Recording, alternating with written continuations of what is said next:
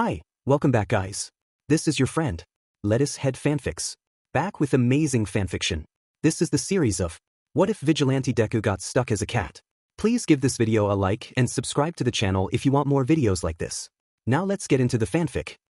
4 months. Izuku's tail swishes in frustration, the bright orange fur stark against the dim snowy night. His emerald eyes gleam in the cold light of a nearby street lamp. 4 months, he repeats in his head, a quiet growl escaping as his ears flatten against his head like an airplane in descent. He watches the few people brave enough to wander the streets this late, their footsteps muffled by the steadily falling snow.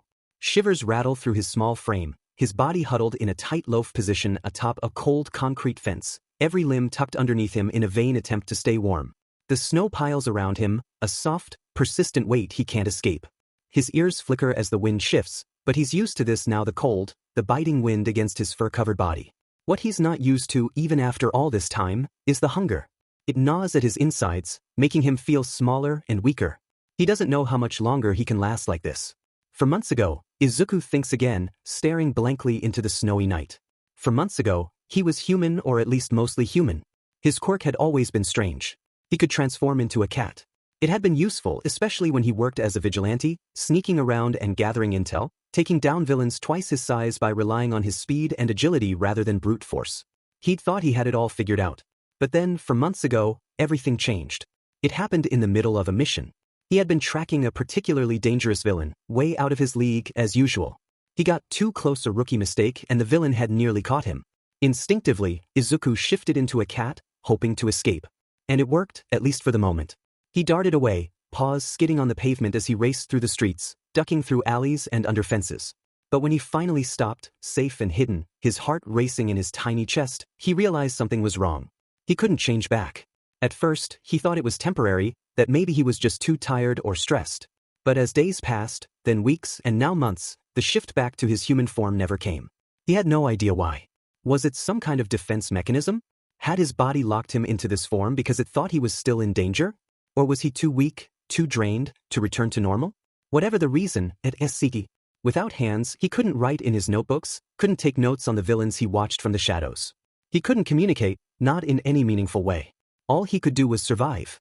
And that, he was starting to realize, was getting harder with each passing day. The only silver lining was that, as a cat, he was safe. Specifically, he was safe from Eraserhead. Izuku's whiskers twitch at the thought of the hero. That man had been after him for months before his transformation. Aizawa had come so close to catching him on more than one occasion. Izuku had always been careful, but he could tell that Aizawa had started to recognize him, had started to get under his skin, to dig into his past. There was a part of Izuku, a very small part, that wondered if maybe Aizawa cared, that maybe he was trying to help him in some way. But that didn't matter. He didn't need anyone's help. Not from Aizawa, and certainly not from the system. He'd been dodging that his entire life. But now, in his current form, Aizawa had no idea where to look. Izuku had effectively disappeared. And there was no way the man would ever guess that the stray orange cat hanging around the city was actually the vigilante he'd been chasing for months. For the first time in a long time, Izuku was invisible. He was free. Free from Aizawa's relentless pursuit, free from whatever fate might have awaited him if the hero had caught him. Juvenile detention? Foster care? He didn't care. He didn't need it. All that mattered was that he was safe now. Izuku couldn't help but wonder. Did Aizawa ever think about him?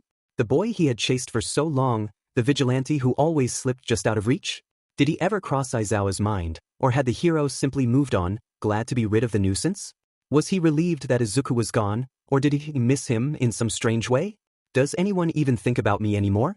Izuku's ears drooped slightly at the thought. His mother was gone, and his father, he hadn't found him yet. He had no one. The loneliness, a familiar ache, presses down on him as he watches the snow fall, the city moving on without him. A sudden shout snaps him out of his thoughts. That cat is mewing again. Shut up. A voice yells from inside a nearby house, angry and sharp.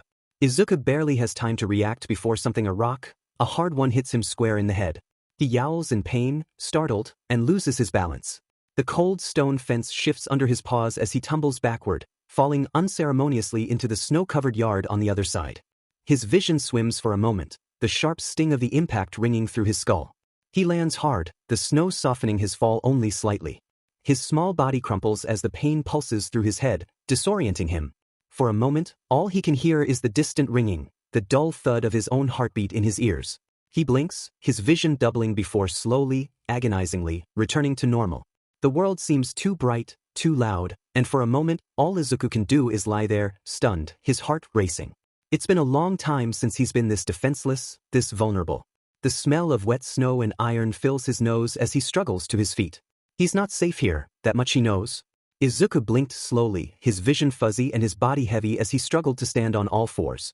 His small orange paws sank into the snow-covered grass, the icy coldness numbing his limbs as he swayed in place. When he finally looked down, he saw it red streaks staining the pristine white snow beneath him. Blood. His blood. The pain hit him like a wave, sharp and unrelenting. His head throbbed from where the rock had struck him, and the rest of his body ached from the rough fall into the yard. Every movement sent fresh jolts of pain through his skull and down his spine, his tiny heart pounding in his chest. He staggered, collapsing back into the snow for a moment, the cold biting into his fur but doing little to soothe the burning pain radiating from his wounds. Ouch, ouch, ouch, what? Why do humans have to be so mean sometimes? He thought miserably, his ears pinned flat against his head as his tail flicked weakly behind him. It wasn't the first time he'd been hurt by people, and he doubted it would be the last. As a human, he had suffered his fair share of bullying and cruelty. But it was different when he was a cat, so much worse. People kicked cats, threw things at them, and barely gave them a second thought. He was small and defenseless now. A single stone had left him bleeding and dazed, the bitter reality of his situation settling in once again. He had no one to help him. No one to put a bandage on his wound, no one to kiss his forehead like his mother used to when he scraped his knees as a child. His chest tightened at the memory of her gentle hands, her soft voice telling him everything would be all right. But she was gone, long gone. Buried in a grave he had visited far too many times, a place that had become his only real home. He had even slept there on cold nights like this one, curled up against the cold stone of her tombstone, seeking some kind of comfort in her absence. But now, there was no comfort to be found. Just pain and snow and blood. For a brief moment, Izuku collapsed into the snow again, his body refusing to move. His vision blurred, the snow's white mixing with the yard's dark shadows as his strength ebbed away. He knew he couldn't stay here, though. If the human who lived in this backyard found him like this, or worse, if there was a dog nearby. Izuku shuddered. His ears twitched at the thought. He had seen what some people did to strays. He couldn't let himself be caught, not like this. Not when he was so weak. Forcing himself to stand, Izuku stumbled forward, his legs shaking beneath him. Every step felt like agony, his ribs screaming in protest with every breath. He was so thin now, his small body malnourished and fragile. If it weren't for the human brain inside his kitten body, he was sure he would have died by now. It was only his quick thinking, his ability to outsmart humans and avoid danger, that had kept him alive. But that didn't change the fact that he was still just a kitten, a helpless, tiny creature trying to survive in a world that had no place for him. He made it to the fence, the familiar rough stones scraping against his paws as he tried to climb. His body shook with the effort, his back legs slipping in the snow as he tried to pull himself up. He only managed to hook his front paws over the top, his back legs dangling uselessly beneath him. His claws scraped against the stone, and for a moment he thought he might fall again. But with one last push, he hauled himself up, collapsing onto the fence and panting heavily. I have to move, he thought, staggering to his feet. The alleyway. There was always food there, even if it wasn't much. Even if it sometimes made him sick. It was that or starve. His ribs ached with every step as he made his way down the fence, hopping down into the street with a grunt of pain. The snow crunched beneath his paws as he limped toward the narrow alleyway he had visited so many times before. It was a hidden spot, tucked away between two rundown buildings, where people occasionally left scraps of food for the stray cats that lived there. Izuku had learned to be careful around the other cats, though. They didn't like him. They could tell he wasn't like them, not completely, anyway. Something about him was, and they hated him for it. He slipped into the alley, the familiar smells of rotting food and damp concrete filling his nose. His stomach churned as he approached a half-empty trash can, the lid askew, offering a glimpse of what little was inside. His mouth watered at the sight of a few discarded scraps of meat, barely edible but better than nothing. He jumped up, his body trembling as he pulled the scraps free, his teeth sinking into the cold, tough meat. It was hard to chew, his stomach protesting at the taste, but he forced himself to swallow. He needed food. He couldn't afford to be picky, not when his body was this weak, this fragile. As he gnawed at the scraps, his ears twitched at the sound of something, a distant, pained cry. His head shot up, alert. Another cry, followed by hissing. Cats, he realized, and something else. His eyes narrowed as he followed the sound, limping toward the far end of the alley. When he rounded the corner, his heart dropped. Two cats were cornered against a wall, their fur puffed up and their ears flattened as they hissed and yowled at a snarling dog. The dog was massive, its teeth bared as it growled, pacing back and forth, ready to strike. The cats were terrified. "Stay away," one of them yowled, his voice high-pitched with fear.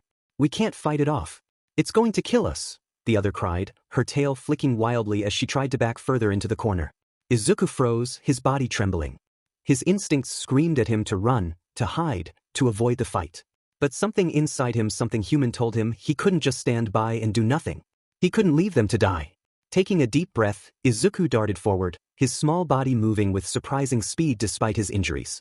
He let out a loud, sharp yowl, drawing the dog's attention. The dog turned toward him, its eyes narrowing as it sized him up. Izuku's heart raced in his chest, but he didn't back down. "Get out of here," he hissed at the cats. "I'll distract it. Run." The two cats hesitated for a moment, their eyes wide with disbelief. But then they bolted, dashing past Izuku and disappearing into the shadows of the alley. Now it was just him and the dog. Izuku's fur stood on end as the dog growled, its muscles tensing as it prepared to lunge. He needed to think fast. He couldn't take this dog down in a straight fight, he was just a kitten. But maybe if he could outsmart it? The dog charged, its teeth snapping at Izuku's face. He dodged to the side, his small size working to his advantage as he darted out of the way. He turned and scratched at the dog's side, his claws digging into its flesh. The dog yelped, surprised by the attack, and spun around, snapping at him again. Izuku jumped back, his heart pounding in his chest. He couldn't keep this up for long. His body was already screaming in protest, his ribs aching with every breath. But he had to keep going. He had to survive. The dog lunged again, and this time, Izuku wasn't fast enough. It caught him by the tail, its teeth sinking in with a sickening crunch. Izuku let out a sharp yowl of pain as he was lifted off the ground, his body swinging wildly as the dog shook him like a rag doll. The pain was excruciating, white-hot, and blinding, his vision going dark at the edges as he struggled to free himself. Just when he thought it was over, he heard a low growl followed by another. Then another. More cats. Out of the shadows, they came, at least 6 of them, their fur bristling as they surrounded the dog. The dog hesitated, its grip on Izuku loosening as it realized it was outnumbered. The largest cat, a sleek black tom with a torn ear, hissed loudly, his voice like gravel. "Let him go," the tom growled. The dog dropped Izuku unceremoniously onto the ground. It backed away, snarling at the cats, but it didn't attack again. Finally, with a low growl of frustration, the dog turned and fled, disappearing into the night. Izuku lay on the ground, his body trembling with pain and exhaustion. His tail throbbed where the dog had bitten him, the sharp pain radiating up his spine. He could barely move, his limbs heavy and weak, his breath coming in short, ragged gasps. The black tom padded over to him, his yellow eyes narrowing as he looked Izuku up and down. "You're lucky we showed up when we did, kitten," the tom said, his voice rough but not unkind. "What were you thinking, going up against a dog like that?" Izuku managed a weak smile, his vision swimming as he fought to stay conscious. I couldn't just leave them," he murmured, his voice barely a whisper. The tom snorted. "You've got guts, I'll give you that. But you're no fighter." Izuku wanted to laugh, but the pain was too much. Instead, he closed his eyes, the world around him fading into darkness as his body finally gave in to the overwhelming exhaustion. As he drifted in and out of unconsciousness, his last thought was of his mother.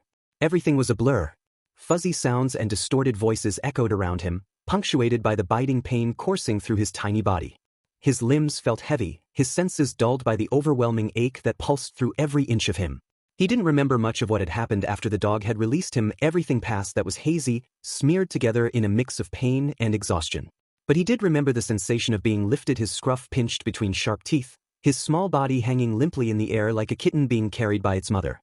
It didn't hurt. Instead, it made him feel strangely safe, a deep-rooted instinct telling him to go limp and trust the one carrying him. He hung there, every ounce of fight drained from him. He tried to open his eyes, but the world around him was dark and swirling, his vision too blurry to make out anything beyond vague shapes and muted colors. His ears twitched weakly as muffled voices reached him, words floating in and out of his awareness.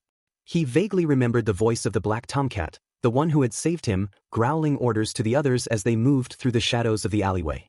"Keep up," one cat muttered. "He's not going to last much longer if we don't get him somewhere warm." "He doesn't belong here," hissed another, its voice dripping with disdain. "Look at him. A kitten like that, scrawny and bleeding all over the place. He's not made for this life. He'd never survive out here.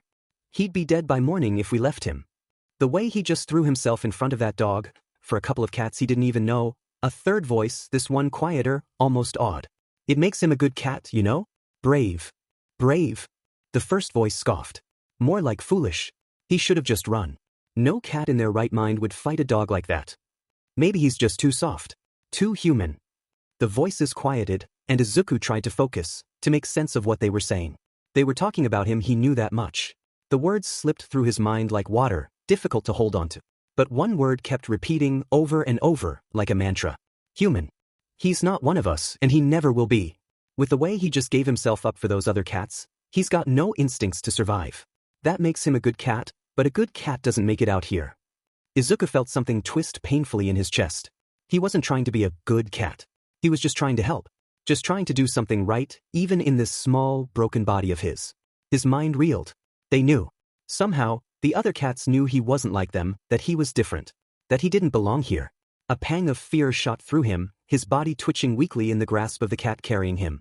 Would they leave him now? Abandon him, just like everyone else?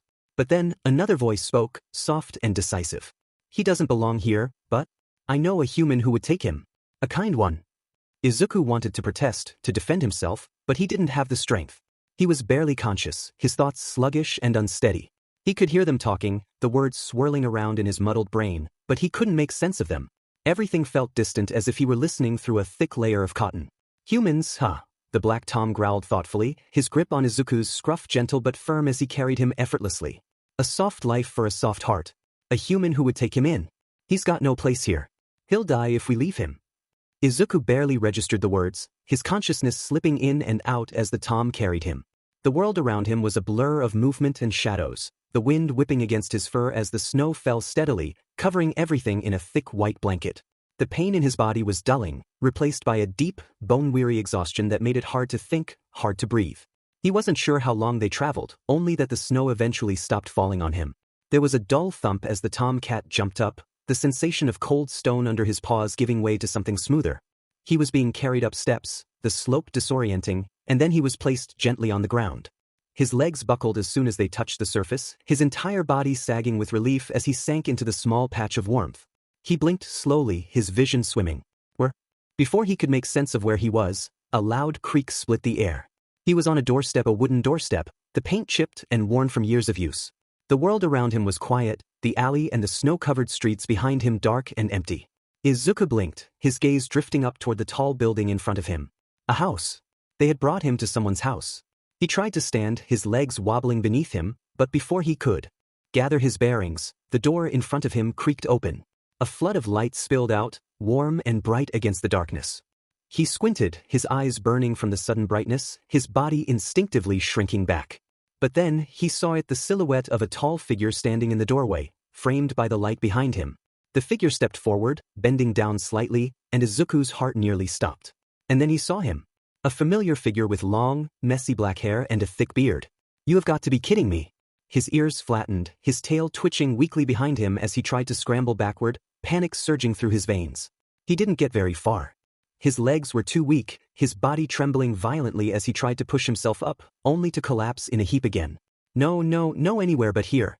He thought frantically, his heart pounding. This wasn't happening. It couldn't be happening.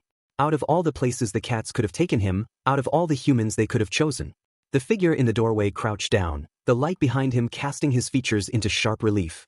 Izuku stared, wide-eyed and horrified, as he took in the familiar lines of his face, the dark, piercing eyes that had haunted his dreams and chased him through the city. Eraserhead. Aizawa Shoyuda. The cat who had saved him delivered him watched from a corner, hidden in the shadows. His yellow eyes glinted, making sure Izuku was being seen, making sure he had been brought to this man of all people. No. Izuku's thoughts raced wildly, desperation clawing at him as he tried to call out, to say something, anything to the cat that had betrayed him. But before he could make a sound and turn around to flee, a large hand reached out and scooped him up. Izuku yowled in pain, the sudden movement sending fresh waves of agony through his battered body. His tail, still bleeding and twisted awkwardly from the dog's bite, throbbed horribly. He flailed weakly, his tiny claws scraping uselessly against the thick fabric of the man's jacket. Easy, Aizawa murmured, his voice low and steady. He shifted Izuku in his grip, holding him gently but firmly as he examined the kitten's injuries. You're hurt. Izuku's ears flattened further, his entire body going rigid as he stared up at the man who had been hunting him for months. You don't know the half of it, he thought bitterly. His tail lashed feebly, his eyes narrowing as he glared up at Aizawa. Put me down. Let me go. But Aizawa didn't let him go. Instead, he shifted his grip again, cradling Izuku against his chest as he stood up. The movement made Izuku's head spin, the warmth of Aizawa's body seeping into his cold, aching bones. He could feel the steady thrum of the man's heartbeat, strong and even, and for a moment, a terrible wave of longing swept over him. Izuku gritted his teeth, forcing himself to look away, to focus on anything but the warmth and safety that Aizawa radiated. He didn't want this. He didn't need anyone's help, least of all his. But his body was betraying him. The exhaustion, the pain, the deep, gnawing hunger, all of it was too much. He was too weak to fight, too tired to resist as Aizawa carried him inside. The warmth of the house hit him like a wave, a suffocating blanket of heat that made his head spin even more. He blinked blearily, his vision blurring again as he tried to take in his surroundings. Everything was soft, bright, and safe. There was a couch nearby, piled high with blankets, and a fireplace crackling softly in the corner, the flames casting a gentle glow across the room. Izuku's eyes widened as he took it all in. This place to us. Hey, Shoyuta, what have you got there? A new voice called out, cheerful and bright. Izuku's head whipped around, his heart skipping a beat as a second figure stepped into view. A man with blonde hair pulled back into a ponytail, green eyes framed by thin reading glasses, a hearing aid, and a wide smile on his face. He wore a casual sweater and looked utterly different from the intense hero Izuku was used to seeing on the news. His expression softened as he took in the sight of the tiny, bloodied kitten on the doorstep. Calm down, Aizawa murmured, his voice low and soothing. You're safe here. Safe. Izuku thought wildly, his ears flattening again as he stared up at the two heroes, the two pro-heroes who were now watching him with a mix of curiosity and concern. How am I supposed to be calm when I'm literally in the house of two pro-heroes? This chapter text. The blonde frowned slightly, adjusting his glasses as he leaned closer. What happened to him? He looks like he's been through hell. Maybe he has, Aizawa replied quietly. He glanced down at Izuku, his dark eyes softening slightly. But he's here now. Izuku's heart lurched painfully in his chest. This wasn't real. This couldn't be real. How had he ended up here, of all places? How had he gone from a freezing alleyway, bleeding and alone, to being held by the very man who had been chasing him for so long? Don't worry, little guy, the blonde murmured, his voice soft and soothing as he reached out to slide Izuku's head. Izuku flinched at the touch, his ears flattening against his skull. We'll take care of you. Before he knew it, Izuku found himself being carried inside. The warmth hit him like a wave, the sudden contrast making his head spin. He blinked rapidly, his vision adjusting to the bright lights and unfamiliar surroundings. The house was cozy, the walls lined with bookshelves and the floors covered in thick, plush rugs. Everything smelled faintly of coffee and something herbal, a soothing scent that made his nose twitch. He twisted his head, trying to look back, his gaze darting toward the door. The black tomcat stood at the edge of the yard, hidden in the darkness, his gaze locked on Izuku. There was a strange, almost satisfied look in his eyes, as if he was making sure Izuku had been rescued. Then, with a flick of his tail, the cat turned and disappeared into the night. Wait. Izuku tried to call out, but no sound came. His gaze darted around frantically, searching for any sign of escape, but it was no use.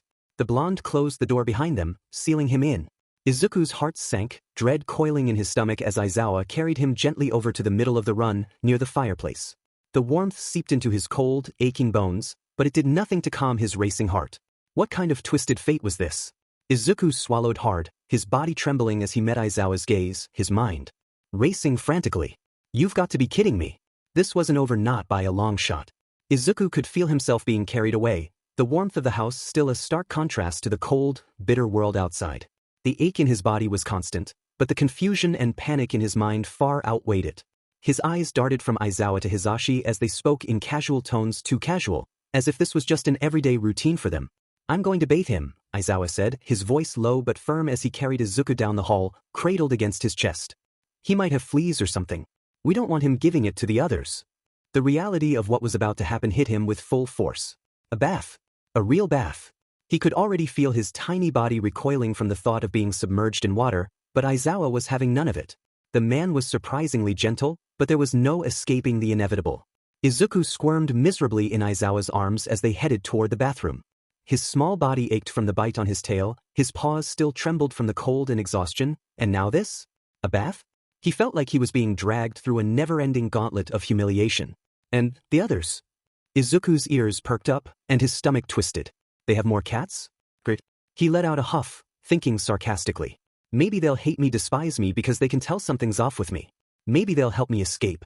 Being surrounded by actual cats who could sense his secret that he wasn't like them, that he was still human underneath, maybe the others would help him escape, wanting to get rid of him as quickly as possible, pushing him out of their territory.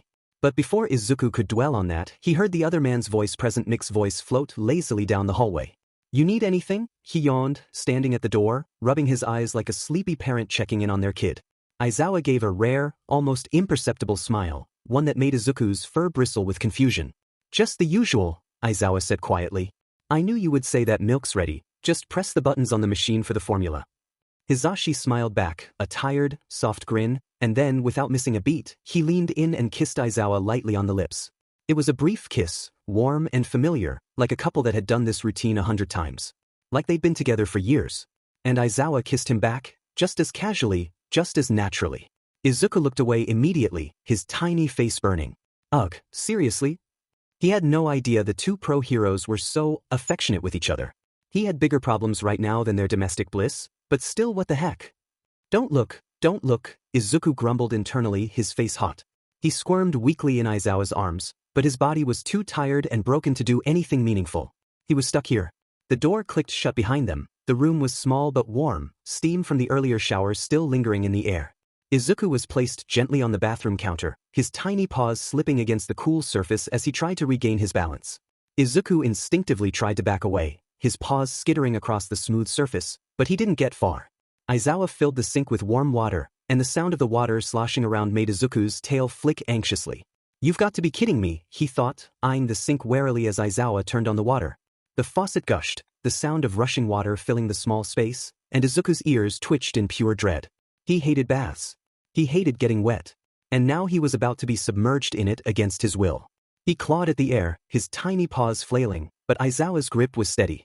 No matter how much he tried to squirm or hiss, he couldn't break free.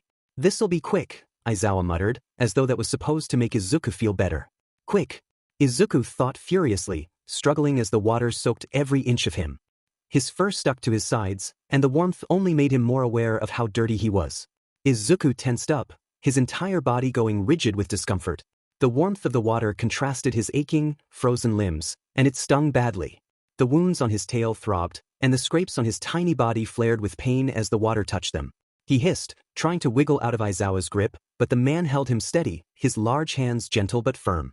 Aizawa grabbed a flea remover brush and started working it through his soaked fur, and Izuku yowled again as the brush pulled at knots and loose skin. He hated every second of it. Aizawa reached for a bottle on the counter. Shampoo, or maybe flea treatment. Izuku didn't care. He just knew this was going to be miserable. "This'll help with the fleas," Aizawa murmured, more to himself than to Izuku as he filled the sink with warm water. "Can't have you scratching yourself raw." "I'd rather take my chances with the fleas," Izuku thought bitterly, but he didn't have much of a choice as Aizawa picked him up by the scruff again and gently placed him into the warm water. "Hold still," Aizawa muttered, his voice calm but insistent. He reached for a flea comb again, running it through Izuku's wet fur. Izuku winced, trying to stay still, but every slide of the brush made him flinch. He hated how weak he felt and how vulnerable he was like this. Every slide of the flea comb dragged through his fur with a dull scraping sound, and soon enough, the fleas started to appear, tiny black specks falling into the water, swirling around like debris, and then, blood. Little rivulets of red clouded the water as the flea comb pulled through matted patches of fur where the fleas had dug in too deep. His skin stung, the broken parts of his body sending sharp jolts of pain with each brushstroke. He hadn't realized just how much he was bleeding. Every scratch and bite was stinging now that it was being cleaned. The sensation of the water hitting the open wounds made him wince, but at the same time, he knew it was necessary. He couldn't let those bites get infected. As painful as it was, this was better than the alternative. Aizawa didn't say anything, but Izuku noticed the way his brows furrowed when he saw the extent of the damage. The comb moved a little slower after that, as if Aizawa was trying to be careful. A sudden sharp pain shot up his tail, and Izuku yowled again, louder this time. Aizawa frowned and lifted Izuku's tiny, broken tail. The dog's bite marks were clear, the injury raw and jagged. "Teeth," Aizawa muttered, the sound laced with disapproval. He carefully ran his fingers along Izuku's tail, checking for damage, and Izuku squirmed, trying to pull away. "You're a mess," Aizawa muttered quietly, his gaze lingering on Izuku's tail. The broken part of it was twisted and bruised, the fur matted with blood. "I know," Izuku thought bitterly. "Thanks for the reminder." "Poor thing," Aizawa murmured, his tone soft as he brushed more fleas out of Izuku's fur. "Yeah, it hurts, okay?" Izuku thought angrily, his ears flattening against his head. He didn't want Aizawa's pity. He didn't want anything from him. He just wanted to get out of this bath but Aizawa just continued cleaning the wound. Once Izuku was finally clean, Aizawa lifted him out of the sink and wrapped him in a thick towel. The warmth of the towel was immediate and overwhelming, and Izuku sagged into it, too exhausted to fight anymore. His fur was a mess, but at least he wasn't shivering anymore. And then the next wave of humiliation hit. Aizawa, with surprising efficiency, dressed Izuku in a small, soft sweater more like a sock, really that covered most of his body. The back of it was cut to allow his tail to move freely, though it still hurt every time it twitched. The fabric was warm, embarrassingly so, and Izuku could barely move in it without feeling restricted. He looked down at himself, mortified. Great. Now I look like someone's pampered house pet, Izuku thought bitterly. He wanted to tear the sweater off, but his limbs were too weak to cooperate, and the warmth was lulling him into a tired haze. Before he could dwell too much on his indignity, Aizawa scooped him up again and carried him into the kitchen. Izuku's stomach churned at the sight of the bottles lined up on the counter. No way. They can't seriously be thinking of. Aizawa sat down, cradling Izuku carefully in his arms. He reached for one of the bottles, popping the rubber tip off the top. Before Izuku could process what was happening, the bottle was in his mouth. He jerked his head away in protest, but Aizawa was having none of it. The man held him still and pushed the bottle back toward his mouth. Drink, Shota said calmly, his eyes focused on Izuku's tiny form. Izuku glared up at him, but the second the milk touched his tongue, his body betrayed him. The warmth of the liquid was immediate, and his stomach desperate and hollow grumbled in response. He couldn't stop himself. The milk was rich, creamy, and different. Not like the regular milk he remembered as a human, but it tasted good. His small body, beaten and starved, needed it. Before he knew it, Izuku was drinking greedily, the milk sliding down his throat in soothing waves. His tiny paws twitched as he drank, his body curling up slightly in Aizawa's arms. The warmth was spreading through him, filling his aching belly. He hadn't realized just how hungry he was until now. Does this have the medicine for strays? Aizawa asked, glancing at Hisashi, who had come back into the kitchen and was watching them with a fond smile.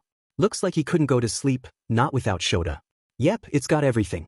Deworming, flea treatment, and a bit of a sleep aid, Hisashi replied casually, pushing his glasses up his nose with a grin. It'll knock him out for the night. Izuku's eyes snapped open as he realized what that meant. They drugged the milk. He tried to protest, tried to pull away from the bottle, but it was too late.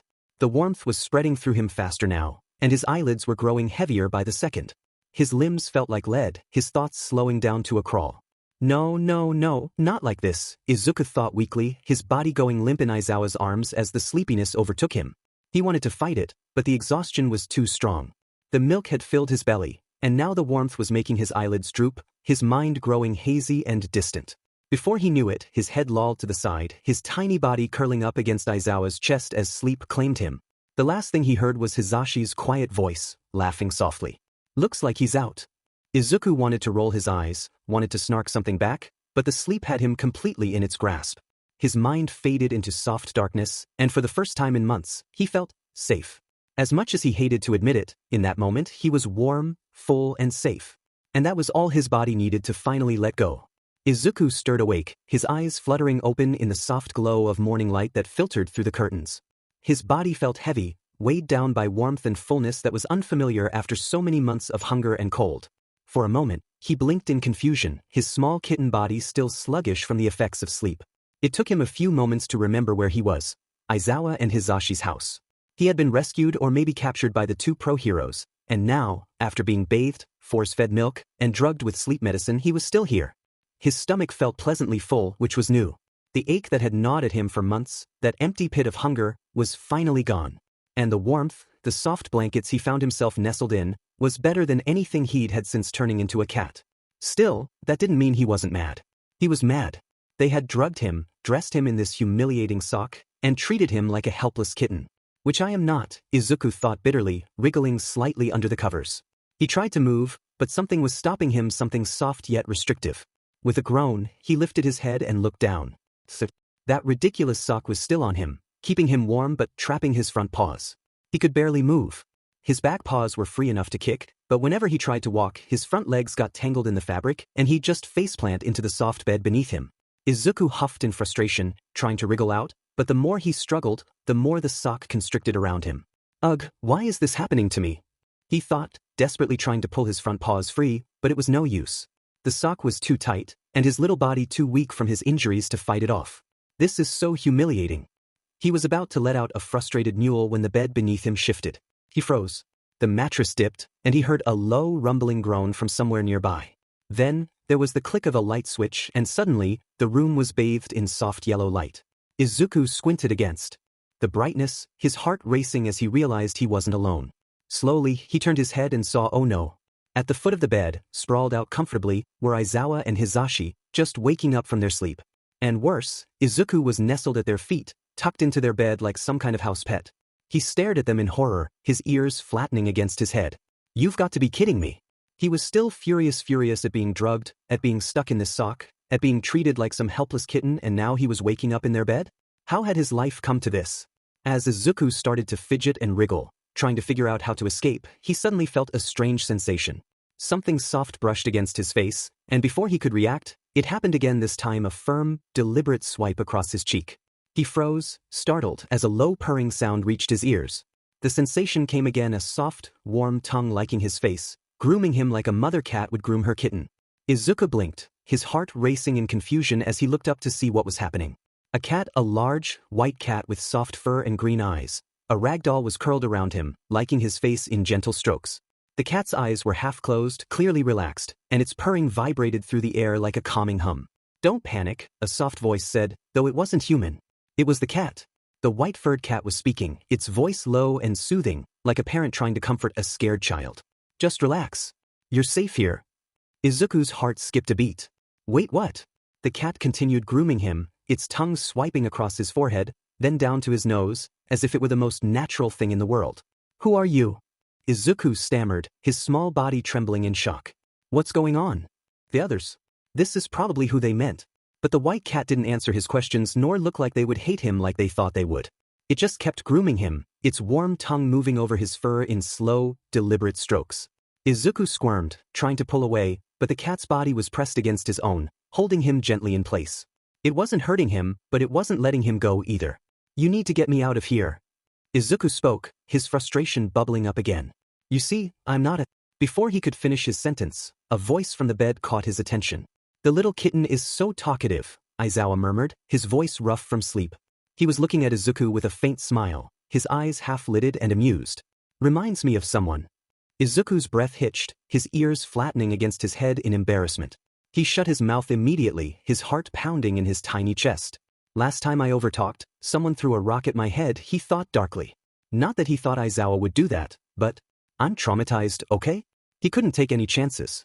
The white cat continued grooming him, liking his ears now, while Aizawa and Hizashi got up from the bed. Izuku peeked up at them, his heart still racing as they moved around the room, clearly comfortable with each other. Hizashi stretched with a loud yawn, his blonde ponytail swaying, hearing aid on one ear, while Aizawa quietly started pulling on his shirt. There was a soft, intimate air between them. Izuku felt a strange twinge in his chest, something between awkwardness. He looked away quickly, feeling like he was intruding on a private moment, even though they clearly didn't mind his presence. The cats didn't either. The white cat was still grooming him, and another cat, a gray tabby, had joined them on the bed, watching lazily from the side. We should take him to the vet, Aizawa said as he buttoned up his shirt, his eyes flicking down to Izuku. He's hurt. Probably needs shots too. Hizashi nodded, pulling out a carrier from the closet. Yeah, good idea. Poor little guy's been through a lot. Izuku's heart dropped. The vet? No. He had to get out of here before they stuffed him in that thing. He tried to scramble out of the sock again, but his movements were sluggish, his body still sore and weak. And worse, the cats weren't leaving him alone. The white cat was still grooming him, and the tabby had moved closer, watching him with curious eyes. I can't move. They're pinning me down with their fur. Izuku thought desperately. He wriggled, trying to free himself from the cats and the stupid sock, but it was no use. He was stuck, and Aizawa and Hizashi didn't seem to mind. In fact, they found it cute. Oh, he's trying to escape, Hizashi chuckled as he picked up the carrier. Look at him go. He's not getting anywhere, Aizawa added, his lips twitching into a small smile. Especially not with that sock on. Izuku wanted to scream. Stop finding this cute. Finally, after what felt like an eternity of struggling, Aizawa reached down and peeled the sock off of him. Izuku's back paws kicked weakly as the fabric was pulled away, and for a moment, he thought he was free. Maybe I can make a break for it. But then he was plopped down onto a litter box. His entire body froze in horror. A litter box. He was standing in a litter box. Izuku's face burned with embarrassment as he stood there, frozen in place. This was worse than the sock, worse than the bath. A litter box. His whole body trembled, and he wished more than anything that he could just disappear. Aizawa, thankfully, didn't linger. He turned away, giving Izuku a moment of privacy, but that didn't make it any less humiliating. I can't believe this is happening, Izuku thought, his face burning hotter than ever. He wanted to melt into the floor, but his body, well, he had to do what he had to do.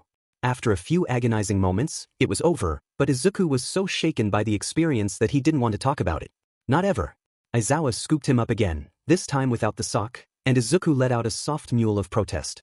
His whole body still ached, and now his dignity was in tatters.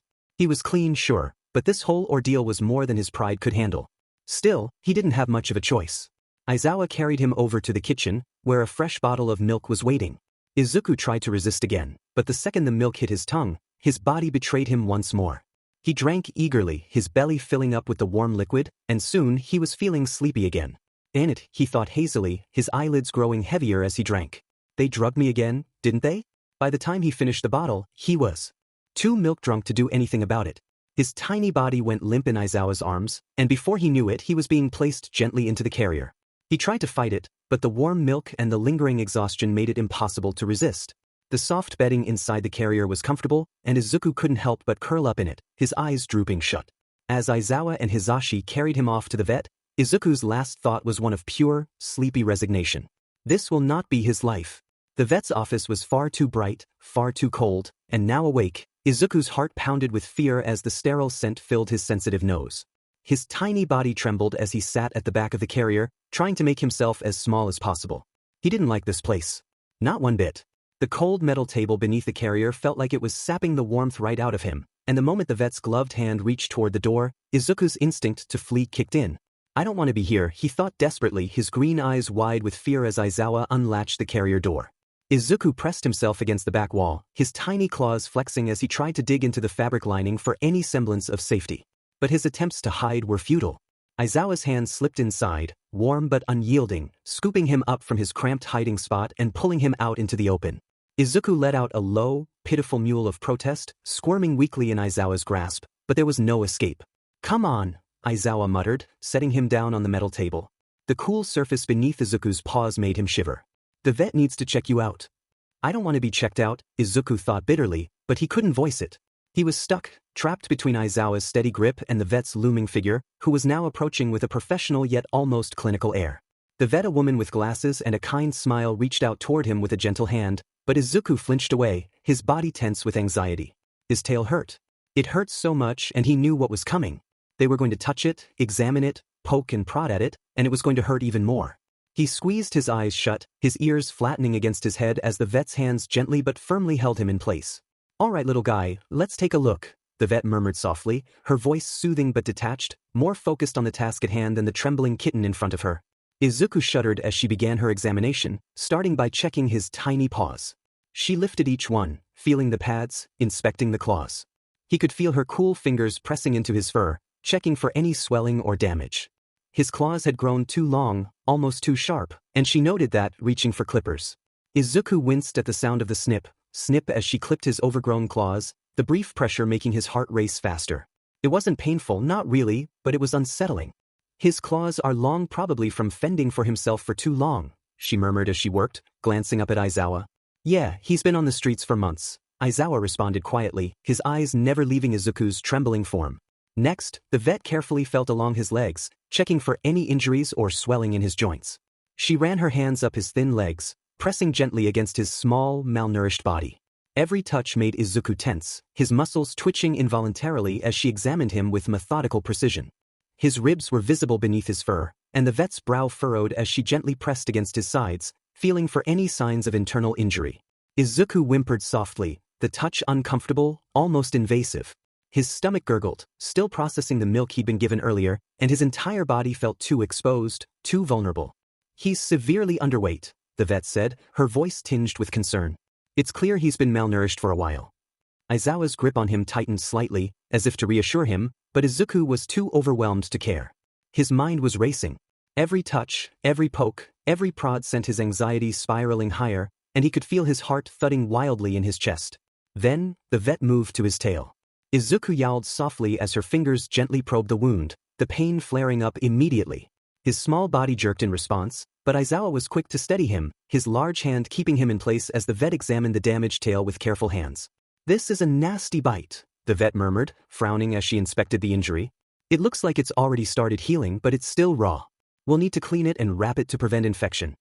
Izuku's breath hitched, his tiny body trembling uncontrollably as the vet's hands moved along the broken tail, making him wince with every touch. He squeezed his eyes shut, trying to block out the pain, but it was too much. I've been through worse," he reminded himself, but the words felt hollow. The memories of being chased by dogs, their teeth snapping at his heels, the feel of their hot breath on his fur as he barely managed to escape, it was all too fresh. He had been tossed into walls, thrown aside by villains who didn't even care about the damage they caused. And now, here he was, stuck on a cold vet's table, with this stranger touching his wounds like it was nothing. It's all been too much. Izuku's heart raced, his breaths coming in short, panicked bursts as the vet began to clean the bite wound. The antiseptic stung, a sharp, biting pain that made his entire body shudder. He let out another soft yowl, his ears flattening against his head as the vet wrapped his tail in soft, sterile bandages. "There, that should keep it stable while it heals," she said, her tone almost too casual for what felt like torture to Izuku. But it wasn't over. Next came the shot. Izuku's eyes widened as he saw the vet reach for a syringe. His heart leapt into his throat, and panic surged through him. No. He tried to squirm away, his tiny body trembling with fear as he let out a sharp, desperate mewl. He didn't want this. He didn't want any of it. His mind was reeling, his thoughts a jumbled mess of panic and exhaustion. Aizawa held him firmly but gently, his large hands cradling Izuku's small, trembling form. "It's just a shot," Aizawa murmured, his voice calm and steady. "It won't hurt." But Izuku wasn't listening. The panic had taken hold of him, and he couldn't stop shaking. It had been through so much too much, and now this? It was too much for him to handle. His breath hitched, his vision blurring with fear as the vet approached with the needle. Izuku's mind flashed back to all the moments he had been hurt, all the times he had barely escaped death, and now this small, stupid shot felt like the breaking point. He let out a soft, broken mewl, his body trembling uncontrollably. And then Aizawa scooped him up, pulling him close to his chest. The warmth of the man's arms surrounded him, and Izuku found himself pressed against the familiar fabric of Aizawa's shirt, his small body wrapped securely in those large, comforting hands. "Easy," Aizawa murmured, his voice low and soothing. "I've got you." Izuku's heart raced, his body still trembling, but something about the way Aizawa held him made him pause. The warmth, the steady beat of Aizawa's heart beneath him, it was comforting. Far more comforting than it should have been. It's Aizawa, Izuku thought, his mind spinning with confusion. He's a pro hero. I've been running from him for months. He shouldn't feel safe in Aizawa's arms. He shouldn't be leaning into that warmth, shouldn't be finding comfort in this man's embrace. But he couldn't help it. His small body relaxed, almost against his will, curling up against Aizawa's chest as the warmth seeped into his bones. It reminded him of something he hadn't felt in so long, something he had missed more than anything. Warmth. Safety. Someone holding me. Izuku's eyes fluttered shut, his breathing slowing as he let himself melt into Aizawa's hold. The vet quickly administered the shot, and Izuku barely felt it through the haze of exhaustion and warmth that now surrounded him. "There we go," the vet said softly, her voice far in the background now. "All done. He's been through a lot, hasn't he?" Aizawa nodded, his hands never leaving Izuku's small form. "Yeah, he has." Izuku let out a soft, tired mewl, too exhausted to fight anymore. His tail throbbed, his limbs ached, and his mind was spinning with everything that had happened. But in this moment he felt safe. Safer than he had in months. He could hear the two talk away about him, about his new diet, toys, collar, cheapest, but it all blurred in his head and he didn't register any of it. "Let's get him home," Aizawa murmured, his voice quiet but firm. As they left the vet's office, Izuku felt the steady rhythm of Aizawa's heartbeat against his tiny body, and for the first time in months, he let himself relax completely. He was safe. For now. How many times could he think to himself, "I hate this family"? Izuku let out a long, frustrated sigh, a sound that was meant to be a groan but, trapped in this tiny kitten body, came out as a high-pitched mewl. He was the very picture of a grumpy cat. His ears constantly flicked to the side, angling out like the wings of an airplane, and his tail tried to swish, irritated. Every part of him was on high alert, every fur bristling with a mix of humiliation and frustration. But then there was the warmth. He hadn't felt warmth like this in, he couldn't even remember how long. The soft, encompassing heat from the blankets, the distant sounds of a TV playing in the next room, the quiet lull of voices just outside the door. These things were foreign now, but they poked at memories that made him ache. This isn't the point, he thought, scrunching his nose, trying to shake off the pull of comfort. He had things to worry about, real things, serious things like Aizawa finding out who he was. But here he was, again, reduced to being nothing more than a disgruntled kitten in their care, helplessly put into a ridiculous, too-tight outfit. They tried to remove him from the carrier after returning from the vet, but as soon as he hissed, Aizawa intervened, telling Hisashi to just leave him alone. He's had a rough time. Let him be. Izuku had given an indignant hiss at that, but deep down he was grateful to have some peace. Not that his human captors had left him totally unattended. To prevent him from liking at his wounds, especially the freshly bandaged bite on his tail, they had dressed him in some kind of medical onesie. The fabric wrapped snugly around his tiny body, restricting his movement in a way that left him feeling secure. Even if he wanted to escape, the onesie whatever it was just as tight as that humiliating sock they'd used earlier. At least it was soft, he grudgingly admitted. And it provided some weird sense of security, like he was being held even though he was alone. He flexed his paws, shifting them restlessly on the blanket lining the carrier. There was so little he could actually do without giving himself away. If his quirk worked this time, if he could turn back, he'd be exposed. Just one shift, and the boy that Aizawa had been hunting for months would be sitting right here in his hands. And then what? Foster care? Juvenile detention? All the efforts he'd made to survive alone, all of his late nights out in the city, learning the streets, helping people in secret, it would be over. So here he sat, his mind tugging between two extremes. On the one hand, he was deeply embarrassed by how everything had happened, his face practically burning at the thought of how he'd snuggled into Aizawa's hands like some lost, helpless kitten. At the same time, he couldn't help but remember that warmth, the steady beat of Aizawa's heart, that comforting weight of being held. It's just because of the vet. You were stressed, he told himself firmly, shoving those feelings away. You don't need anyone's help. Not anymore. He let out another soft, frustrated sound, his tiny face pressing down into the blankets in exasperation. Even his attempts to squirm out of the onesie only left him flopping over helplessly, his movements restrained by the fabric. But he couldn't stop thinking about it. The vet experience had been horrifying not because of the needles or even the wound cleaning. He'd been through worse. There had been alleyway fights, dark corners, and villains with quick tempers who hadn't hesitated to throw him around like a ragdoll. This wasn't anything compared to that. But somehow, with the blinding lights, the incessant poking and prodding, and his mind filled with a fog of anxiety, it had felt like too much. And then he had run to Aizawa for comfort, like some needy kitten. Izuku buried his face deeper into the blankets, feeling the heat rise in his cheeks. He should have been stronger than that, tougher. Instead, he'd fallen right into Aizawa's hands, letting himself be. Comforted when he should have resisted, should have fought back. Never again, he thought firmly, wiggling his body in a weak attempt to roll over. Next time, I'm going to be the one helping. I'll be human again, and I'll help people. No more depending on anyone. His thoughts trailed off as he tried to stretch out in the small, cozy confines of the carrier. His stomach, warm and full from the milk he'd been fed earlier, gave a satisfied little rumble. The blankets wrapped around him provided a level of comfort he hadn't felt in ages, and though he hated to admit it, this was nice. Not that he'd ever let Aizawa or Hisashi know that. No, he'd keep up his grumpy front, ears twitching in annoyance and tail flicking sharply whenever they came too close. He could hear their voices in the other room, muted but distinct, as they chatted softly. He tried to ignore it, but the familiar sound of human voices was oddly soothing.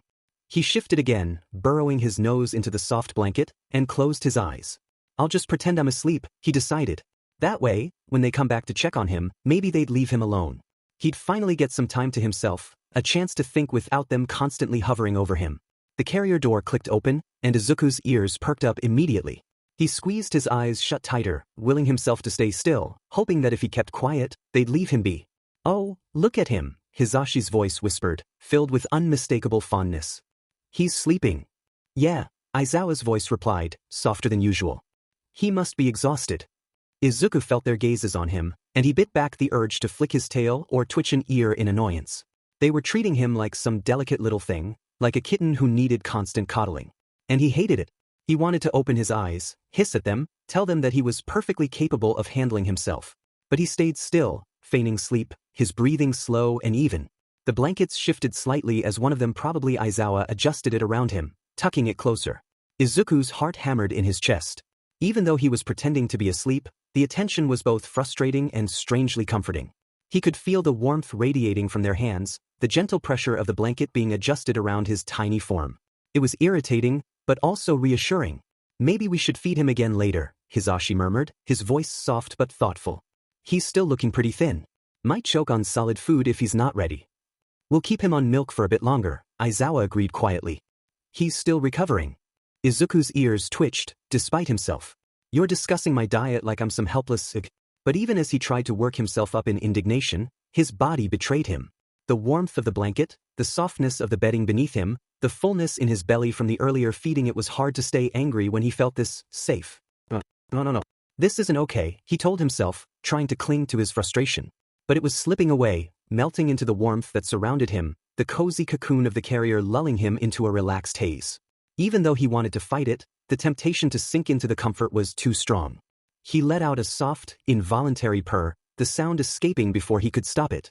Aizawa chuckled quietly, and Izuku's eyes flew open, his face heating up with embarrassment. Did I just purr? Guess he's not as grumpy as he wants us to think, Hisashi snickered, his eyes crinkling with amusement as he peered into the carrier. Don't get too comfortable, he thought angrily, even as his traitorous body relaxed deeper into the warmth of the blanket. He could see the smirk on Hisashi's face, the way Aizawa's expression softened ever so slightly, and it made his blood boil with indignation. But he was too comfortable, too warm, too full to put up much of a fight. His body betrayed him again, another soft purr rumbling in his chest, and he bit back a groan. He wanted to hate this. He wanted to be annoyed, to be grumpy, to keep his guard up. But the security, the comfort, the warmth, it was too much to resist.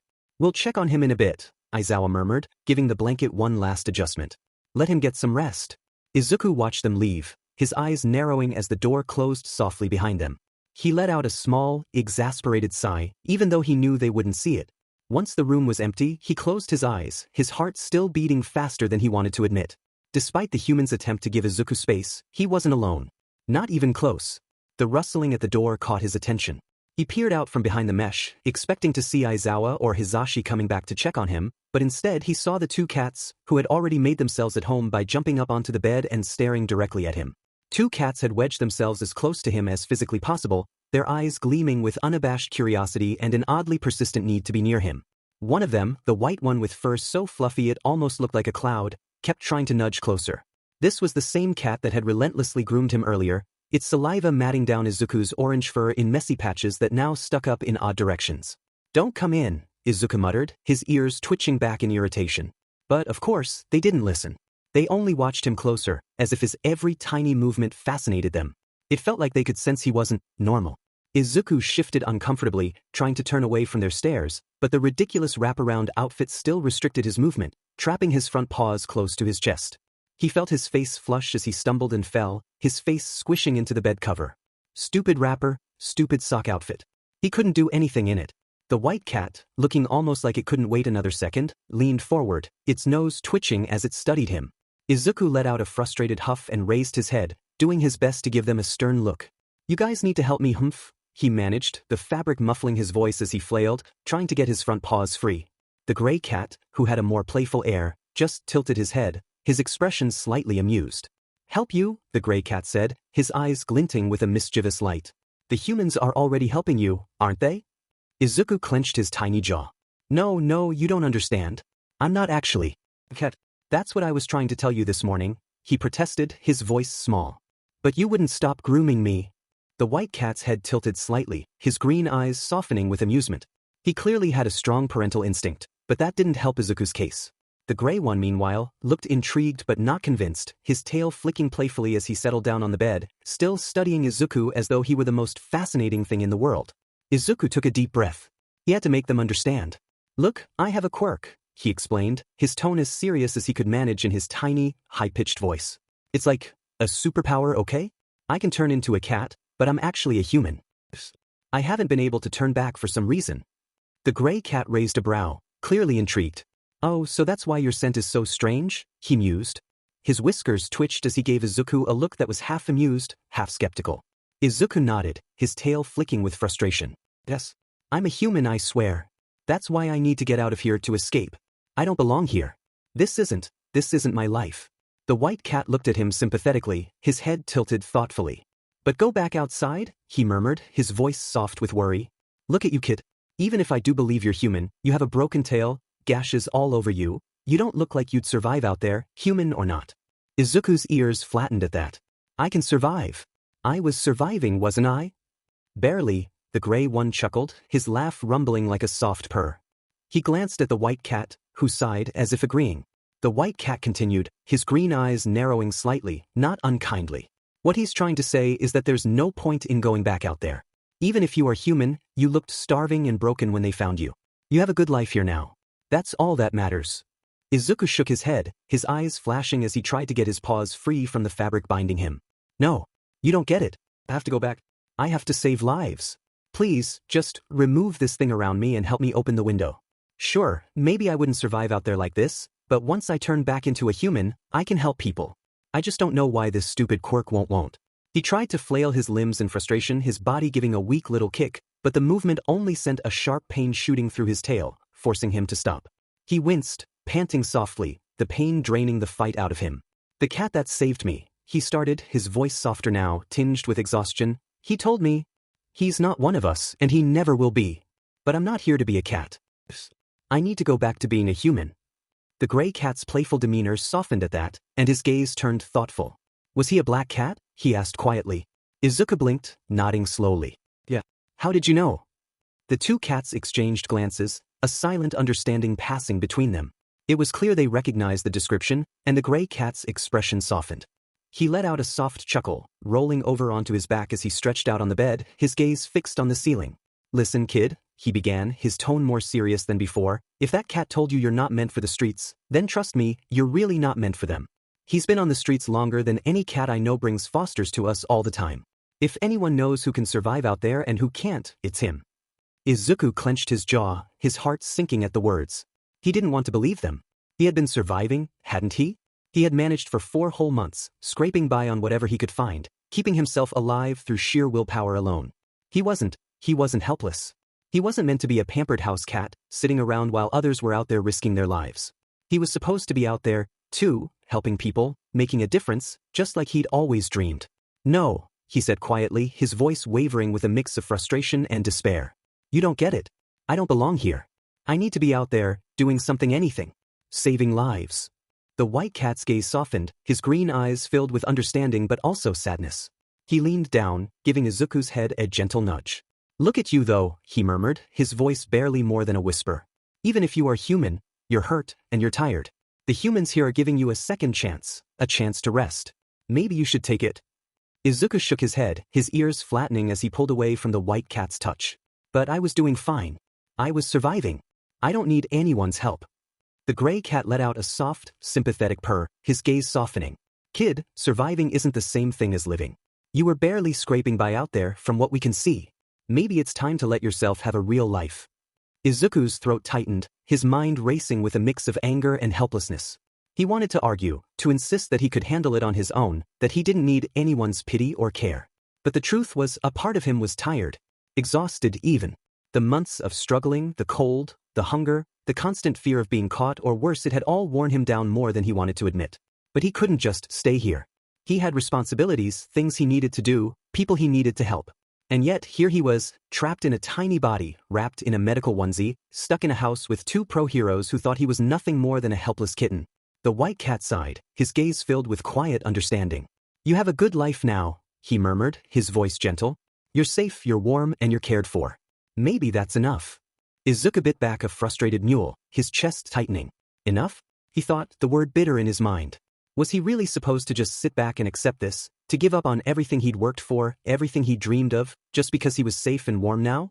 He looked at the 2 cats, their eyes filled with genuine concern and care. We won't help you, the white cat added firmly, his gaze steady as he stared at Izuku. The certainty in his voice made Izuku's stomach drop, and he felt a sudden pang of fear rise up in his chest. He thought maybe these cats would understand, maybe they'd be willing to help him get out of here and back to the streets where he belonged. All the other cats he's ever met wanted nothing to do with him.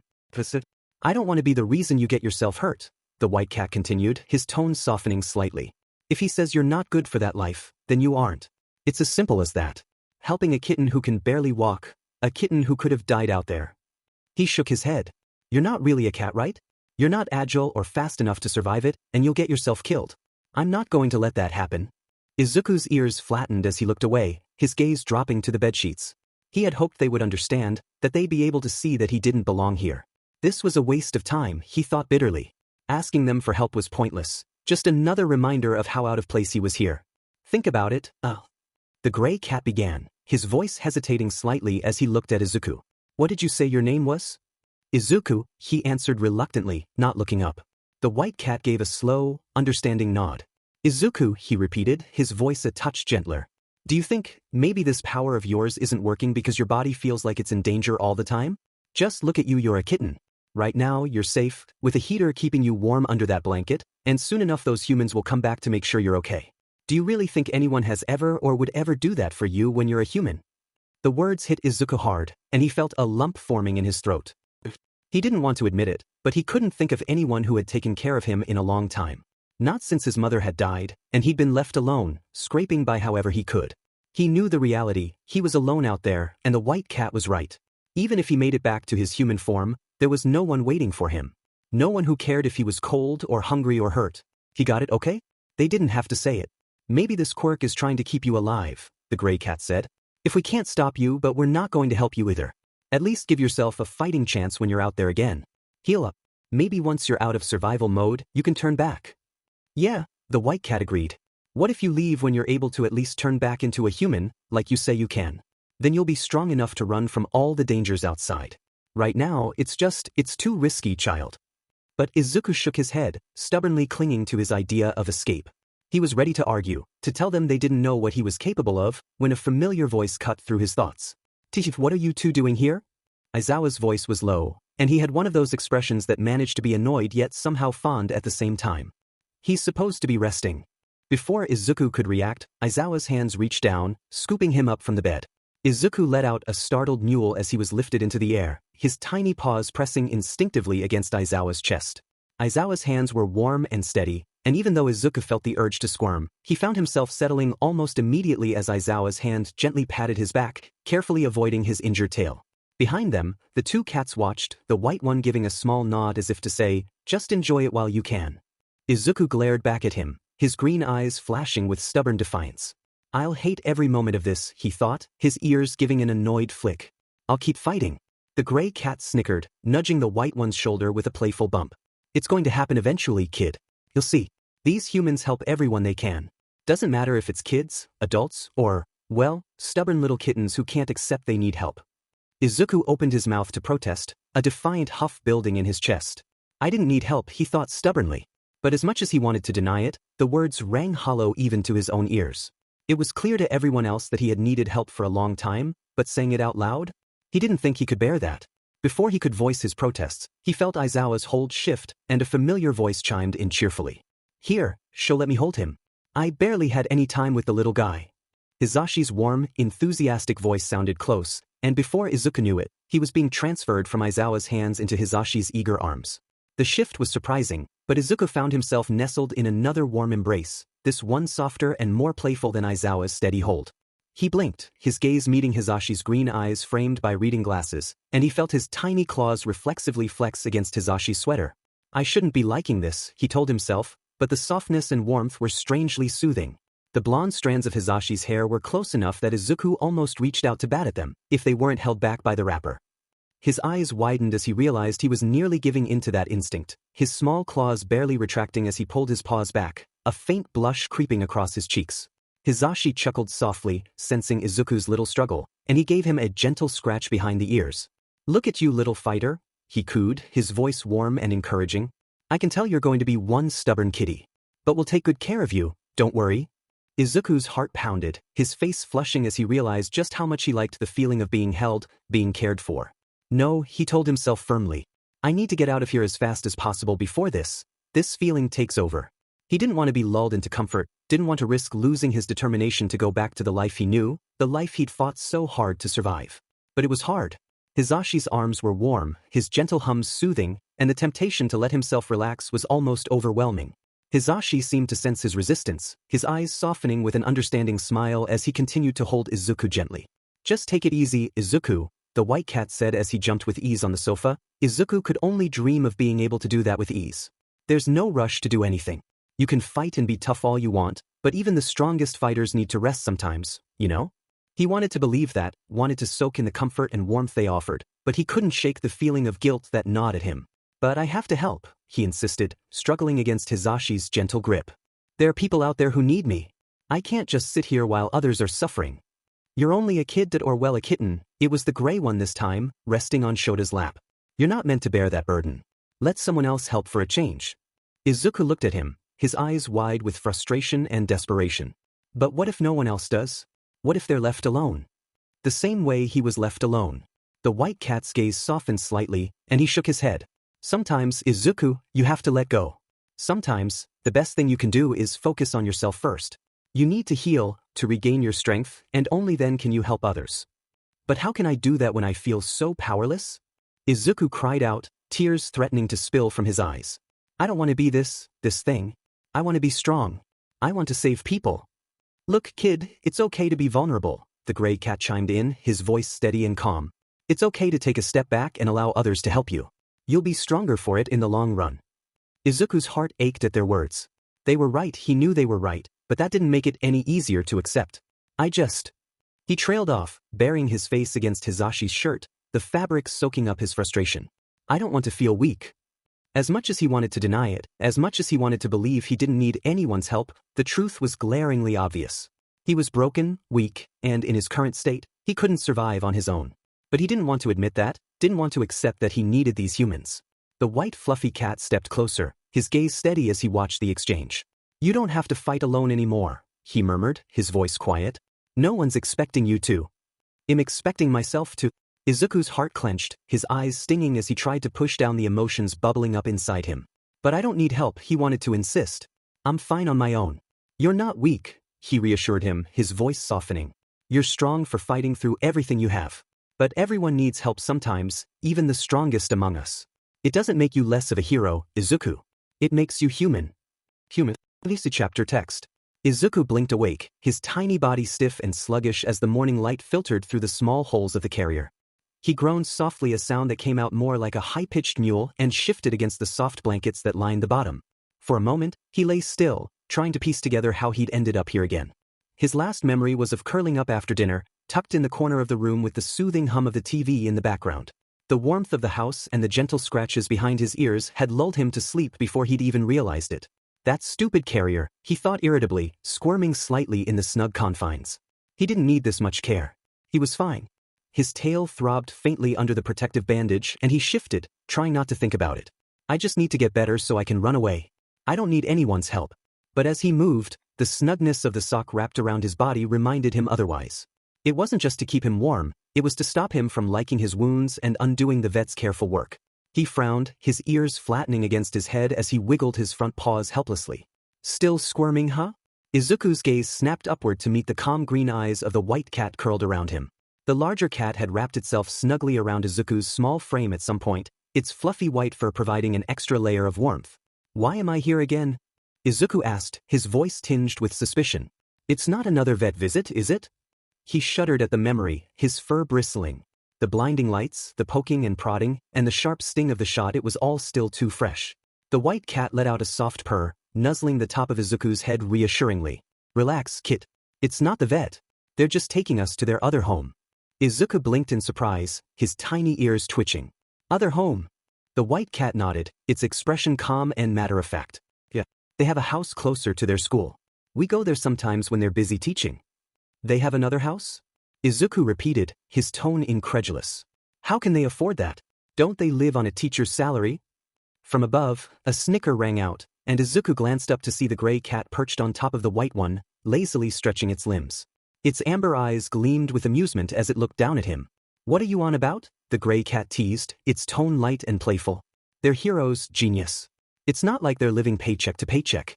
Besides, it's not some luxury mansion. Just a little place by their school, I think they don't even have to pay for it.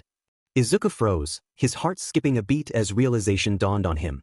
By their school? You mean Yue? The white cat hummed in confirmation, its tail curling neatly around Izuku. His stomach twisted. Yue wasn't just any school. It was the school, the one where Katsuki, the childhood friend-turned-bully he hadn't seen in years, was studying. His mind raced as he considered the implications. If they were going to Yue, there was a real chance that he could run into Kaken. His claws flexed nervously against the blanket beneath him. No way, he muttered under his breath, his voice shaky. Kaken can't know I'm here. But also Katsuki has no idea what Izuku's quirk is. The gray cat yawned dramatically, rolling onto its side. Relax, kid, it said, its tone dripping with nonchalance. Even if this Kaken guy does see you, you're just a cat. It's not like he's going to recognize you or anything. Izuku frowned, his tail flicking anxiously. What if he figures it out? What if he tells Aizawa? What if? The gray cat interrupted, letting out a small laugh. You're overthinking this, kid. Chill out. Nobody's going to figure out you're a human unless you start talking, and you can't so. The white cat gave a small nudge to Izuku's head, its purring steady and comforting. You'll be fine, it said softly. Even if someone at UA recognizes you, you're safe here. No one knows who you really are. Izuku wanted to believe them, but a knot of anxiety tightened in his chest. He turned his gaze to the small holes in the carrier, watching the faint light shift as the car moved. The hum of the engine was steady, and he could hear the faint murmur of conversation from Aizawa and Hisashi in the front seats. His mind churned with escape plans, each one more absurd than the last. Maybe if I chewed a hole in the carrier, I could slip out while they're not looking. But the seatbelt keeping the carrier secure dashed that idea quickly. Even if he managed to escape the carrier, where would he go? He'd be stuck in the car until they found him. He shuddered, imagining himself hiding under a seat for days, starving and trapped. Bad plan, he thought, discarding the idea. What's got you so worked up? The gray cat asked, watching Izuku's restless movements with an amused tilt of its head. Izuku groaned, tucking his face into the white cat's fur. I don't belong here, he muttered, his voice muffled. The gray cat snickered, leaning over to nudge the white cat with its head. Look at this guy, it said, its voice teasing. All wound up over nothing. You're safe, kid. Take the win. Izuku shot the gray cat a glare, his green eyes flashing. You don't get it. I have to leave. I have things I need to do, people I need to help. Help. The white cat tilted its head, its expression curious. You mean like saving people? Out there? In your condition? Yes. Izuku insisted, his tone fierce. That's what I'm supposed to do. I can't just sit here and do nothing. How many times do I have to repeat it? The gray cat let out a soft laugh, its whiskers twitching with amusement. You can't even walk properly, and you think you're going to save people? The white cat nuzzled him again, its tone softer. Kit, you're injured. You've got a broken tail, scratches everywhere, and you're wrapped up like a burrito.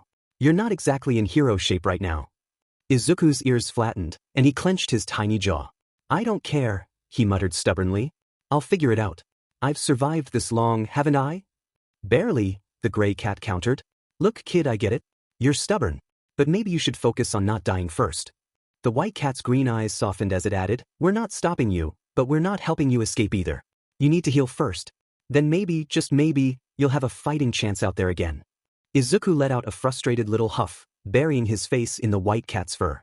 His tiny body trembled with a mix of anxiety and pent-up frustration. This is so stupid, he muttered, his voice muffled against the soft fur. How did I even get into this mess?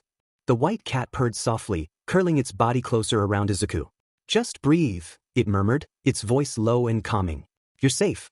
There's no need to panic. Izuku sighed, his body sagging slightly as the warmth of the white cat's fur enveloped him. The gray cat, noticing his mini meltdown, flicked its tail lazily and exchanged a glance with the white cat. They didn't say anything, but their expressions seemed to communicate everything.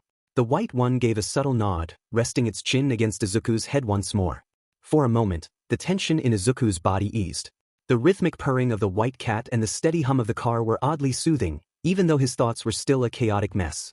He hated this feeling trapped, hated the constant battle between wanting to escape and the tiny part of him that didn't want to leave the warmth and safety he had found here. His thoughts circled back to the school. His heart clenched at the idea of seeing Kaken again. Would he even recognize Izuku? Probably not. He hadn't known about Izuku's quirk, and there was no reason to suspect that a random stray cat was actually his childhood friend. But still, what if?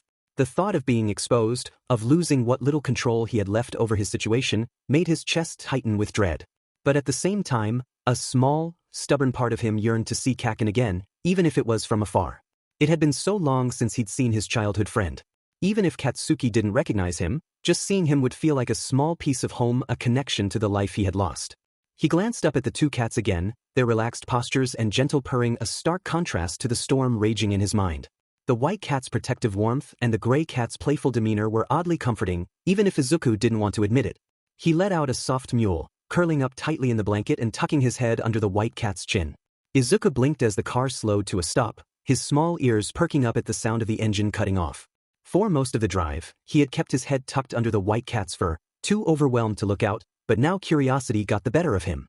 He cautiously poked his head out from the carrier's soft lining, his green eyes widening as he took in the scene. Hisashi was carrying the carrier, his casual voice drifting back to Aizawa as they exchanged conversation. Izuku could barely process the words, too busy staring at the massive structure in front of him. His breath hitched. He had only ever seen the school from a distance or on TV, but being this close was overwhelming. The main building loomed above him, its modern design sleek and imposing, with its iconic symbol proudly displayed. His mouth fell open in awe as he craned his neck to get a better look, his tiny covered paws pressing against the mesh of the carrier. This place is huge.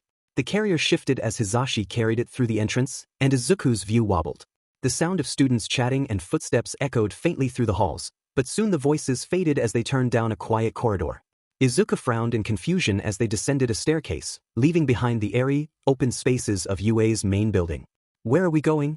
Izuku muttered under his breath, his small voice barely audible. The white cat, still curled protectively around him, nuzzled him gently. Underground. They have a space down here. You'll see. Izuku frowned, peering out again. The hallway was lined with plain doors, and the farther they went, the more bare the design became. Finally, they stopped in front of a door, and Izuku watched as Aizawa pulled out a key and unlocked it. When the door swung open, Izuku blinked in surprise. The room inside wasn't what he expected at all. Despite its plain exterior, the apartment-like space was cozy, almost homier than their actual house. Warm light bathed the room, which was neatly arranged with simple furniture, a small kitchen, and a living area. A few shelves lined the walls, stacked with books, files, and what looked like lesson plans.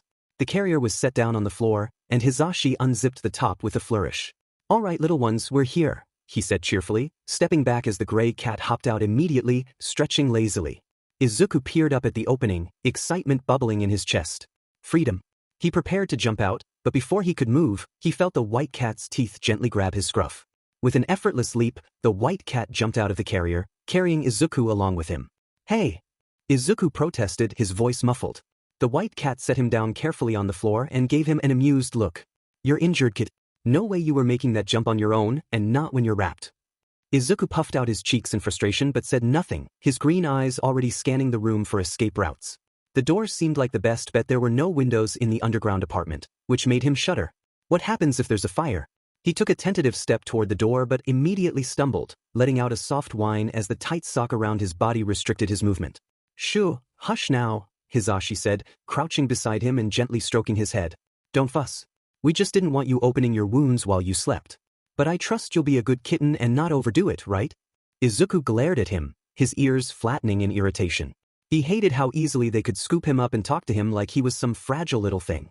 But as Hisashi walked away, Izuku reluctantly stayed put, watching as the man moved across the apartment. "Here's your litter box," Hisashi called cheerfully, setting it down in the corner. Izuku's eyes went wide in horror, and his ears immediately angled into airplane mode. His green eyes narrowed, glaring daggers at the offending item. Hisashi laughed at his expression, giving him a teasing smile. "Oh, don't give me that look. You'll get used to it." "Over my dead body," Izuku thought, his tail flicking irritably. He watched as the two humans began setting up their workspace, papers and laptops spread out on the small table. Aizawa and Hisashi were already deep into discussion about their lesson plans, their focus completely on their work. Izuku took this as his opportunity and slunk away, hiding under a chair where he could watch them from a safe distance.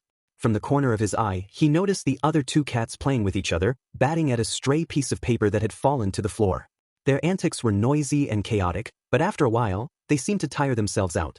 The two cats stretched lazily and padded toward the door. "Where are you going?" Izuku asked, peeking out from his hiding spot. The white cat glanced back at him, tilting its head. "Outside. We've got some things to do. Take me with you," Izuku said quickly, scrambling out from under the chair. "No way," the gray cat replied immediately, its tone firm. "You're a kitten. And you're hurt. Besides," the white cat added, its voice gentler, "we have collars that let us move freely on school grounds. You don't. Just stay here and focus on getting better, okay?" "But I'm fine," Izuku protested, his tail flicking in frustration. "I don't need milk or a litter box or—" "The humans are coming back in a few hours to feed you milk," the white cat interrupted, its tone matter-of-fact. "I hate that milk," Izuku mewed loudly. "They drag it to make me tired all the time." But the two cats ignored his protests, their focus now on the door. A sensor in their collars caused it to slide open just enough for them to slip through, and it closed automatically behind them. Izuku stared after them, his frustration bubbling over.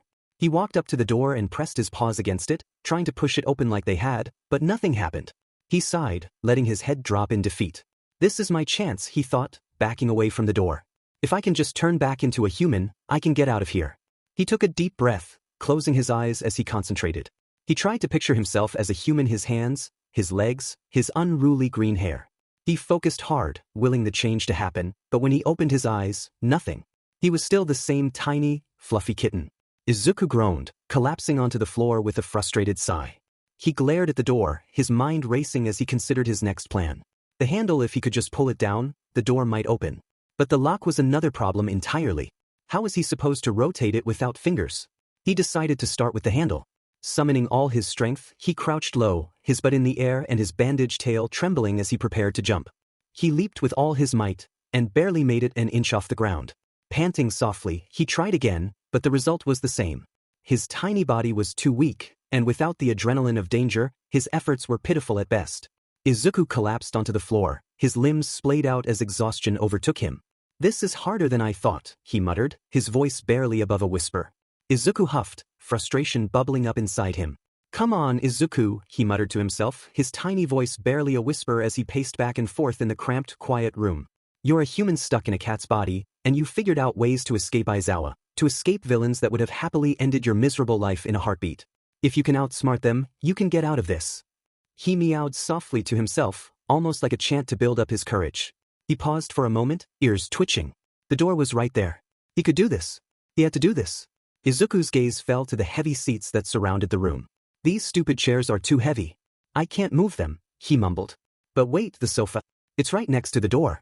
If I can just jump onto it. With determination, Izuku approached the sofa. He unsheathed his tiny claws, gripping the fabric with all his might as he scrambled up, leaving small marks on the cover. He winced, but it wasn't like the damage was anything to worry about, it was just the cover, not the actual sofa itself. Now to the arm. Just a little higher. He clambered up, the weight of his bandaged tail making it difficult to keep his balance, but he pushed through.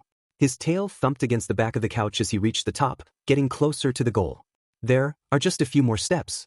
Izuku planted his paws on the couch's back, then balanced on his hind legs, stretching up toward the door handle. It was a stretch, literally. The weight of his small frame and the awkwardness of his body made it harder, but he wasn't going to give up. I can do this. Just a little more. He stood upright, back arched, his claws carefully gripping the edge of the couch as he pawed at the door handle. Finally, with a deep breath, he reached with his fangs, carefully gripping the rotating lock with his tiny teeth. His jaws clicked and twisted the lock until it clicked open, the door creaking slightly as it unlocked. Yes. Izuku squeaked in triumph, unable to contain his excitement. Ahaha, I did it. But gravity caught up with him before he could bask in his victory. He had leaned too far to the side to press the door open, his balance faltered. His tiny body slipped, and before he could recover he tumbled off the couch, landing on the floor with a soft thud. Ouchie, he muttered, his body aching a little from the fall. His tail, still bandaged, made it even harder to land gracefully.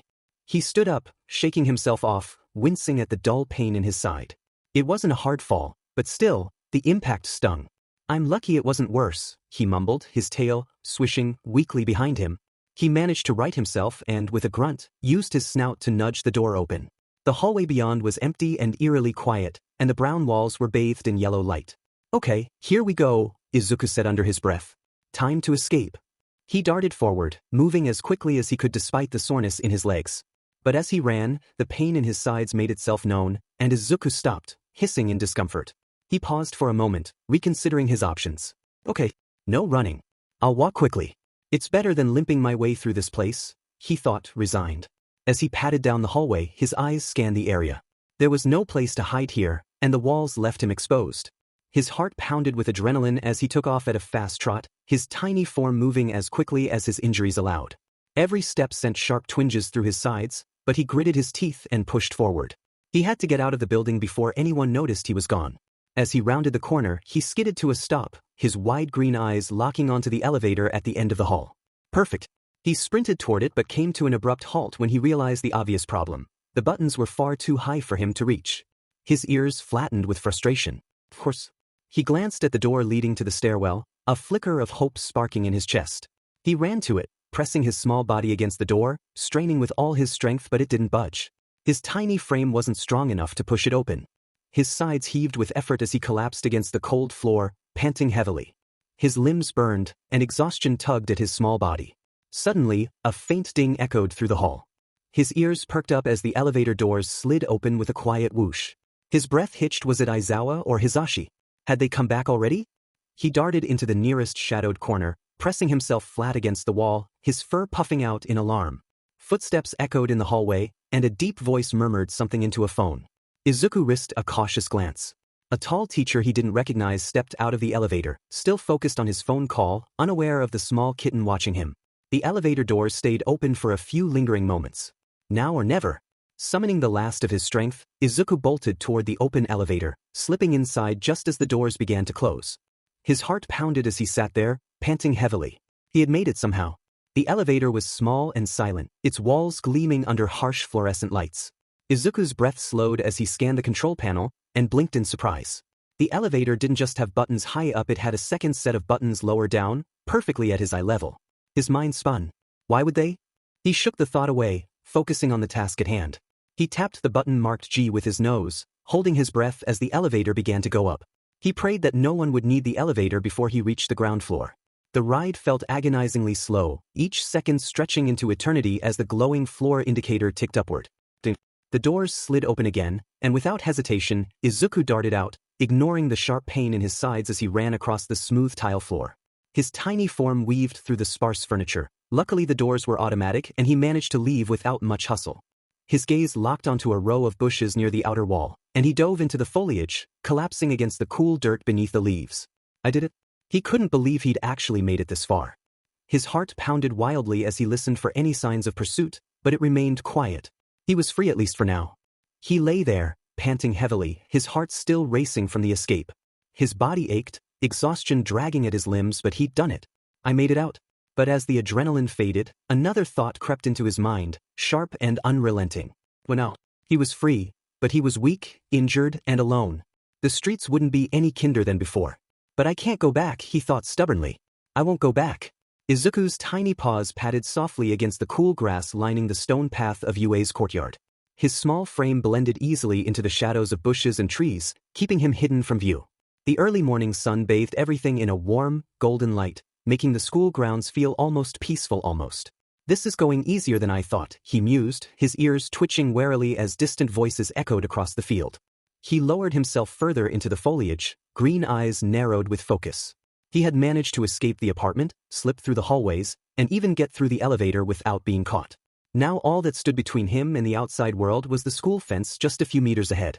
If he could squeeze through its narrow gaps, he'd be gone finally free. Free to what? The thought hit him like a punch to the gut, making his steps falter. His gaze drifted toward the scattered groups of UA students walking along the path nearby.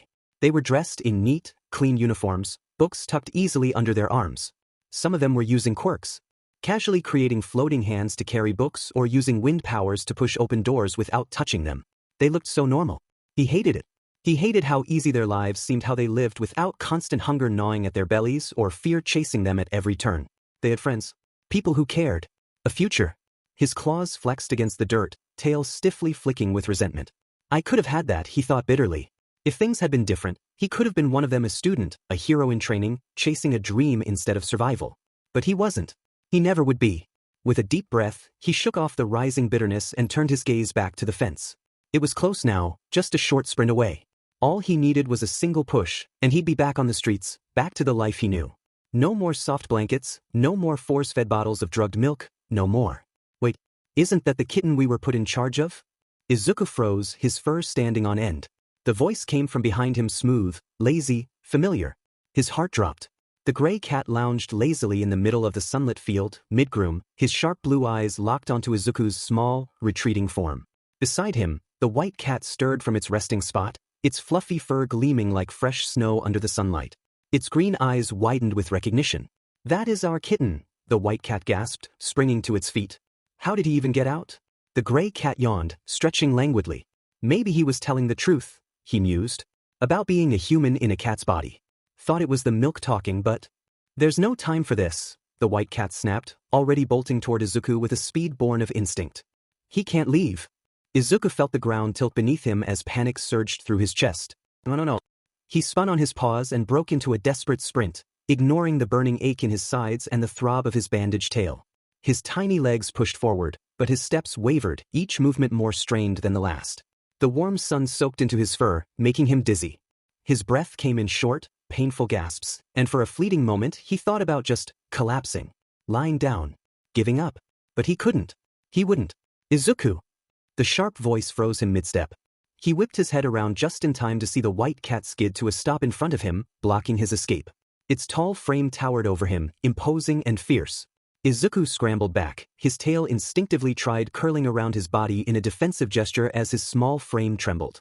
His breath hitched as the white cat's piercing green eyes locked onto his, gleaming with a dangerous mix of anger and worry. Izuku! The white cat's voice was low and firm, disappointed. Were you trying to leave? After everything we told you? Aye. I'm speaking, child. Izuku's mouth snapped shut as his ears flattened in SBMsen. He felt so small under that sharp, scolding gaze. The white cat took a slow, deliberate step forward. Look at your bandages, they're a mess. You've hurt yourself again. Do you have any idea how close you were to dying back then? Izuku lowered his head, his body trembling as guilt twisted in his chest. He tried to push the feeling down, but the words struck something deep inside him, leaving him raw and exposed. How many times do we have to have this chat, Izuku? The white cat continued, voice tight. How many times do we have to tell you that you are not ready for the streets? You are just a kitten, an injured kitten. You will die if you leave. Izuku clenched his teeth, shame and anger warring inside him. He hated this, he hated being scolded and treated like some helpless child. A dog could find you and make you its chew toy. The white cat's voice grew harsher. Or some spoiled child could throw rocks at you. The world is out to get you, and yet you keep. You're not my parent. The words slipped out before Izuku could stop them, quiet but sharp. The white cat blinked, momentarily stunned into silence. The gray cat finally caught up, panting slightly. We aren't, he admitted after a pause. His usual playful tone was gone, replaced by something far more serious. But your life?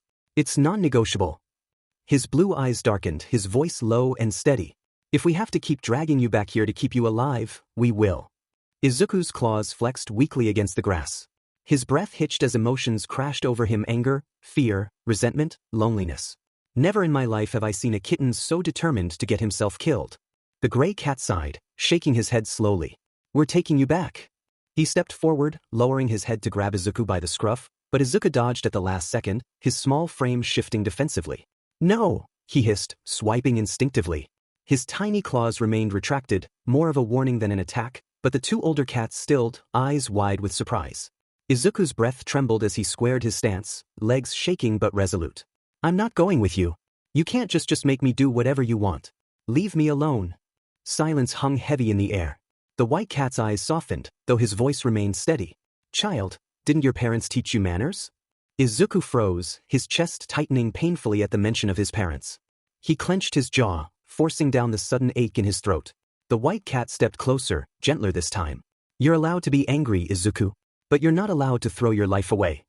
Izuku's breath hitched painfully, his entire body trembling as the words settled deep into his chest like shards of broken glass. His green eyes widened in shock, shimmering with unshed tears as he stared at the white cat whose words had cut deeper than he could have imagined. Didn't your parents teach you manners? The question rang in his mind, echoing with cruel clarity. He had faced countless insults in his life from classmates, from bullies, from strangers, but this hurt in a way that no physical wound ever could. His lips trembled as he tried to form a retort, to lash out with one of his usual snarky comments, but nothing came. His breath quivered as his small frame buckled, knees giving out beneath him as he collapsed onto the grass. Tears welled up, prickling painfully at the corners of his eyes before spilling down his dirt-smudged cheeks. His shoulders shook as he tried to suppress the sob clawing its way up his throat, but the effort only made his breath come out in sharp, choked gasps. I'm sorry, Izuku stammered, voice cracking painfully.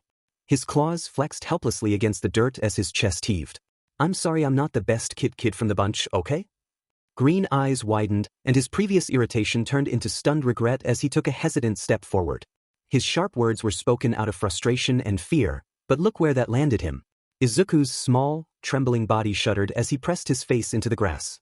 His voice trembled with barely contained anguish as he continued, his words spilling out like a flood he could no longer hold back. My mom did teach me manners, he hiccuped, tears streaming down his face. She taught me how to be polite, how to be kind, how to get good grades in school. She told me it didn't matter what other kids said, that my quirk was useful, that I could still be a hero. His breath hitched again, sharp and broken. I don't even remember what her voice sounded like anymore. His tiny paws clenched tightly, trembling with barely contained emotion. I don't remember how warm her lips felt when she kissed my forehead, but I remember what she said. His voice cracked into a choked sob, his eyes squeezing shut as he gasped for air. I was a good kid. I always got A's. I worked so hard, and still. His body quaked as fresh sobs racked his tiny frame, leaving him breathless and trembling. His voice dropped to a whisper, hoarse and filled with so much sorrow it felt suffocating. Her grave, it's been so cold. His eyes shimmered with unshed tears. I haven't been able to visit her. I'm stuck here and she's out there, all alone. His voice broke entirely, his words collapsing into barely audible gasps. What would she even think of me now? Would she even be proud? A small whimper escaped as he wiped his eyes, trying to gather himself. But it's not enough. It's not the same. I can't shake this feeling that I've failed her. That I'm not the kid she thought I was. The white cat slowly approached, his green eyes heavy with sorrow. He lowered himself to the ground, lying down so he could meet Izuku's tear-filled gaze. His tone was low, steady, and achingly sincere. She would be happy that you're safe, he whispered. She'd be grateful that you're being taken care of, that you're fed, that you're getting stronger. His voice softened even more. She'd be relieved that you're far away from danger. Izuku trembled, his ears pinned flat as his sobs grew quieter but no less painful. She would understand Izuku, he pressed gently. If what you're saying about her is true, she wouldn't want you out there alone. She wouldn't want you fighting battles you're too hurt to win. He lowered his head in guilt. I'm sorry, he murmured, his voice low but earnest. I know most kittens that come to us don't come from the best family situations. I shouldn't have said that. It's fine, Izuku whispered hoarsely, his small frame trembling with exhaustion. No, he shook his head firmly. It's not. It's okay to be angry at me. I said something I shouldn't have. Something insensitive. You were just worried about me, Izuku mumbled, barely above a whisper, his voice thick with exhaustion. The white cat nodded slowly, inching closer until his head rested near Izuku's. I know where you're coming from. I know you want to be a hero. I know you want to help. His eyes softened. But you can't be a hero if you're dead. And I think we both know your mother wouldn't want anything bad happening to you. Izuku's breath hitched again, fresh tears spilling down his already tear-stained face. Let the heroes deal with this, Izuku, the gray cat urged softly. Let the adults take care of it. Take care of you. Stop running. Please. It's what your mom would have wanted, right? Izuku sniffled, his small body sagging in defeat as his trembling limbs gave out beneath him. Your mom would have wanted you to be happy, the white cat continued, a soft smile gracing his face as he glanced at the orange kitten with tenderness. She would have wanted you to be safe, to not have to fight so hard just to survive. You don't have to do it all alone. The heroes are here and we're here. But let them help. Izuku's body trembled, the overwhelming rush of emotion threatening to consume him. He closed his eyes tightly, trying to shut out the pain for just a moment, but it was impossible. He felt so small, so insignificant, like a kitten in a world that demanded more than he could give. He slowly nodded, his chest still heaving with quiet sobs as he pressed his face into the grass.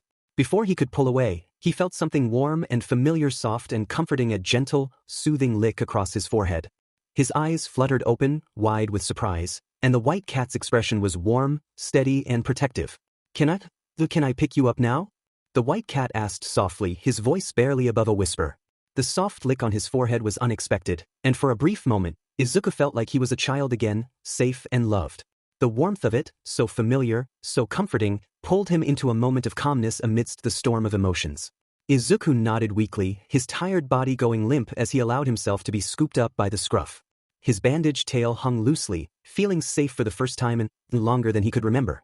Curiosity flickered through his exhaustion, his gaze wandered toward the small collars around the cat's necks. He strained his tired eyes to read the tiny tags. Cloud, he thought with a soft, tired smile. Of course. Simple enough. His gaze shifted to the gray cat, his eyes narrowing slightly as he squinted to make out the letters. Sushi? He blinked in disbelief. Seriously? A small, huffed breath escaped him, almost a laugh. Izuku closed his eyes again, feeling the exhaustion flood over him. I'll try to be a good kid. I'll try. For her. Meanwhile, on the stone-paved path leading back toward the teacher's dorms, two familiar students strolled side by side. Are you still pressed about this morning? Kirishima asked. Katsuki scoffed, scratching the back of his messy blonde hair. I said it's fine, didn't I? Kirishima frowned, unconvinced, but before he could press further, something caught Katsuki's attention. His crimson eyes narrowed as he spotted two familiar shapes padding along the path ahead. Cloud and Sushi walked in their usual unbothered way, tail swishing lazily except Cloud was carrying something. A small, orange kitten hung limply from his jaws, fast asleep. Its sides rose and fell gently with each breath, completely at ease in the older cat's hold. Katsuki froze, his brow furrowing as something tugged at his memory. That cat. Why does that cat look so familiar? Oi, cats, are you listening? Kirishima called again, waving a hand in front of Bakugo's face. Katsuki blinked, snapping out of his daze as his crimson eyes flicked back to Kirishima. What? He barked, shaking his head to clear his thoughts. You were spacing out. You good? Kirishima asked, concerned. Yeah, whatever, Katsuki muttered, turning away from the sight of the two cats in the distance. For now, he let the thought slip from his mind. Izuku stirred as his small body nestled into the soft blankets, the white fur of Cloud brushing against him gently as the cat groomed him. The rhythmic licks were oddly soothing, but something about the sensation of his bandages being touched made him stir further. How long has he been sleeping for? Feels like quite a bit. He blinked groggily, the haze of sleep lifting as he heard a soft, irritated teeth. His ears twitched, his mind struggling to catch up with what was happening. The soft fur surrounding him moments ago was gone, replaced by something warm and steady. He realized he was being held by hands now, cradled gently against a chest. He blinked again, looking up to see the familiar blonde hair and green eyes of Hisashi. Shota, look! Hisashi exclaimed, his voice filled with exasperation. Look what he did, he messed up his bandages again. I tried to fix them when he was with Cloud, but, ugh, I'll just redo them. He's getting new ones. Izuku's groggy mind became fully aware of what was happening as Hisashi set him down on a table. A small towel had been placed on top of the glass surface, preventing his tiny paws from touching the cold surface. Marrow, Izuku mewed softly, unsure whether it was from discomfort or protest. He shifted slightly, trying to figure out his surroundings, when he noticed Aizawa leaning down to examine him. The dark-haired man's sharp eyes scanned Izuku's body with clinical precision, but his voice carried a hint of dry amusement. If he can't be left alone for 5 hours without messing up his bandages, we're putting him back in the sock. Izuku's response was immediate. With an indignant squeak, he slapped Aizawa's finger away with his tiny paw. There were no claws, no real force behind the gesture, just the smallest flick of rebellion. Hisashi, busy rummaging through cabinets for supplies, let out a small laugh at the display. Izuku glanced at Aizawa, expecting annoyance or frustration, but what he saw caught him off guard. The man's lips twitched, curling into the faintest hint of a smile. Izuku blinked. Aizawa, smiles? Every memory Izuku had of this man was of his terrifyingly stern face during their cat-and-mouse chases. He remembered the cold glare that seemed to see right through him. He'd always thought Aizawa was nothing more than a grumpy, no-nonsense hero who wanted to lock him away in juvenile detention or worse, shove him into foster care. Yet here he was, smiling as he waved his fingers near Izuku's face, teasing him like one might with a playful kitten. Without thinking, Izuku found himself on his back, swiping lazily at the wiggling fingers. His small paws batted at them, his bandaged tail twitching slightly as he became caught in the rhythm of the game. Then it hit him. I'm playing like a cat. The realization made him freeze mid-swipe, his green eyes widening in shock. What am I doing? He thought, mortified. His paws dropped, and he scrambled to his feet, his body stiff with embarrassment.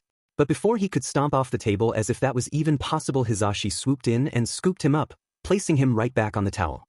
Nice try, little guy, Hisashi said with a chuckle, already unrolling a fresh roll of bandages. Aizawa raised a brow. Are you okay doing this by yourself? He asked. Hisashi snorted, not even glancing up as he replied sarcastically, No, I've never put a bandage on anyone before. He tilted his head toward the sink. Can you just get his milk? All this fussing is going to hurt him, and I'd rather he be out of it before the pain sets in. Izuku's ears flattened at the mention of milk, and he let out a sharp, protesting mewl. No more milk, he cried, his voice tinged with desperation. I swear I haven't been able to think straight since you started giving me that stuff. It's drugged. You drag it. Hisashi glanced down at Izuku, amused by his whines. Hush, he said simply, his tone soft but firm. Aizawa, who had been grabbing the bottle from the counter, hummed in response. When did I get myself such a sarcastic husband? He muttered dryly. Day 1, Hisashi shot back, pushing his glasses up his nose as he slid the towel Izuku was on closer to him. He smirked as he began gently removing the loose bandages. Now stay still. You're too small for this to be a two-person job. Izuku tried to back away, his ears pinning flat against his head as he scrunched his face in defiance. But he wasn't going anywhere. The blonde worked quickly, his movements precise yet gentle. Izuku's small head tilted curiously at the sound of the bandage being unrolled, his ears twitching instinctively at the soft rustling. When Hisashi began cleaning the paw, Izuku flinched, his body tensing at the cold sensation. But Hisashi's touch remained light, never pressing harder than necessary. Despite Izuku's attempts to pull away, the bandage was reapplied within seconds, neat and snug. Then came the tail. Izuku let out a pitiful mewl, twisting his small body in protest as Hisashi reached for the bandaged appendage. "Marrow," he whined, shifting as much as he could without falling off the towel. "Stay still," Hisashi murmured, his voice calm. Izuku's movements slowed as he realized something. Hisashi's hands, despite their speed and precision, never gripped too hard. They never pinned him down more than necessary and never treated him with anger or frustration. Every touch was careful, almost hesitant, as though Hisashi were afraid of hurting him. Izuku squeezed his eyes shut tightly, his small body trembling as the pain coursed through him. His sides heaved with each labored breath, and he panted softly against the towel. At least the bandages kept the pain dull and muted. Without them, all the bumping and moving around would have left him crying out in sharp agony. Not that it stopped him from crying anyway. Hisashi had done what he had to do, cleaning the wounds, disinfecting them, and rewrapping them with care, but it still hurt. The sting of the disinfectant and the tugging at his injuries made tears streak down his orange-furred cheeks as pitiful, broken mewls escaped him. When Hisashi was finally done, Izuku slumped onto the towel, his small body spent. His mind swam with exhaustion, but the pain lingered like an unwanted guest, gnawing at the edges of his awareness. He whimpered softly, wishing he could retreat into the small, familiar carrier in the other room. That stupid carrier, he thought miserably. It's small and cramped and ridiculous, but it's warm. The blankets are soft. He swallowed a dry, painful breath. I just want to stop hurting. A pair of rough hands reached down, lifting him gently from the table. Despite their callous texture, the hands cradled him carefully, with just enough pressure to keep him secure without making him squirm. Izuku was so small that one finger could support his tiny head while the rest of his body fit neatly into the palm. It was such a careful, deliberate hold, one that didn't hurt, even though Izuku's body was a mess of injuries. He felt himself being moved again, and the familiar sensation of the rubber NPL from the bottle pressed against his mouth. Izuku didn't hesitate this time, latching onto it hungrily. The milk flowed into his mouth, warm and soothing, dulling the ache in his body with each swallow. I take it back, he thought desperately, drinking as though his life depended on it. I need this. He knew he was old enough to eat solids, but right now, he didn't care. He didn't have the strength for anything else. The milk was enough, more than enough. It numbed the sharp edges of his pain, leaving him dull and groggy, but awake. For once, he didn't pass out immediately after drinking. Instead, he stared up at Aizawa, whose black eyes gazed down at him thoughtfully. Those eyes were the same ones that used to bore into him during their chases, glowing red in the dark alleys as Aizawa called out for him. Back then, they were sharp, terrifying, and relentless. Now, as Aizawa scratched a thumb gently along Izuku's cheek, they seemed softer. You remind me of a brat I was chasing not too long ago, Aizawa murmured, his tone quiet and almost amused.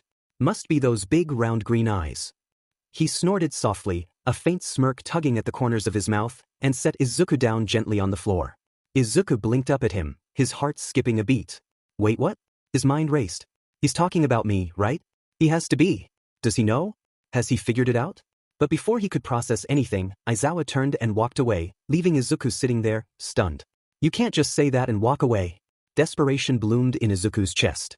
He needed to know more, needed to know what Aizawa thought of him, what he remembered, what he felt. Was he happy I was gone? The thought made Izuku's chest tighten painfully. Did he think about me at all? Was he relieved I wasn't in his way anymore? Or was he worried? Was he sad? The questions swirled in his mind, heavy and suffocating. He pushed himself to his paws, his movements sluggish and unsteady as he tried to follow Aizawa. His small legs wobbled with each step, and he stumbled more than once, his bandaged tail throwing off his balance. But he kept going. I have to know. Each step felt heavier than the last, and soon, Izuku found himself slumping to the floor, his tiny body unable to keep up. He gave up with a sigh, his small chest heaving as he sat there, defeated. From his spot in the middle of the living room, he watched Aizawa and Hisashi move about the apartment, their movements natural and unhurried. They acted like a well-practiced duo, exchanging glances and comments with ease. Izuku's gaze drifted to his paws, his ears drooping. Look at me, sitting here like I'm part of their family. He snorted softly, shaking his head. What a joke. Just as he was about to retreat to the safety of his carrier, a sharp knock at the door made him jump. His fur bristled as he whipped his head toward the sound, his green eyes wide with panic. The door. The door he tried to escape from that very morning. Aizawa and Hisashi exchanged a look. It better not be my students again, Aizawa muttered darkly, striding toward the door. If it's to tell me Kaminari stuck his head somewhere it didn't belong. The door swung open before he could finish, and Izuku's breath caught in his throat. He recognized the smell before he saw the face. The faint scent of caramel mixed with the faint, lingering tang of burnt ozone. His heart leaped into his throat as blonde hair peeked out from behind Aizawa's frame. Kaken. Izuku's tiny body froze, his green eyes wide with shock as his chest puffed with a sharp, shallow breath. It was like seeing a ghost.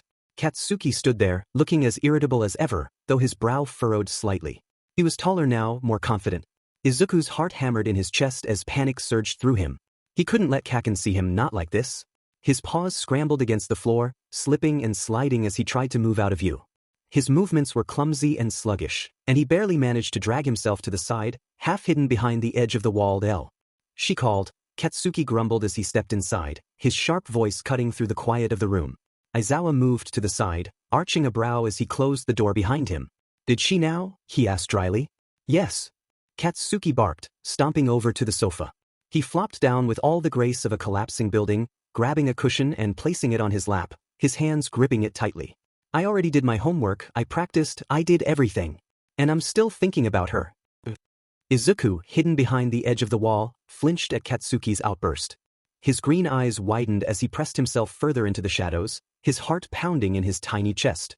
It had been so long since he'd seen Kaken years, in fact. The Katsuki in front of him now was different from the one he remembered, and yet so much the same. His posture was tense, his foot tapping furiously against the floor, his hands gripping the cushion like it might explode at any moment. But what was this about? Izuku couldn't help but wonder. He'd been gone so long that he had no idea what was happening in Katsuki's life now. Why were he and his mother at odds? What had she said to make him so upset? Katsuki looked so lost in his anger, and Izuku's chest ached with the urge to help. You want to help him, don't you? Izuku was startled, his ears flicking as he whipped his head around to see Cloud sitting behind him, watching him with calm, knowing eyes. The white cat tilted his head, his voice soft but firm. You did say you wanted to be a hero. And you know heroes don't always get hurt on the job. Sometimes it's about doing the small things like this. Izuku's tail flicked nervously, his gaze darting back to where Katsuki sat, still radiating frustration like a storm cloud. But, his voice trembled, his words faltering. Cloud gave him a pointed look. It's not that I don't want to help him, Izuku stammered, his tiny voice almost a squeak. It's just, our past is so complicated. I mean, we haven't seen each other since middle school. It's been years. He swallowed hard, his claws flexing nervously against the floor. I can't just show up like this. What would I even say? Cloud blinks at him. Nothing, because they can't understand us, Izuku. Why, you know what I mean. He stammered. Cloud's expression softened, his green eyes steady and encouraging. He could really use someone to save him right now, he said gently. Izuku's chest tightened, his breath catching as he stared at Katsuki's tense figure. His mind raced, memories of their shared childhood flashing before him, the good and the bad. He had always wanted to save Kaken, even when they were kids.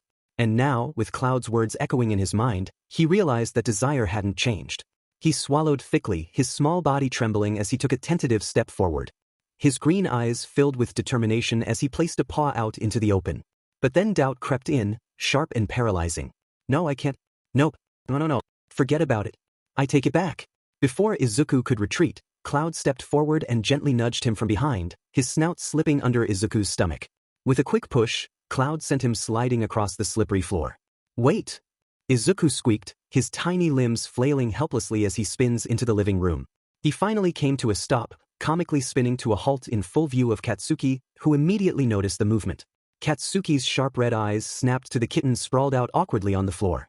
His gaze narrowed, his lips pulling into a frown as he leaned forward slightly. You, Katsuki said flatly, pointing at the small orange fluff ball. Izuku froze, his tiny paws splayed out in front of him, his back legs stretched behind him. He blinked up at Katsuki, feeling the weight of that intense crimson stare. Me, Izuku mumbled, his mule barely audible. Izuku's small, fragile body tensed up in pure fear as Katsuki's piercing red eyes fixed on him. His heart raced in his chest as the atmosphere around him thickened, the pressure mounting with every second. Katsuki, with his usual intensity, set the cushion aside and started to march towards him, each step heavy. Izuku's breath caught in his throat, and his tiny body stiffened even further.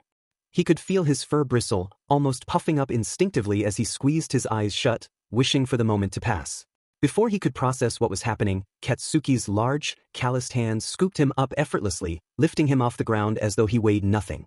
Izuku could barely react to the sensation of being so suddenly lifted, his body dangling like a rag doll in the firm grip of the blonde's hand.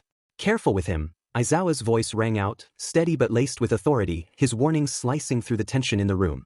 Katsuki let out a dismissive huff, his face contorting into a scowl as he adjusted his grip on the small kitten. Without hesitation, he flipped Izuku over, holding him in his hands with the little orange kitten's belly exposed to the air.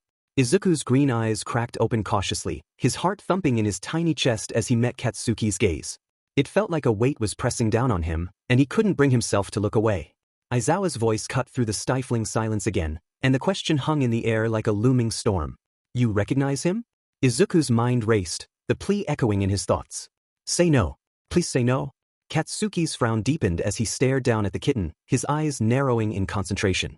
After a moment he snorted, clearly unimpressed. "Not really. I remember seeing him this morning when those other two cats Cloud and Sushi or whatever brought him in." "Brought in?" Hisashi's voice shot up, full of sudden curiosity, his body shifting as he leaned forward. His expression was now a mix of suspicion and intrigue. "What do you mean, brought in?" Katsuki, seemingly unaware of the growing unease, dropped himself back down onto the cushion where he'd been sitting earlier, still holding Izuku with surprising care despite his usual rough demeanor. His lips quirked slightly as he shrugged, his gaze flicking briefly to Hisashi. "You know, he was out with the other cats this morning. They brought him in from out there." Hisashi raised an eyebrow, his arms crossing as he leaned back further into the couch. "Out there? Was he now?" His voice took on a teasing, almost challenging edge, his eyes narrowing as they flicked back and forth between Katsuki and the small kitten. His suspicion was palpable as he gave Izuku a pointed look. Izuku's small form froze entirely, as if his very soul had been locked in place. His fur felt like it was standing on end as the weight of the situation crashed down on him. He couldn't help but feel like a child caught in the act of something mischievous, except this wasn't about cookies or harmless fun. This was his failed attempt to escape, a plan now unwittingly revealed by none other than Katsuki himself. "There's no way," Hisashi continued, almost laughing as he processed what Katsuki had said. He shook his head, the disbelief clear in his voice. "No way that little kitten made it up from the lower levels, into the elevator, and all the way back up here on his own. That doesn't add up." Aizawa's sharp gaze flicked toward Hisashi, cutting off the trail of thought. "Doesn't matter now," he interjected, his tone firmly neutral as he folded his arms, shifting the topic away from Izuku's unexpected appearance. He turned his attention to Katsuki, and his gaze grew even more intense. "We're here to talk about you, Bakugo." Hisashi gave a small nod in agreement, his eyes lingering on Izuku for a moment longer, but he too turned his focus to Katsuki as the conversation took its new direction. Katsuki, however, seemed oblivious to the sudden shift in the room's atmosphere. His gaze remained locked on Izuku, who still lay cradled in his hands, completely exposed. The expression on Katsuki's face was unreadable, his brows furrowed slightly as his thumb absently brushed against the kitten's cheek. The simple gesture was almost gentle, and Izuku flinched at the unexpected warmth. "You're staring pretty hard at that cat, kid," Aizawa remarked, raising an eyebrow as his gaze flicked between Katsuki and the small kitten. Katsuki scowled at the comment, his eyes snapping up to meet Aizawa's, an edge of irritation creeping into his tone. "What? I'm just looking at him. He reminds me of someone, that's all." "Someone?" Hisashi's voice softened, his expression turning curious as he leaned in just slightly, his gaze flicking between the two. Katsuki's scowl deepened, his sharp features tightening as he hesitated, his gaze flickering between Izuku and the floor. The words hung in the air for a moment. "Yeah, someone," he muttered, his voice rougher than usual, as though he was wrestling with a memory he wasn't sure he wanted to confront. Izuku's tiny heart skipped a beat. "No way." Katsuki's voice dropped, barely above a whisper, as if the admission weighed heavily on him. "My childhood friend, I guess." Izuku's wide green eyes blinked up at him in complete shock. "Friend?" He hadn't expected that. If anything, he had prepared himself for Katsuki to dismiss the memory entirely, to brush off any connection between them. But this? The words took Izuku completely off guard, leaving him feeling exposed in a way he hadn't anticipated. Katsuki's thumb absently brushed along Izuku's cheek again, his gaze distant, his voice softening just enough to let Izuku hear the quiet vulnerability beneath his usual hardened exterior. "The only one who stuck around, I guess," he continued, as though he was speaking more to himself than to anyone in the room. Izuku's chest tightened painfully as he listened, his small body trembling faintly in Katsuki's hands. His mind raced, torn between the present moment and the flash of memories that Katsuki's words had stirred up. "Only one who stuck around?" The silence stretched, hanging between them like a bridge built on fragile words. Katsuki's grip on Izuku shifted slightly, his frustration building again as his voice sharpened. No idea what happened to that loser, you know, he muttered bitterly. One second he stuck to me like glue. The next? He's gone. Katsuki's breath came in a sharp exhale, and Izuku could feel his frustration radiating off of him. The tension in his hands tightened, squeezing Izuku slightly, not enough to hurt, but enough to jostle him. Izuku squirmed instinctively, his paws twitching as his small body shifted uneasily in the blonde's grip. When I asked that woman I'm forced to call Mom, Katsuki continued, his voice dripping with contempt, she just said they moved to the States. Told me to mind my own business. His tone was bitter, filled with a rawness that Izuku wasn't used to hearing from him. The words struck Izuku like a slap, making his fur stand on end. The grip on Izuku tightened even further as Katsuki's frustration spiked. Izuku jolted in his hands, caught off guard as the tension in Katsuki's body flared. The nerve of that woman. Oh, Katsuki, you need to mind your own business, he mocked, his voice thick with sarcasm and anger. Izuku's head spun as Katsuki shifted him around, moving him up, down, and side to side like a toy in his frustration. His small body flopped awkwardly, his limbs dangling helplessly. Whoa, I'm not a toy, Kaken. Hey, easy there, kid, Hisashi quickly interjected, his hand darting forward to gently pluck Izuku from Katsuki's grasp. The blonde's grip had tightened too much in his frustration, and Hisashi didn't want to risk the small kitten in bandages getting hurt. He cradled Izuku carefully in his arms, shooting a glance at Katsuki to signal the need for caution. Izuku blinked rapidly, trying to clear the dizziness that the movement had caused. He blinked again, his tiny form settling into Hisashi's arms, but his wide green eyes remained fixed on Katsuki. The blonde hadn't even noticed. His gaze was now trained on the floor, fists clenched tight enough that his knuckles whitened. His leg bounced nervously against the floor, the faint crackling of his quirk lingering in the air like static. Katsuki's red eyes were ablaze with frustration, his voice rising with each word. Oh, shouldn't you be more focused on your grades? Katsuki mocked, his jaw tight with barely contained anger. As if I wasn't already. Sure, I was a brat back then, but I always had good grades. It wasn't like Auntie and that guy to just disappear like that. Izuku's heart clenched as he watched Katsuki, feeling the weight of the boy's emotion. The outburst wasn't just anger, it was raw, unfiltered pain. Katsuki's voice cracked slightly as he continued, his words heavy with years of unresolved hurt. He would have cried if we didn't at least hang out once a week. And now, you're telling me not once did he try to call? Not once did he try to write? I don't care how expensive it is, there's no way. Izuku's breath caught in his chest, his wide green eyes brimming with something close to guilt and sorrow. Katsuki's pain bled through his words, and Izuku felt his tiny chest ache as though he were absorbing the boy's heartache through the weight of his gaze. She's hiding something, Katsuki growled under his breath, his fists clenching tighter, his anger flickering like a flame about to break free. I know she is. Izuku stared, frozen. He wanted to speak, to mewl, to do something, anything to make Katsuki stop, to reach out and tell him the truth. But no sound came. His body remained still, his paws curling gently against Hisashi's chest as he simply watched. His green eyes were filled with a mix of shock, guilt, and a pain he couldn't even begin to put into words. I'm here, Izuku thought desperately, his small form trembling slightly. I'm right here, Kaken. But the words never left him. They were caught in his throat, unable to bridge the distance between them. The truth of the past seemed too big, too heavy to carry, and Izuku wasn't sure if he had the strength to speak it aloud. Katsuki muttered under his breath, his tone sharp, almost bitter. She said that they left because no one wanted to be around me. What? Is that not really what she had said? Izuku's tiny claws flexed against Hisashi's arm, his fur bristling as his chest tightened painfully. The weight of the words crushed down on him. That's not true. Izuku could feel the truth echoing in his bones, even as the rest of the world seemed to collapse in on itself. He had never gone to the States. He had never planned to leave Katsuki. He had lost everything in a single, devastating moment, a moment that left him broken and alone. His mother kid. His father gone. The memories were like jagged shards of glass in his mind, sharp and painful. He remembered the villains attack, the chaos, the screaming. He remembered his mother shielding him, her voice trembling as she told him to run. And then, nothing. Afterward, there had been no family, no friends to comfort him. Just a cold, empty silence that stretched endlessly. He remembered going to Mitsuki that night, clutching his mother's old phone with shaking hands. She was in the contact list, the only adult left to turn to. But Mitsuki had looked at him, her face cold and unreadable, and told him to leave. I want nothing to do with you, Izuku, she had said, her tone cutting. Don't mingle with my son.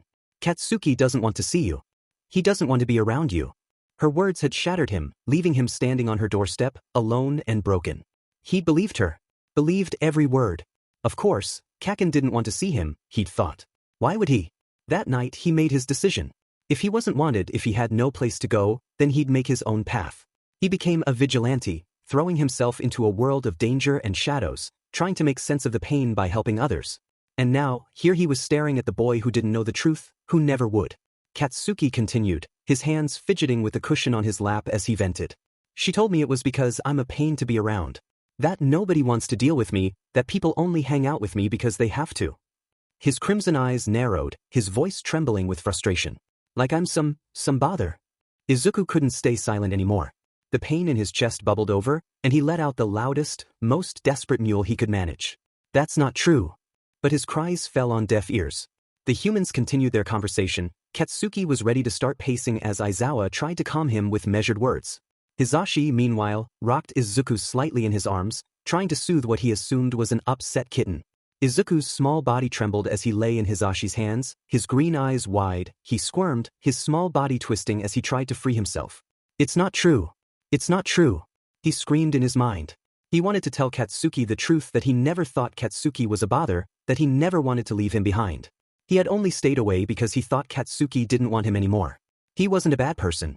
He wasn't someone people were forced to care about. But no one could hear him. Finally, with one desperate wriggle, Izuku managed to scramble free from Hizashi's hold.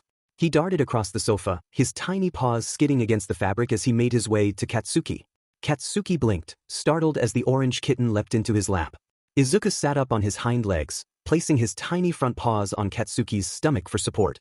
His green eyes, wide and shimmering with emotion, locked onto Katsuki's crimson gaze. Kaken, Izuku whispered, his voice trembling. I've wanted to see you for so long. Katsuki's eyes widened slightly, a flicker of confusion crossing his face as the kitten's mewling seemed to take on a desperate, pleading tone. I've been so alone, Izuku continued, his paws trembling against Katsuki's shirt. I didn't have anyone after my mom died. I didn't have an adult to take care of me. But you Kaken, you have me now. I'm here to save you, just like I always wanted to. Before Izuku could say more, those familiar hands, rough but oddly gentle, lifted him up. Katsuki held him high in the air, his crimson eyes narrowing as he studied the kitten's face. I'm here now, Izuku thought. You really do remind me of him, you know? Katsuki muttered, his voice low. His thumb brushed against Izuku's cheek as he stared into those green eyes. You stupid cat, he said, a small, almost sad smile tugging at the corner of his lips. All you're missing is green hair and freckles. Hell, you even talk as much as he does. Izuku's heart ached as Katsuki lowered him back down, pulling him into a tight hug. The warmth of the embrace was almost overwhelming, and Izuku found himself nuzzling into Katsuki's chest despite himself. Kaken still thinks about me, he realized, his tears soaking into Katsuki's shirt. He didn't forget. He didn't leave me behind. Aizawa, who had been watching silently, finally spoke. His voice was calm, steady. I can call in a few favors, he said, crossing his arms. We can find your friend, Bakugo. You two need to talk without your mother's interference. Katsuki blinked, looking up at him sharply. You can really do that? Hizashi nodded, leaning forward with a small smile. Leave it to us. What's his name? Katsuki hesitated for only a moment before answering. Izuku Midoriya. The room fell silent. Aizawa and Hizashi both froze, their expressions shifting from casual to something far more serious. Their eyes met briefly, unspoken words passing between them. Izuku felt his blood run cold. They know. They knew his name. They knew him. But how?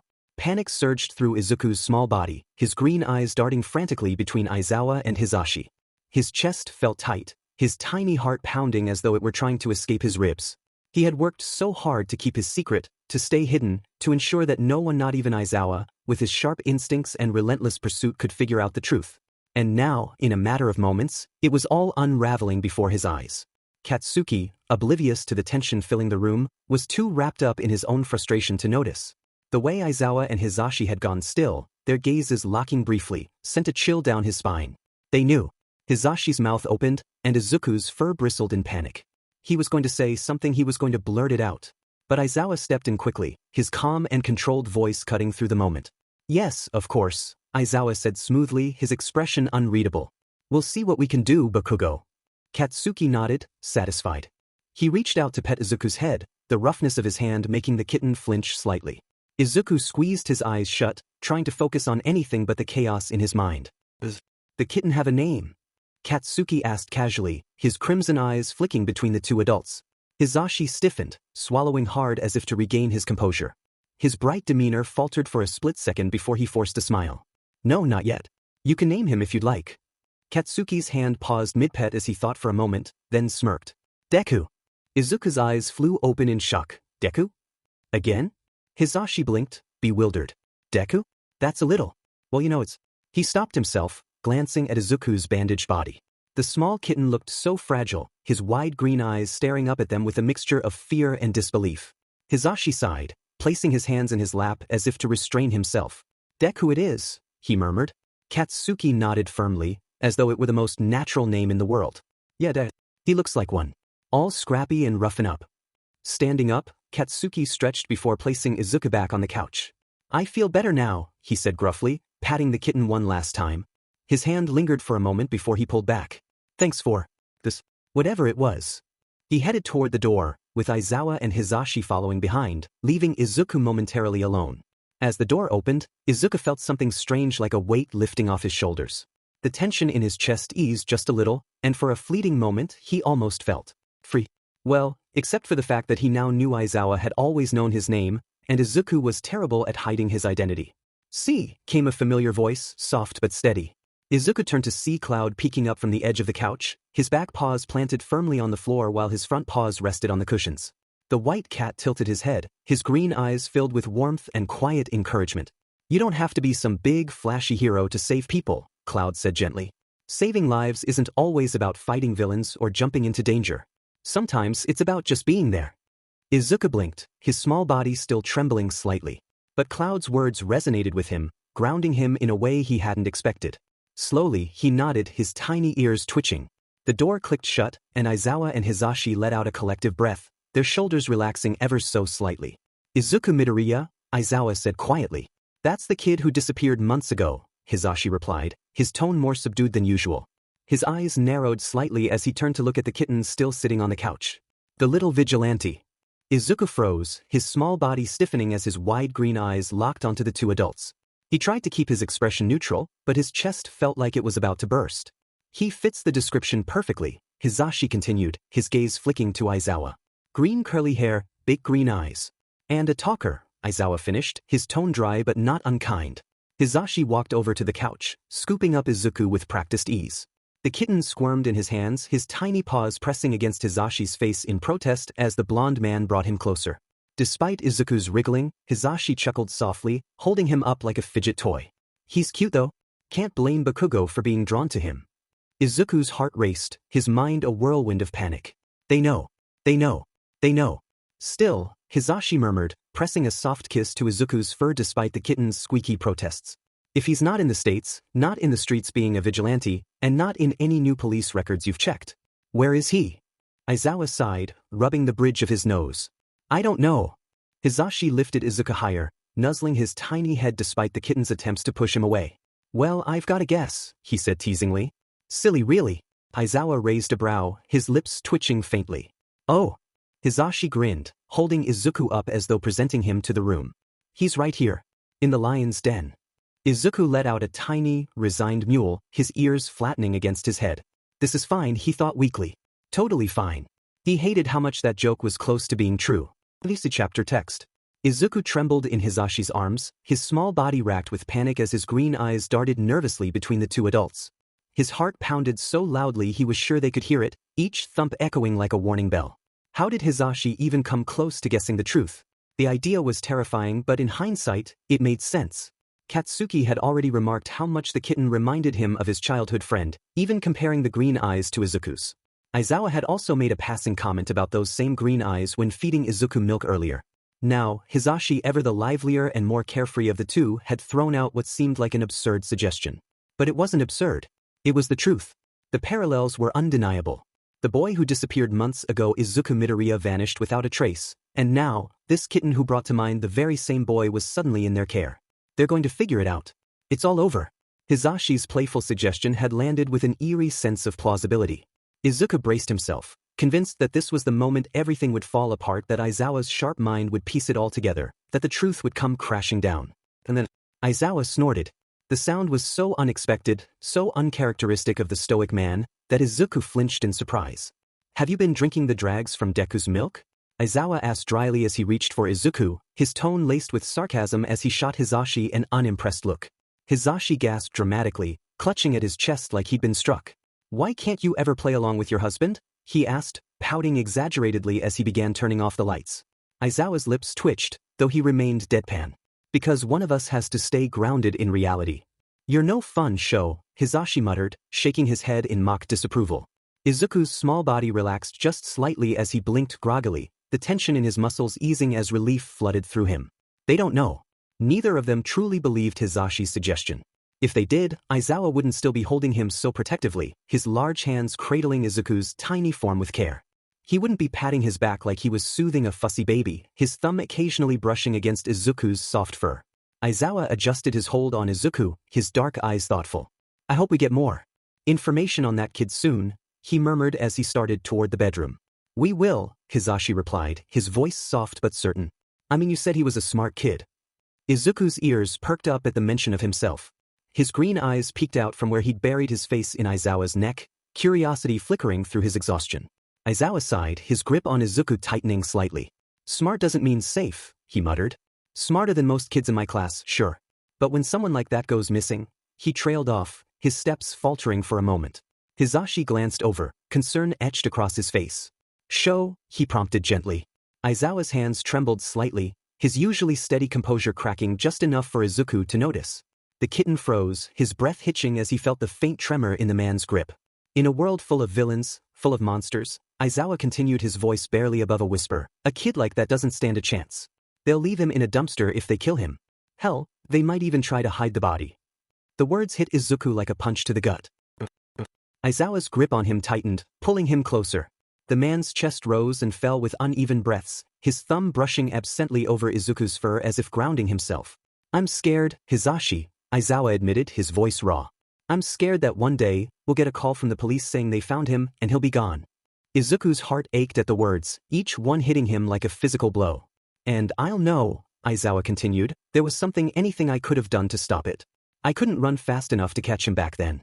I couldn't explain to him that I wasn't trying to hurt him, that I wasn't going to throw him in juvie or send him somewhere worse. His voice cracked slightly. I'll never forgive myself if something's happened to that boy. Hizashi reached out, placing a comforting hand on Aizawa's shoulder. Sho, he said softly, his tone steady. We'll find him. I promise. Aizawa didn't respond immediately, his gaze fixed on the floor as he held Izuku close. Finally he nodded. We have to, he murmured. Izuku lay curled in the man's arms, his mind racing as he processed the words. He's worried about me, he thought, his small body trembling with emotion. He cares. He's been thinking about me this whole time. For so long, Izuku had believed he was alone.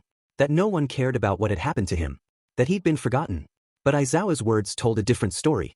I'm not forgotten, he realized. I wasn't left behind. They entered the room, and Aizawa settled on the edge of the bed, gently petting Izuku. Hizashi followed behind, his gaze flickering toward Aizawa, who sat still at the edge of the mattress, staring quietly into the soft glow of the single night lamp that illuminated the room.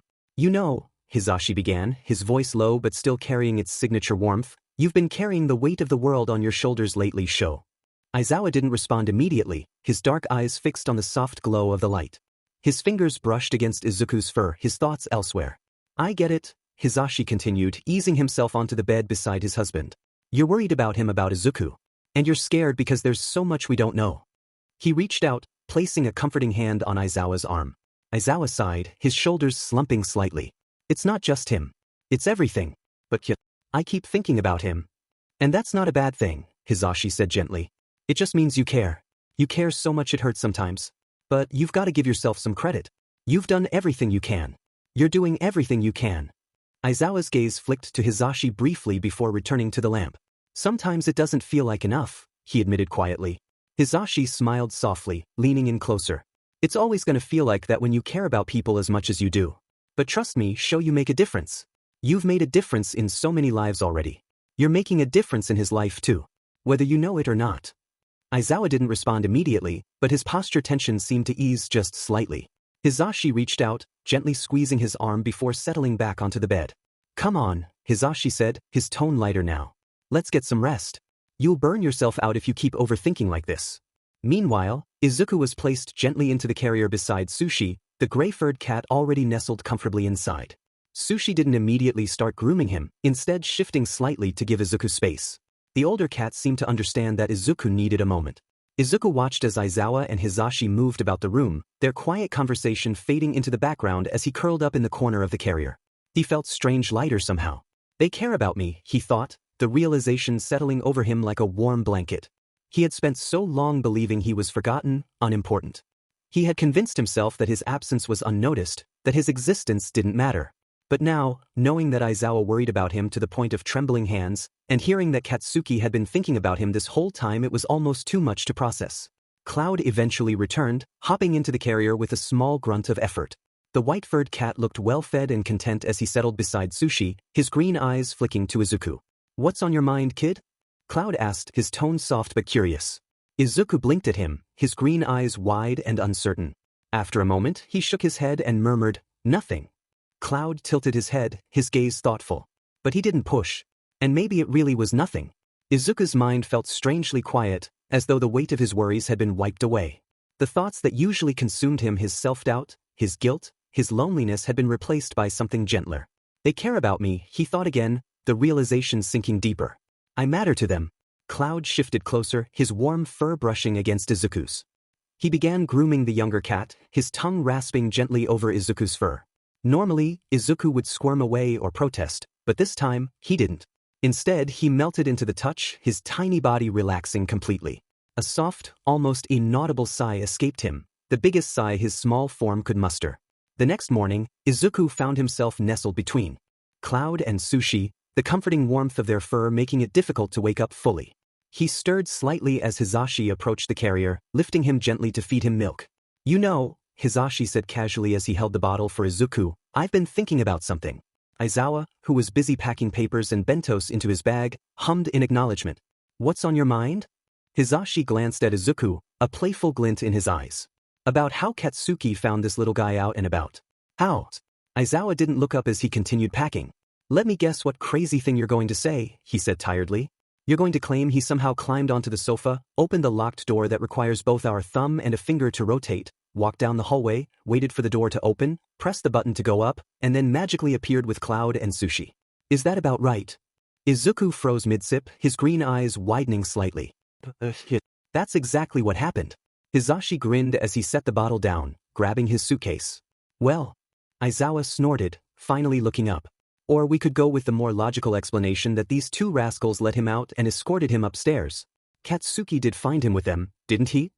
They have no idea. But our babies wouldn't just carry him around like a purse.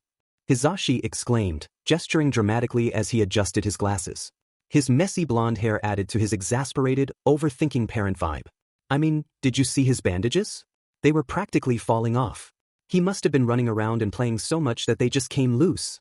Izuku, looking up from the floor, felt his ears flatten against his head. He couldn't deny the accusation he had almost run away. He had come dangerously close to leaving them behind. As long as we have Deku back, then it's fine, Aizawa said calmly, pouring himself another cup of coffee. He sipped it with tired air, his dark eyes glancing briefly at the orange kitten on the floor. He's a kitten, Zashi. His bandages are going to need to be rewrapped once or twice. It's no big deal. Hisashi huffed, crossing his arms as he paced. I just hate feeling like the crazy one. And, seriously, are we really going with the name Deku? He wrinkled his nose at the name. It sounds tough. We could have named him Pancake. Or Waffles. Something sweet and yellow, you know? Aizawa's lips quirked upward slightly, the ghost of a smile playing across his face. I don't mind if you sound crazy, he teased.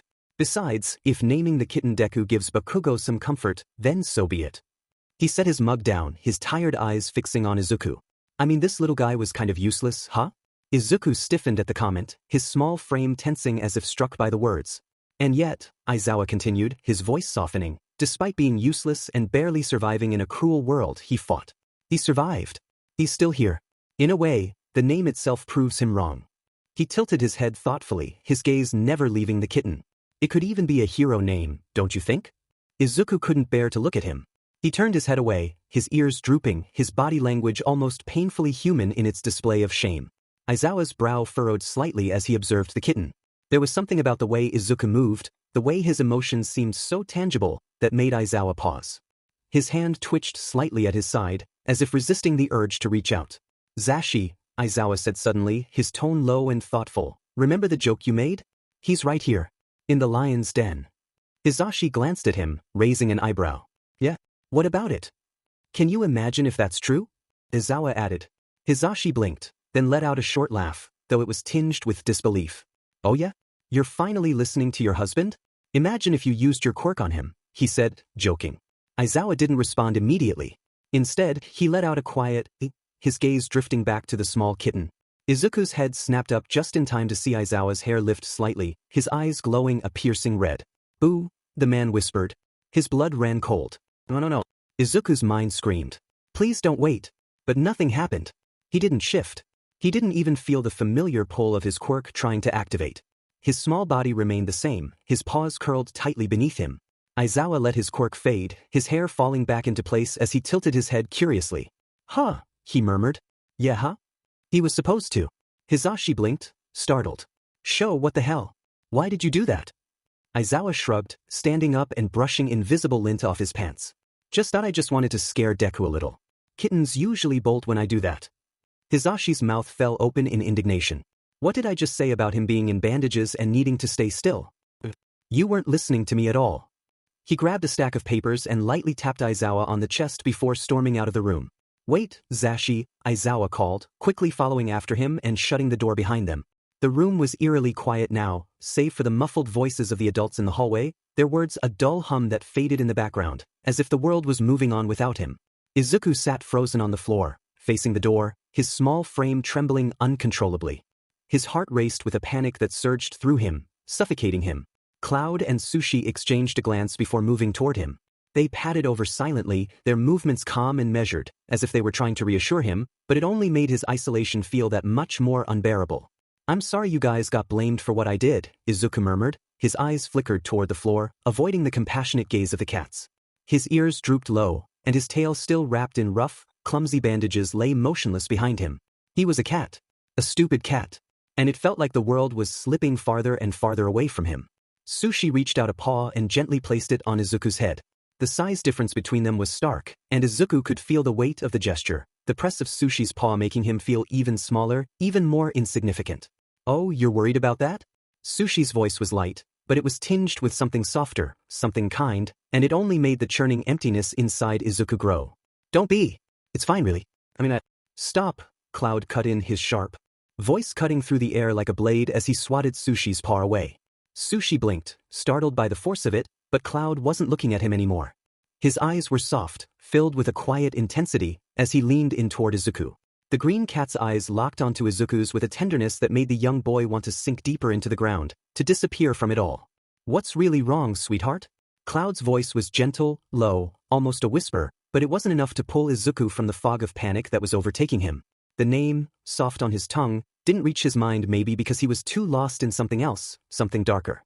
Izuku squeezed his eyes shut, desperately trying to stop the tears from coming, trying to shut out the overwhelming sensations assaulting him. His body was trembling, shaking violently with each breath. The air felt too thick, too heavy, like it was suffocating him. His chest constricted painfully as if it were being crushed under an invisible weight. He couldn't get the words out, couldn't even breathe properly. His head spun, and his vision wavered, fading in and out as if the world around him were blurring, pulling away from him. He choked on the breath he was holding, the panic clawing its way up his throat. He barely noticed the frantic tremor in his voice as it came out in a strangled, breathless rush. "I can't shift." Cloud blinked, confusion flickering on his face, but Izuku barely saw it. His sight was unsteady, and his heart raced so loud it drowned out everything else. It felt like the world was spinning faster and faster, and he was falling further away from it. His body felt wrong, the nausea rising from the pit of his stomach. He felt like he was drowning in his own fear. Cloud's voice reached him again, but it was distant, muffled, as if he were hearing it underwater. "What?" Izuku couldn't breathe, couldn't get enough air into his lungs.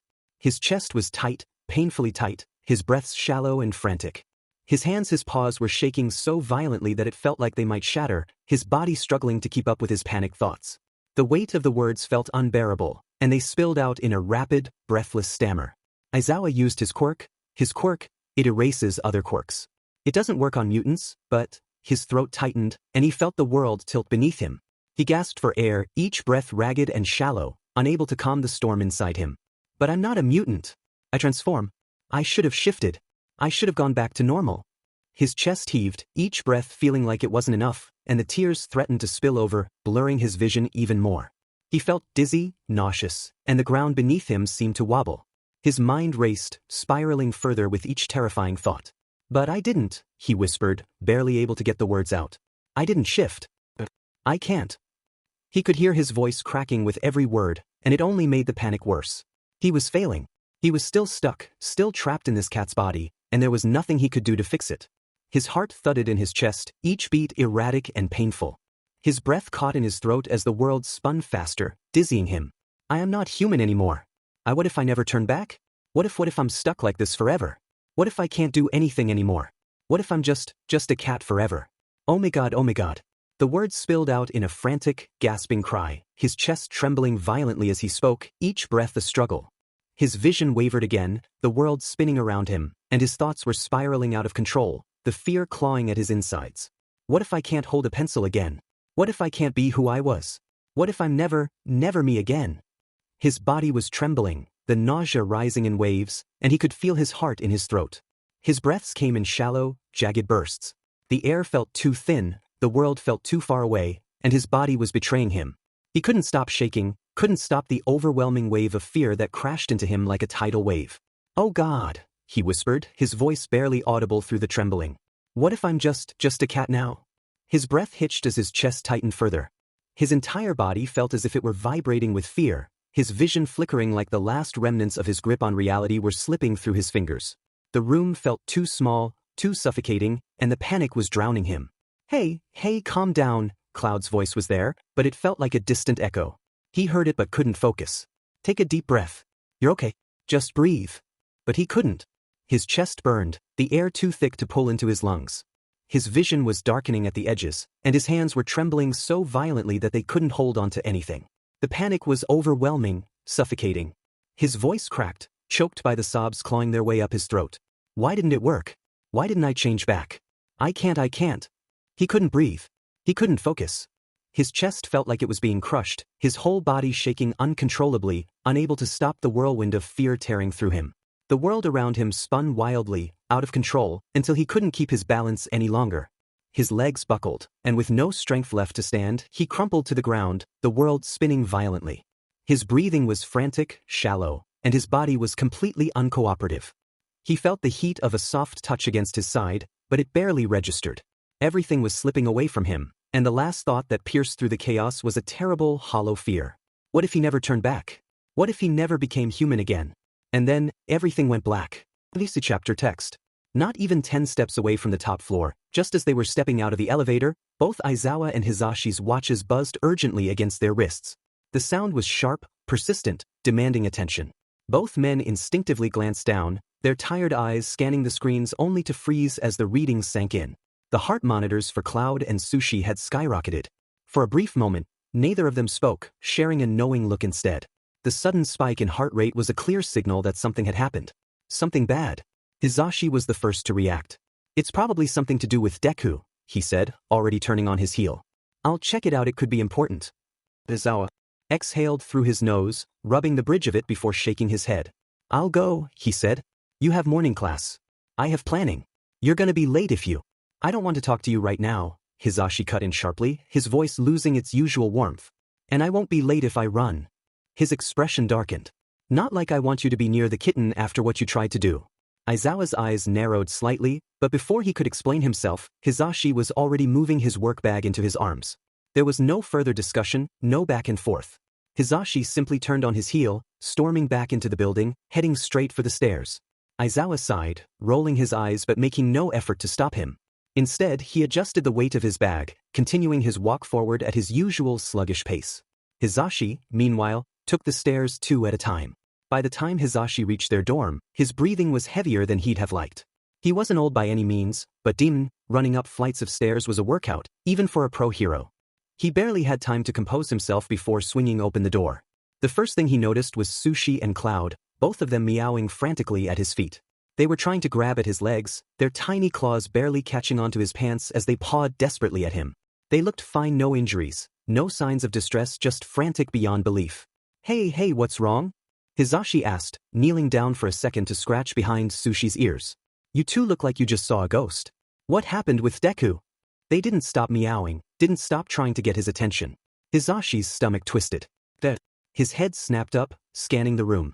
He expected the little guy to be hiding somewhere, tucked into the carrier or curled up in some small space like he usually did. But he wasn't. Instead, the small orange bundle of fur was in the middle of the living room. Completely still. Hizashi's heart jumped into his throat. Sheet. He was by Izuku's side in an instant, cradling the tiny kitten in his hands. The little thing was limp, his breathing so faint that for a terrifying second, Hizashi thought he wasn't breathing at all. His hands moved automatically, pressing 2 fingers carefully against the kitten's tiny chest. There was a pulse. Weak, barely there, but there. Come on, baby, Hizashi murmured, pressing Izuku closer to his chest, his own heart hammering wildly. He ran his fingers gently over the kitten's fur, checking for any signs of injury. The bandages were still intact, but Izuku felt too warm. His ears twitched as he muttered under his breath, thinking, I gotta take you to Chio, she'll know what to do. Chio wasn't a vet, but she had extensive experience dealing with people who had mutant-type quirks. If anyone could figure out what was wrong with a small, injured kitten in this short amount of time, it was her. Hizashi didn't waste another second. He bolted out the door, clutching the tiny kitten against his chest like he was the most precious thing in the world. Hizashi practically slammed his fist against the door of Recovery Girl's office. He didn't even wait for a response before bursting in, breathless and slightly disheveled. He was used to running, but running up several flights of stairs and then through the school was a different kind of exhaustion. Chio, seated behind her desk, raised an unimpressed brow at him. I did say, come in, young man, she quipped, setting down the paperwork she had been reviewing. Hizashi let out a breathless chuckle. Yeah, I know, sorry about that, he said quickly before stepping forward. Long story short, we're fostering a kitten. Chio's eyes flicked down to the small orange fluff in his arms, taking in the bandages wrapped around his tiny form. Hizashi continued, voice urgent. He was severely injured, we took him to the vet, had him checked out, and they didn't find anything wrong. But now he just collapsed. He ran a hand through his hair, his glasses slipping down his nose slightly. I don't get it. He was fine earlier. The vet said he was fine. And then Shota, don't even get me started, scared the poor thing half to death, and now this happens. Chio sighed through her nose, standing up and walking around her desk. Ah, so your husband has dragged yet another stray into your home, she mused, taking the small kitten from Hizashi's arms. Her voice carried its usual deadpan tone, but there was no true irritation behind it. You two really should stop picking up every cat and lost child you find. Hizashi snorted despite his worry. Look, we got a big heart, what can I say? Chio ignored the remark, setting Izuku gently on the exam table. She observed him carefully, placing a hand over his tiny body. You said the vet found nothing wrong? Yeah, Hizashi confirmed, crossing his arms. I mean, besides the obvious injuries. But his vitals were fine, they patched him up, gave us medicine for him, nothing major, nothing weird. Chio hummed thoughtfully, pressing 2 fingers gently against the kitten's side, checking his pulse. His heart rate is weak, but steady, she noted. That's a good sign. Hizashi chewed the inside of his cheek, watching anxiously as she worked. After a few more moments of quiet examination, she exhaled softly. I don't think this is a medical issue, she admitted. Not in the way you're thinking. Hizashi blinked. Then what is it? Chio looked at him over the rim of her glasses. Stress. Hizashi repeated, confused. Chio nodded. Kittens, especially ones with trauma, can suffer from stress-induced episodes. If he was scared badly enough, and his body is already weak from injuries, he could have easily passed out from sheer exhaustion and anxiety. Hizashi frowned, his mind flashing back to earlier. The way he had turned his head away, looking almost humanly ashamed. The way Izuku had reacted when Aizawa activated his quirk. A sinking feeling settled in his chest. What exactly did Shota do to him? Chio asked, raising a brow. Hizashi sighed, rubbing a hand down his face. You tried to scare him. Chio gave him a flat look. Not in a mean way. Hizashi added quickly. Just to see if he'd run, I guess. But, he hesitated, looking down at the tiny kitten. He thought about the way Izuku always looked too human sometimes. The way he carried himself. The way he reacted. Hizashi swallowed. There was something more to this. But if his husband's quirk did not work then, can you just outrun? Tests, even the answer was stress? Please. Chiyo hummed and worked with the practiced efficiency of someone who had been in her profession for decades. Hizashi watched closely, his fingers twitching at his sides, resisting the urge to hover too much. Next, she took a small tape measure from a drawer and carefully gauged the kitten's size, noting his weight and overall proportions. She murmured something under her breath about how light he was. Finally, she reached for a small, sterile needle so tiny it was barely more than a pinprick. She turned to Hizashi, her voice as calm as ever. Hold him steady. Hizashi obeyed, cradling Izuku in his hands as carefully as possible. The kitten barely stirred, his little ears twitching slightly as Chiyo gently pricked his paw.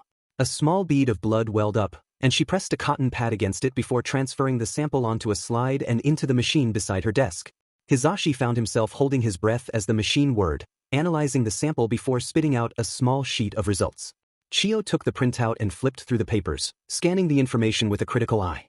After a few moments of silence, she exhaled softly and set them down. He'll be fine, she said, her voice carrying a note of reassurance. As I said, there's no sign of malnutrition, and nothing in his blood seems out of the ordinary. His levels are stable, and nothing is flagging as unusual. Hizashi's shoulders sagged with relief, but Chiyo wasn't done. She tapped her fingers against the paper, glancing up at him with a knowing look. That said, you are feeding him milk with sleeping agents, correct? Hizashi blinked before chuckling awkwardly, rubbing the back of his head. Guilty as charged, he admitted. Figured it was best for him while he was healing. Chiyo gave a small nod. Then that's likely part of it. If he's still recovering and gets startled badly enough, his body might just shut down for a moment. That plus whatever anxiety he's carrying is probably what caused the episode. That being said, if he keeps passing out regularly, please take him to an actual vet and not my clinic. Yes. Hizashi let out a breathy laugh, nodding. Yeah, I gotcha. Noted. Just as the tension began to ease from his body, a knock at the door made both him and Chiyo glance toward it. The door creaked open, and a very tired-looking Aizawa peeked his head inside. How is he? Aizawa asked, his voice as monotone as ever, but Hizashi had known him long enough to hear the sliver of concern hidden beneath it. Fine, Hizashi answered, crossing his arms over his chest. His relief quickly turned into a simmering irritation as he fixed his husband with a glare. Look, you really shouldn't have scared him like. Class starts in 3 minutes, Aizawa interrupted flatly. Hizashi groaned loudly, rolling his eyes. Oh, come on. He turned, muttering under his breath as he reached for the door handle. I still need to get everything ready. Already did it, Aizawa said simply, watching as Hizashi paused mid-motion. Hizashi turned back, narrowing his eyes in suspicion. You did. Aizawa nodded. Hizashi pursed his lips before pointing at him, jabbing a finger in his direction. You're still on thin ice today, he said, but, thanks. And with that he walked out, closing the door behind him.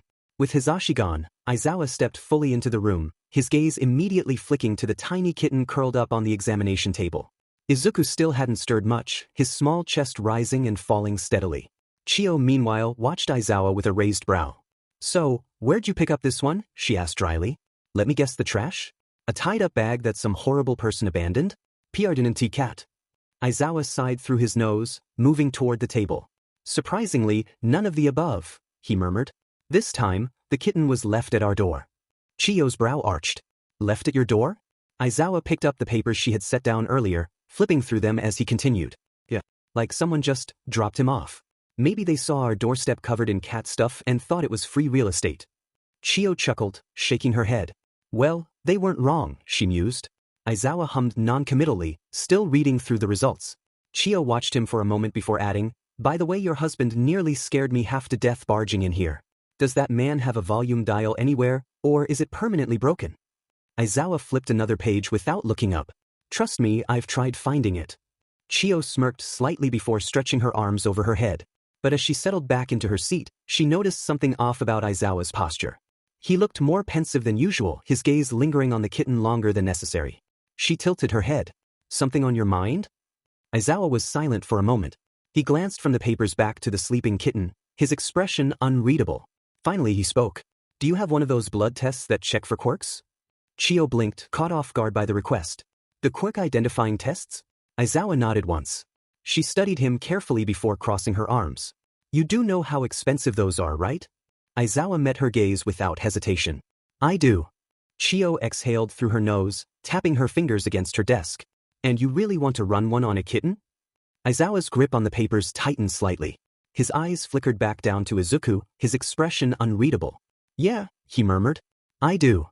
Aizawa barely blinked as he stared at Chio, his expression unreadable as he made his request. UA makes millions, he stated plainly. One missing test isn't going to make a difference. This is important. Chio sighed, rubbing the bridge of her nose. You know, I do keep track of inventory, Sho. Aizawa didn't waver. He simply waited, his gaze steady. Chio exhaled, then finally relented. Yes, actually, I have one left, she admitted, pushing herself up from her chair. I ordered a new packet that should be coming in soon. But let's be clear, I'm not handing these out to every stray cat you and your husband pick up. These are for students. I wouldn't ask if it wasn't necessary, Aizawa said simply. She shot him a look but didn't argue, instead making her way over to a tall cabinet. The box she needed was on one of the highest shelves, forcing her to grab a stool. You know how expensive these are, she muttered, climbing up and reaching inside. The technology in them isn't something you just waste on a whim. Aizawa remained silent, watching as she pulled down a sleek, silver case. Inside was a specialized needle, sleek and filled with microtechnology designed to analyze the subject's quirk at a molecular level.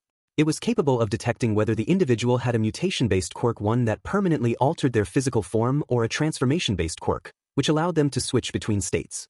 These tests were typically reserved at UA for extreme cases, situations where quirks locked up, students lost control, or transformations spiraled into instability. The readings could determine whether someone had been permanently altered, if they needed help regaining control, or, in some cases, whether there was still a person behind the animal. They weren't used lightly. Chio carefully prepped the needle before taking another small blood sample from Izuku. The kitten barely stirred, still too deep in unconsciousness to react. With practiced precision, she handed the device to Aizawa. It's not my place to know what this is for, is it? She murmured. Aizawa shook his head. No. She didn't press. She simply nodded, stepping back as Aizawa waited for the reading. The machine began its work, the soft beeping filling the quiet room. Beep beep beep. The result flashed on the screen. Aizawa's lower lip twitched downward as he read it. His gaze darkened, his grip tightening around the device. Chio studied him carefully. And? Aizawa exhaled. Reads negative. Chio arched a brow. So, not a mutation nor a transformation quirk, then. She stares at Izuku. He's as normal as it gets when it comes to being in cat. Aizawa discarded the used needle, slipping the plastic reading into his pocket. His voice was even, almost detached, but his fingers twitched slightly as he pocketed it. Going to tell Hizashi? Chio asked, though the smirk in her voice suggested she already knew the answer. Aizawa let out a slow breath, adjusting the blankets over Izuku as he placed him back into the carrier, an extra he had at his class. The small kitten barely stirred, buried under soft layers of warmth. I'll show him, Aizawa murmured. So he'll finally stop repeating that this kitten is the kid I've been trying to find. Chio hummed in amusement. You should know by now, Sho Hizashi's gut feeling is almost always right. Aizawa ignored the comment, instead lifting the carrier with one hand. Thank you, he muttered, already turning to leave. Anytime, Chio said, watching him carefully. As he walked away, she noticed the way his fingers twitched around the handle of the carrier, the way his other hand tightened around the pen in his pocket. Aizawa was rarely shaken. But something about this had rattled him. Izuku stirred groggily, blinking slowly as his body registered the weight of exhaustion pressing down on him. His small limbs felt heavy, his breathing slow, and his thoughts came sluggishly, like they were pushing through thick fog. Where am I? Then, it came back to him in hazy flashes. The panic. The realization. The suffocating terror of knowing that he hadn't transformed when Aizawa used his quirk. He had passed out. Izuku squeezed his eyes shut. He didn't want to think about it. But I have to, a small voice inside him whispered. I can't just ignore this. He was stuck. His entire body screamed at him that something was wrong. His quirk, his transformation was supposed to be reversible. He should have turned back the second Aizawa erased it. But he didn't. Izuku's tiny claws twitched against the blankets wrapped around him.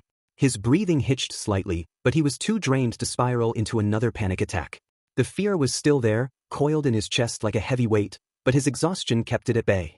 He was scared, terrified, because now he had proof. Proof that he wasn't just too weak to shift. Proof that he wasn't just tired, or injured, or stressed. His quirk, his own body, was betraying him. And yet, despite everything, he was still too scared to do anything about it. Too scared to act human enough for Aizawa or Hizashi to suspect. Too scared to reveal himself. Because if he did, then what? What if he told them, and they didn't believe him? What if they did believe him, but they were angry that he'd been lying, that he had deceived them, that he had hidden from them even after they'd taken him in? And worse, what if they wanted him gone? Izuku curled in on himself, his tiny paws pressing against his chest. For so long, he had convinced himself that no one cared, that no one was looking for him, that he had been forgotten. But now he knew that wasn't true. Aizawa had been looking for him. Hizashi had been joking about him being in the lion's den, but the joke had been real, hadn't it? He was in the lion's den. He was the kid Aizawa had spent months trying to find. Hizashi had been right. And yet, Aizawa had never believed him. Maybe I'm just too weak, Izuku thought bitterly, his eyes glassy. That's all. My quirk is a transformation quirk from a human to a cat. His mind latched onto the reasoning like a lifeline. Or is it? A sickening wave of doubt twisted in his stomach. He had no point of reference. Neither of his parents had a quirk like his, so he had to train alone. He had to figure it out on his own. Had he ever truly understood how his quirk worked? Yeah, that's it, he thought, his breathing shallow. I'm just weak to the point that I can't shift. That's all this is. He clung to the thought like a shield, like a desperate attempt to keep himself from spiraling further. He was fine. He was just tired. He was not losing his mind. He was not coping poorly. He was not trying to stop himself from panicking all over again. He was fine. He was fine. He was fine. And if he kept repeating that to himself, maybe just maybe he'd believe it. The tight wraps around Izuku's small body held him firm, grounding him as he forced himself to take a deep breath. In and out, in and out. He had been through worse, much worse. Being stuck as a kitten with all his needs taken care of shouldn't be this bad. At least, that's what he tried to convince himself. And if it really came down to it, he could always try something drastic like grabbing a pen with his mouth and writing something only a human could. Or doing something no ordinary cat would ever think of doing. Yeah, if I have to, I'll do it. Another breath. Deep breath. In and out. He shifted slightly, adjusting his position as he peered through the mesh of the carrier. Something felt different. This wasn't the same carrier he had been in before. The material was unfamiliar, the space slightly larger, the scent of the room entirely new. Have I really gotten so used to being in a carrier that I can tell the difference? Izuku shoved that thought aside, not wanting to acknowledge the growing acceptance of his situation. Instead, he focused on his surroundings. There was rustling, coughing, the scratching of pens against notebooks. And then Aizawa's voice, low and steady, speaking more than Izuku was used to hearing. He squinted through the mesh, trying to make sense of where he was. Wait, does this? His breath hitched slightly as realization struck. He was in a classroom. Aizawa had brought him to class. His green eyes darted around, squinting further to make out the students seated at their desks. And then his heart nearly stopped. Kaken. He was right there. Almost at the front, sitting in the corner, looking as grumpy and intense as ever. His signature scowl was in place, his posture rigid but still relaxed in that way only Katsuki Bakugo could manage. Izuku felt his ears twitch involuntarily, his tail giving the smallest flick under the blankets. Some students were already sneaking glances at the carrier, whispering among themselves. He realized with a pang of embarrassment that he must have slept through the entire class slept through their inevitable gawking at the sight of a kitten on Aizawa's desk. He took another deep breath. In and out. The last thing he wanted was to let his mind spiral again, not after everything that had already happened today. His thoughts briefly flickered to Sushi and Cloud. He hoped he hadn't made them panic too much earlier. They had only been trying to help, and he had ignored them, let himself fall into a full-blown panic attack. But they wouldn't blame him for it. With enough shifting, he managed to slip out of the tight wraps of the blankets. He sat up, taking a moment just for himself. He stretched his tiny paws out in front of him, then clenched them, making his claws extend. The cuts that had once marred his forearms had healed by now. His body felt stronger. He was eating regularly. He wasn't starving anymore, wasn't weak from malnutrition. So why am I still stuck? He was healed, wasn't he? Sure, his tail was still a bit messed up, but compared to how he was when he first transformed, he was practically good as new. So why couldn't he shift back? Before he could spiral further, the bell rang. Izuku blinked, startled. Wait, already? He had been asleep for longer than he realized. This wasn't a lunch bell or a signal for an activity change, this was the final bell. The one that meant students were heading back to their dorms. A murmur of excitement rippled through the class as students packed up their things. Some were already making their way toward Aizawa's desk, their eyes gleaming with interest as they peered toward the carrier. Izuku's heart stuttered. Oh no. Oh no no no no no. He quickly burrowed back under the blankets, making himself as small as possible. He didn't want to deal with this. He didn't want their attention. But the students were already pressing forward, their voices bubbling with excitement. Professor Aizawa, we should take him to our dorm today. Yeah, please. We'll take good care of him. He'd boost our morale if we could play with him after a long day of training. Just for a few hours? Sensei, please? Izuku could hear them gathering around, their eager voices overlapping as they tried to plead their case. There's no way Aizawa would agree to this, Izuku thought firmly. He wouldn't let them take me. Aizawa let out a long, tired sigh, and Izuku braced himself for the inevitable dismissal. And then, Bakugo, Aizawa said flatly. You're in charge of the cat for the day. Izuku's brain short-circuited. What? The excited chattering around them came to a screeching halt. Several students looked between Aizawa and Bakugo in open shock, their previous enthusiasm draining away. Katsuki himself, who had just slung his bag over his shoulder, froze mid-motion. His red eyes snapped toward Aizawa, his expression twisting in sheer disbelief. The hell did you just say? Aizawa didn't bother repeating himself. He was already organizing his papers, showing no interest in elaborating further. You heard me. Izuku's ears flattened against his head, his tail twitching as he huddled deeper into the blankets. No. The students tried to argue, voices overlapping in protest. Wait, why him? That's not fair. He's gonna scare the poor thing. Katsuki is not exactly gentle. He doesn't even like cats. Through all the commotion, Izuku peeked out from his blanket cocoon just enough to see Katsuki's face. He looked shocked. The latter's entire body radiated irritation, his scowl deepening as his eye twitched. But maybe, just maybe, his anger wasn't solely directed at Izuku. Perhaps it was the realization that he'd have to deal with the entire world fawning over him not because of who he was, but simply because he was holding a kitten. You can't be serious, he growled. Aizawa barely spared him a glance. If you don't want to do it, I can always give him to. No! Katsuki snapped, cutting him off immediately. He clicked his tongue in irritation. Fine. Whatever. Izuku shrank further into the blankets, his mind racing. Katsuki was taking him, did that mean he would have to stay in the dorms, surrounded by kids his own age? This was a nightmare. Aizawa finally zipped up the carrier and handed it over to the blonde. Don't lose him, he said simply. Katsuki held the carrier in one hand like it was an annoying grocery bag. He let out a slow, agitated breath through his nose before muttering under his breath. This is gonna be such a pain in the butt with the other extras. Izuku buried his face in his paws. Yeah, buddy, he thought miserably. You have no idea. Aizawa leaned back against his chair, holding his phone to his ear as he spoke in a low, tired voice. I want more research done on transformation quirks. Specifically, I need information on whether quirks can have a lock option.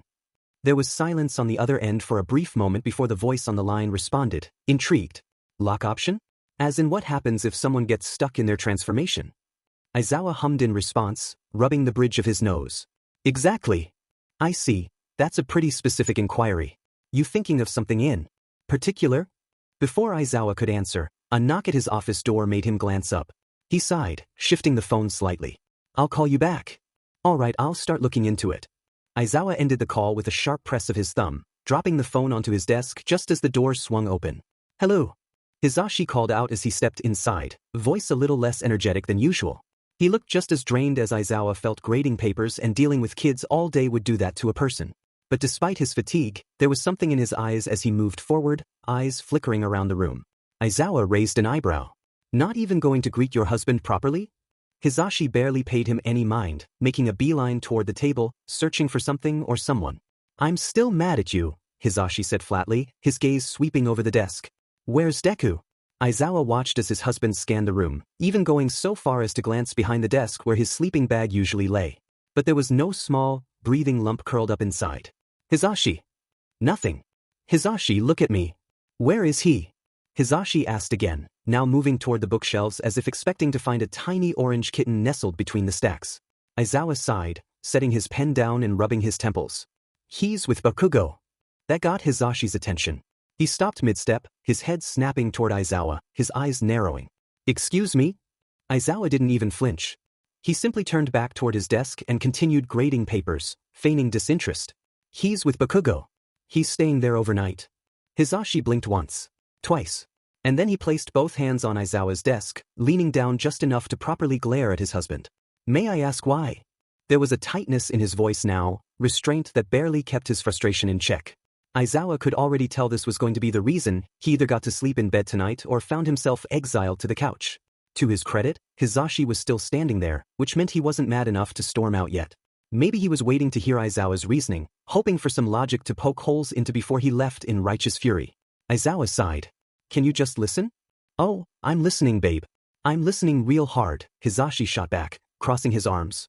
Because last time I checked, sending a traumatized kitten into a dorm full of unrestrained teenagers isn't exactly the best way to help him relax. Hizashi. No, no, don't, Hizashi-me, he interrupted, throwing his arms up before pacing back and forth in front of Aizawa's desk. They're going to touch him. They're going to treat him like some cute little stuffed animal. You do remember that one of the reasons he passed out in the first place was stress, right? And you think sending him there won't stress him out even more? Aizawa remained silent, letting Hizashi get it out of his system. When he finally stopped pacing and turned back toward him, Aizawa met his glare with a calm look. He started, I know Bakugo. We know Bakugo. The moment he got to his dorm, he went straight to his room, something I confirmed personally with Ida. He leaned forward slightly, resting his arms on the desk. Hizashi narrowed his eyes but said nothing. 2, Aizawa continued, watching as his words sank in, Bakugo is pulling his hair out over what's currently happening in his life. That kid is going through some serious stress, and he's barely holding it together. He exhaled slowly, rubbing the back of his neck. I just wanted him to have one night with something that doesn't remind him of how much his world is falling apart. Hizashi finally stopped his relentless pacing, his sharp gaze locked on Aizawa. The tension in the room was thick, but Aizawa didn't flinch. He knew exactly how his husband would react, of course. Hizashi would be protective. He always was. But Aizawa also knew that once the logic was laid out, once Hizashi understood the reasoning behind it, he'd see the situation for what it was. This wasn't recklessness. It was a calculated choice. Deku's not scared of Katsuki, Aizawa reminded. Remember? He got away from your hands just to run to him. Even after everything. Hizashi opened his mouth, perhaps to argue, but nothing came out. He knew Aizawa was right. Deku, trembling and overwhelmed, had still chosen to crawl out of Hizashi's arms just to bury himself against Bakugo. The boy had picked the kitten like he was something precious, something that kept him grounded. And Deku hadn't run, hadn't flinched. They need each other, Aizawa continued. It's not like anyone's going to try sneaking into Bakugo's room without permission. Not unless they want to deal with the aftermath. He gave Hizashi a pointed look. Explosion quirk. Consequences or not. Animal therapy, then? Hizashi shot back, though the bite in his voice was already dulling. And, Aizawa nodded, because we both have work. You've got your podcast tomorrow night, yeah? My Vigilante shifts start up again late too. What happens if something goes wrong while we're gone? If something happens to Deku and we're not there to help him?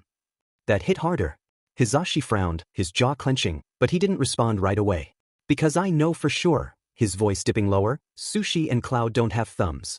That earned a sharp glare from Hizashi, but Aizawa pressed on. They can't open medkits. They can't call anyone. They can't drive to a vet. But if Deku gets used to being around Bakugo, if he starts trusting him, then, if we're not around, at least there's someone who can do all those things well except drive, but he can get the help he needs. Hizashi shifted his weight. And if we ever need to leave in a hurry? If something comes up and we have to go out unexpectedly? If Deku is used to Bakugo and the others, it won't hit him as hard. It won't be such a big stressor. They'll be familiar faces. Aizawa held Hizashi's gaze, watching the subtle way his expression softened. There was still resistance there, but the fight had drained from it. Lastly, Aizawa added, Deku has to get used to people. At some point he needs to be desensitized. Otherwise, every little thing is going to spike his anxiety. He'll be skittish forever, and that's not good for him. Not physically, not mentally. A long pause followed. Aizawa let the words settle. You can pick him up in the morning, Aizawa finally said, his tone gentle. You've got planning instead of classes, right? Check on him. Make sure he's okay. I even sent Bakugo instructions on how to feed him. Provided kitten food and everything. There was a compromise. The one thing Hizashi needed to hear. He could accept the situation, but he wouldn't be kept out of the loop. He'd have his own reassurance. Is that good enough? Aizawa asked. Hizashi didn't answer right away. But Aizawa saw the exact moment he relented. His shoulders slumped ever so slightly, the tension that had been keeping him rigid finally loosening. Even Hizashi had to admit how much Bakugo's demeanor shifted the second Deku had been placed in his arms. He sighed. You're right, Hizashi muttered begrudgingly. But I am checking on him. No exceptions. First thing tomorrow. Aizawa nodded. Fine by me.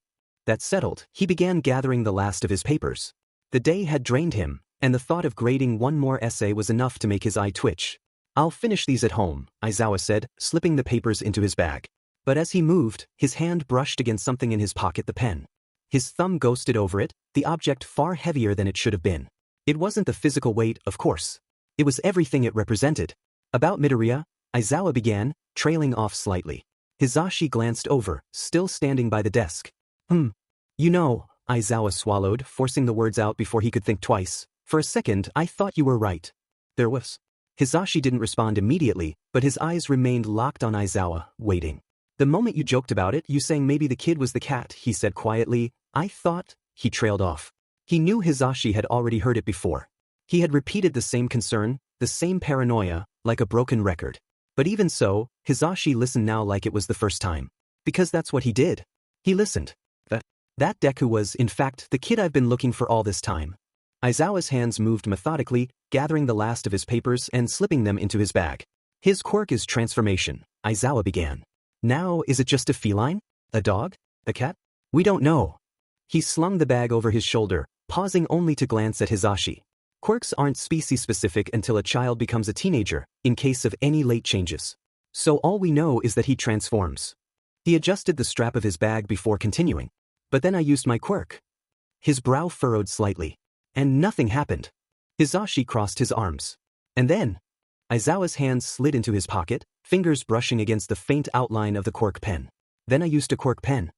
Hisashi's mouth opened, disbelief flashing across his face. Those quirk pens? Chio let you use one on a cat. He shook his head. But, because I jokingly told you to? You know how. Expensive, Aizawa interrupted flatly. Just, she gave me the whole spiel too. He exhaled sharply. But it's negative. Hisashi blinked. Negative. The cat didn't test positive for any quirk reading.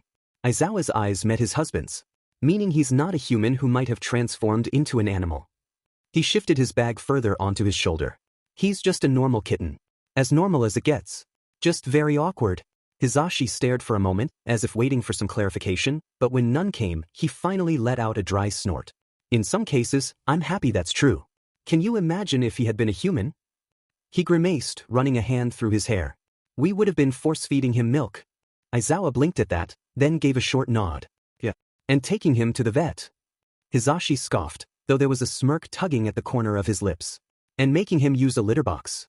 I'd never want to face him again if he'd been a human. Aizawa finally snorted at that, the mental image far too ridiculous to ignore. Agreed. And if off. Katsuki's voice boomed through the hallway, his palm slamming the dorm door shut with enough force to rattle the hinges. The muffled protests from behind it quickly faded, though he could still hear the murmurs, the endless, infuriating voices of his classmates. Just a peek. Let us see the kitten, Bakugo. We won't touch him, promise. As if he gave a DMN. Their promises meant nothing. If they didn't want to lose their fingers, they'd keep them far away from his door. Katsuki didn't hesitate as he turned the lock, the distinct click sealing him off from the rest of them. The weight of it settled in his chest, relief, irritation, maybe a bit of both. He hated people. Especially nosy ones.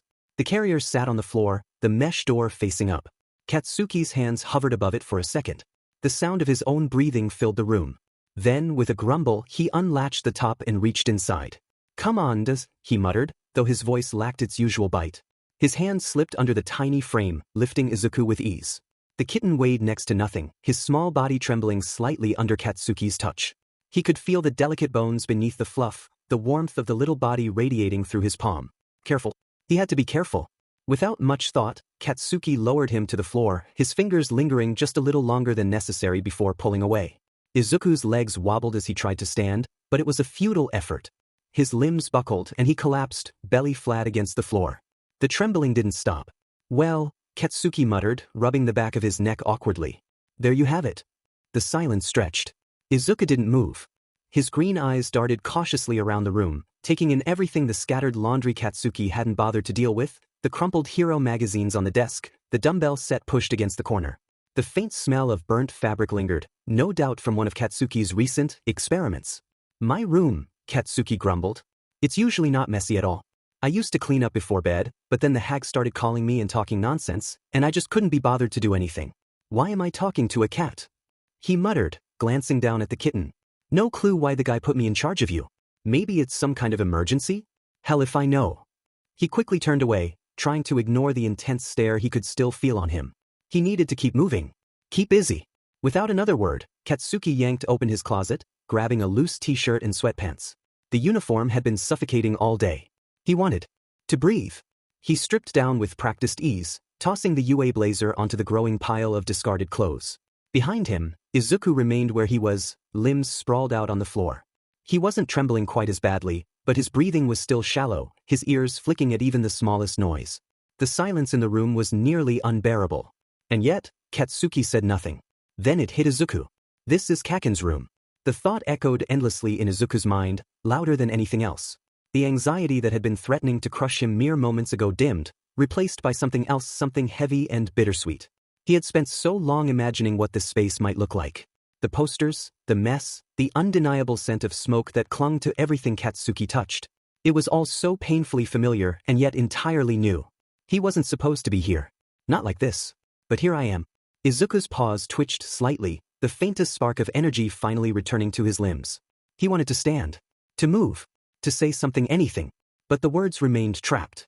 And so he stayed still, the floor cool beneath him as he tried to steady his racing heart. Katsuki, still half distracted as he folded his discarded uniform, didn't notice the way Izuku's gaze never left him. This wasn't how it was supposed to go. But maybe, just maybe, it wasn't so bad.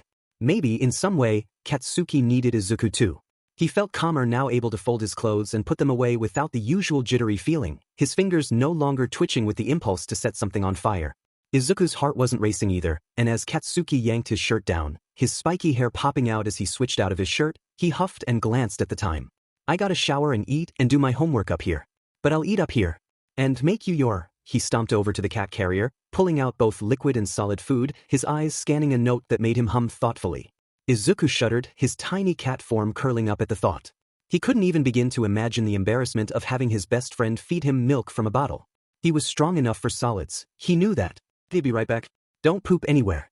I'll have Ponytail Girl make you a real litter box. Katsuki's voice was rough as he fished out a makeshift tiny litter box from the carrier. Izuku's stomach churned. No way, he thought. But then, as Katsuki grabbed a towel from the closet and started heading for the door, Izuku perked up. Wait. Where are you going?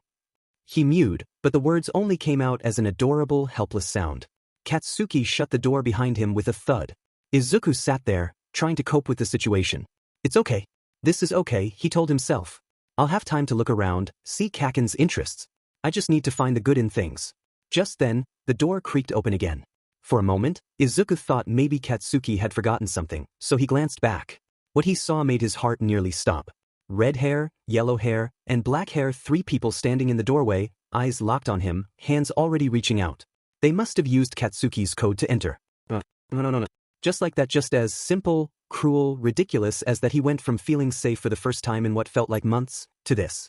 That fragile moment of peace he'd found in Kaken's room? Shattered. Crushed like glass under a boot. Izuku had barely started calming down. His breathing had evened out. His body had stopped trembling. He was in Kaken's room, a place that had once felt like a dream and now, even if awkward, was quiet, still is. But all that disappeared the moment the door had slammed open and they came in. His body reacted before his mind could. Panic surged through him like a shockwave. He scrambled backward across the hardwood floor, his tiny claws trying to dig in for traction. But they'd been trimmed, of course they had. He couldn't get a grip. His legs skittered in place, like some pathetic cartoon animal trying to run from danger but going nowhere. Get under the bed, he thought. Get away, move. But he didn't make it. A blur of red hair jumped into his vision, and the entire floor shook as the person landed heavily. Before Izuku could even attempt to dodge, 2 large hands wrapped around him. Got him. The sound was cheerful, like they were proud of catching him. Proud of tackling a trembling kitten. Izuku felt the full weight of the hands under his front legs, lifting him like a plush toy. The red-haired teen didn't squeeze too hard, thankfully, but the strength was there. He was held firmly, like something precious but entirely not his to grab. Poor they. Why are they here? Why are they touching me? He mewled, loud and desperate, the sound crackling with fear as he twisted in the teen's hands. His body jerked, but he was too tired, too small, too exhausted to fight back properly. Sheet, the redhead muttered, eyes widening as he stared down at the bundle of orange fluff now hyperventilating in his hands. His heartbeat is going like 100 beats per second. Maybe we shouldn't. But look at him, said another voice too close, too loud. It belonged to a blonde. Izuku turned his head just enough to see the second intruder reaching for him, fingers wiggling. He's so tiny, aren't you? Izuku hissed, ears flattened, his tail twitching wildly in panic.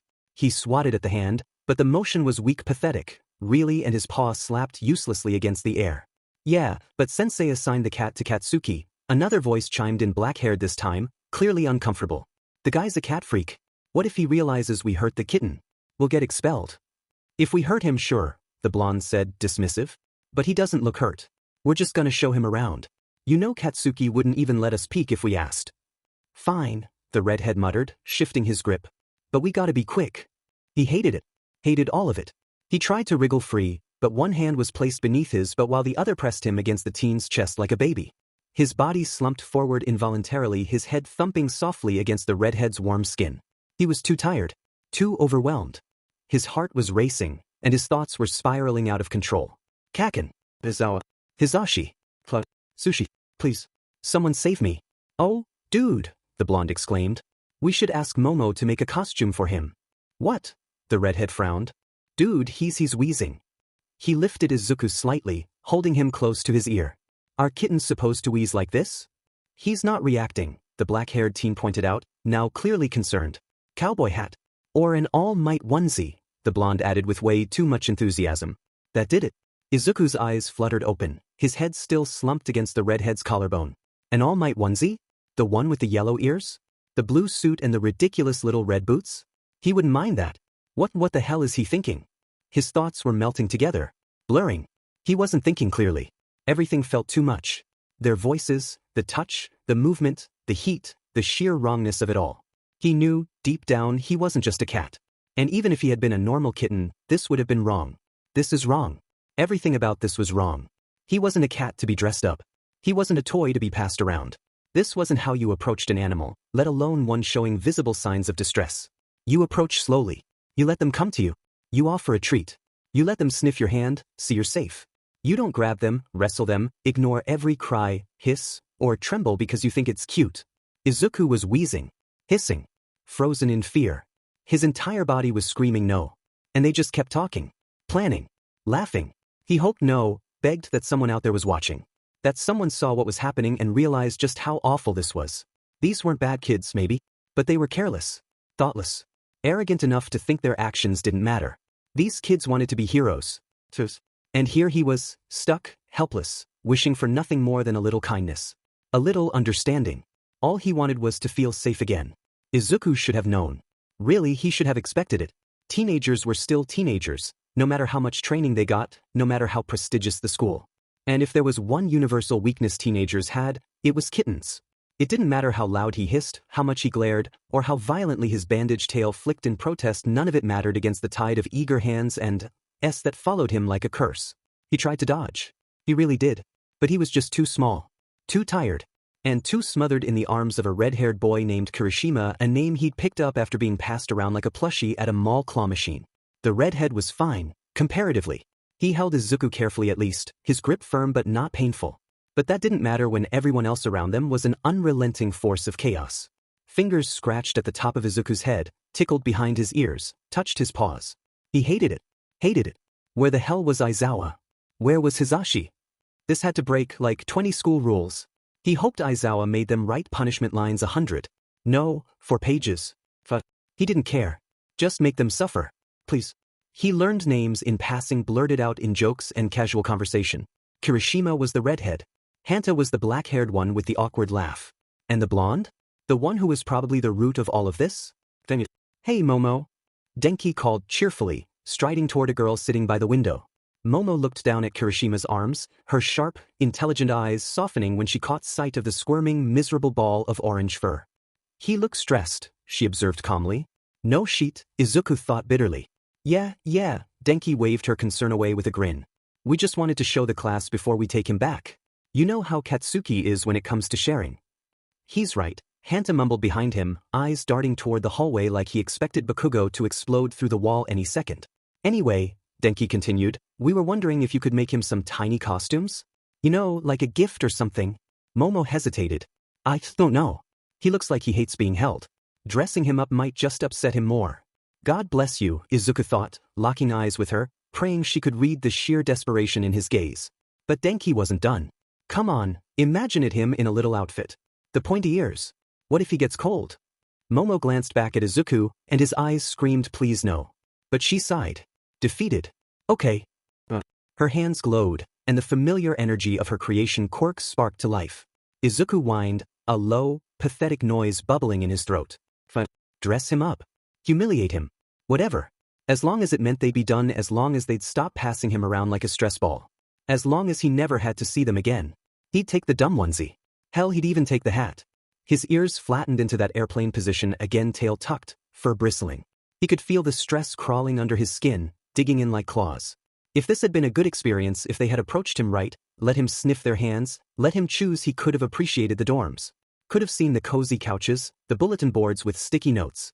But instead, he was trapped in a new layer of anxiety. A stress so thick it made his heart hammer and his breath come out in wheezes. He was learning new traumas, collecting them like trading cards. Social anxiety stress overstimulation edition. He wanted it to be tomorrow already. Wanted Aizawa to storm in and assign so many essays they'd have to cancel clubs for a week. From the corner of his eye, he spotted another student different from the others. He had a mutation quirk, his features soft and slightly animalistic, but his expression was calm. He just watched. No reaching. No prodding. No noise. He didn't even try to get close. For the first time, Izuku tried something desperate. Help, he mewled, soft and panicked. The boy's eyes widened, and he jumped. He scrambled out of the common area, disappearing before Izuku could see where he'd gone. But before he could even hope that kid had gone to get help. Why does he look like he's planning something? Hanta said, suddenly leaning down, his big head filling Izuku's entire field of vision. Izuku recoiled instinctively, paws slapping upward in defense. He missed. And then, to his absolute horror, he was shifted again. They grabbed his hips, stretching his back legs out so his toe beans were exposed. He's scared, Denki-ku'd. Look, his tail's tucked between his legs. Horrible. Rotten. Absolute villains. Then the onesie was placed on him. His front paws were shoved through the soft blue fabric, leaving only his belly fur exposed. The cap was next. A little hat with the unmistakable shape of All Might's ears. He should hate it. He wants to hate it. But he doesn't. Not completely. He loves All Might. He loves onesies. They made him feel safe back when his mom would dress him in them after a bath. And for 1 second, he felt a flicker of warmth in his chest. But then he remembered who had put it on him. How it happened. And he hated them. What is going on here? The voice cracked like lightning. Everyone froze. And Izuku? Izuku let out the biggest sigh of his tiny life. Everyone turned at once. The dorm common room fell into a hush that wasn't quite silence, more like the collective inhale before an explosion. And sure enough, there he was. Katsuki Bakugo, standing at the edge of the hallway, half-dressed and completely soaked, still dripping from the shower he had barely gotten 7 minutes into. His blonde hair was flattened against his forehead, beads of water rolling down his bare shoulders and chest. He wore nothing but his sweatpants, hastily thrown on, and even they clung wetly to his hips, water darkening the waistband. He wasn't even wearing a shirt. His jaw clenched as he scanned the room, his red eyes locking in immediately on the source of the sharp, panicked mewl. Izuku. Izuku mewled again. He was still in that ridiculous onesie, held up awkwardly like a toy arm's limp, hat askew. The All Might cap sat crooked on his head, and his eyes, those big green eyes, were wide with fear and shame. Katsuki's eyes went from the kitten to the 3 students around him, Kirishima, Denki, and Hanta, then to the costume, then back to the kitten. His face didn't change. No shouting. No cursing. Just quiet. Too quiet. And Izuku knew that when Katsuki went silent, something was going to break. What? Katsuki stepped forward, slowly, his feet making a slick sound against the floor. Did you do to him? The words came out low, almost whispered. But it was the kind of whisper that made everyone in the room freeze, hearts dropping to their stomachs. That calm before the storm tone. The kind that preceded explosions. Momo stepped back instantly, her hands raised as if to show she wasn't part of this. They just told me to, she said quickly. I just made the outfit. That's all. And then she disappeared from the scene like fog, vanishing behind a chair and out of Katsuki's line of sight. Kirishima, bless him, he tried. He winced and brought Izuku closer to his chest in a gesture of apology, holding him out like a peace offering. Wait bro, we can explain. Give him here, Katsuki muttered, his voice still terrifyingly soft. Kirishima didn't argue. He gently placed Izuku into Katsuki's hands, but instead of holding him, Katsuki immediately turned and pushed the little orange kitten toward someone standing just to the side. Someone Izuku hadn't even realized was still there. The same quiet, animal mutant student who had only watched, never touched. The one who had locked eyes with Izuku and left. The one who had, apparently, brought back help. The teenager flinched at being suddenly addressed but caught Izuku gently, cupping him with ease. Koda, take him to my room, Katsuki said, his voice edged now, his palms crackling with rising sparks. Koda's eyes went wide, but he nodded once, silently. He turned and quickly walked away, cradling Izuku like something precious. Izuku couldn't help himself. He looked up through the ridiculous All Might cap, top of his vision blocked. He tilted his head and tried to make out Koda's face. He wanted to see. Needed to know. Was he the one who saved him? And then Izuku reached up with his little paws and ripped the hat off his head, tossing it down to the back of his onesie as the elevator dinged open. He needed to see. "You saved me," Izuku mewed softly, not expecting a response. Not from anyone. But Koda looked down at him, smiled faintly, and said in the quietest whisper, "Of course I did." Izuku's entire body stiffened. The elevator doors slid closed. Koda pressed the button to go up, his voice low and secretive as he said, "I can talk to animals. Isn't that cool?" Izuku stared at him, breath caught in his throat. He didn't respond. Couldn't. Not even a mule. Because oh god, Koda could understand him. This wasn't just a kind kid. He had heard him. All the panicked cries, the desperate pleas when he had begged anyone to help him. And now that he knew, he could hear every word. Every human thing Izuku said. And that was bad. Not cool. Not cool at all.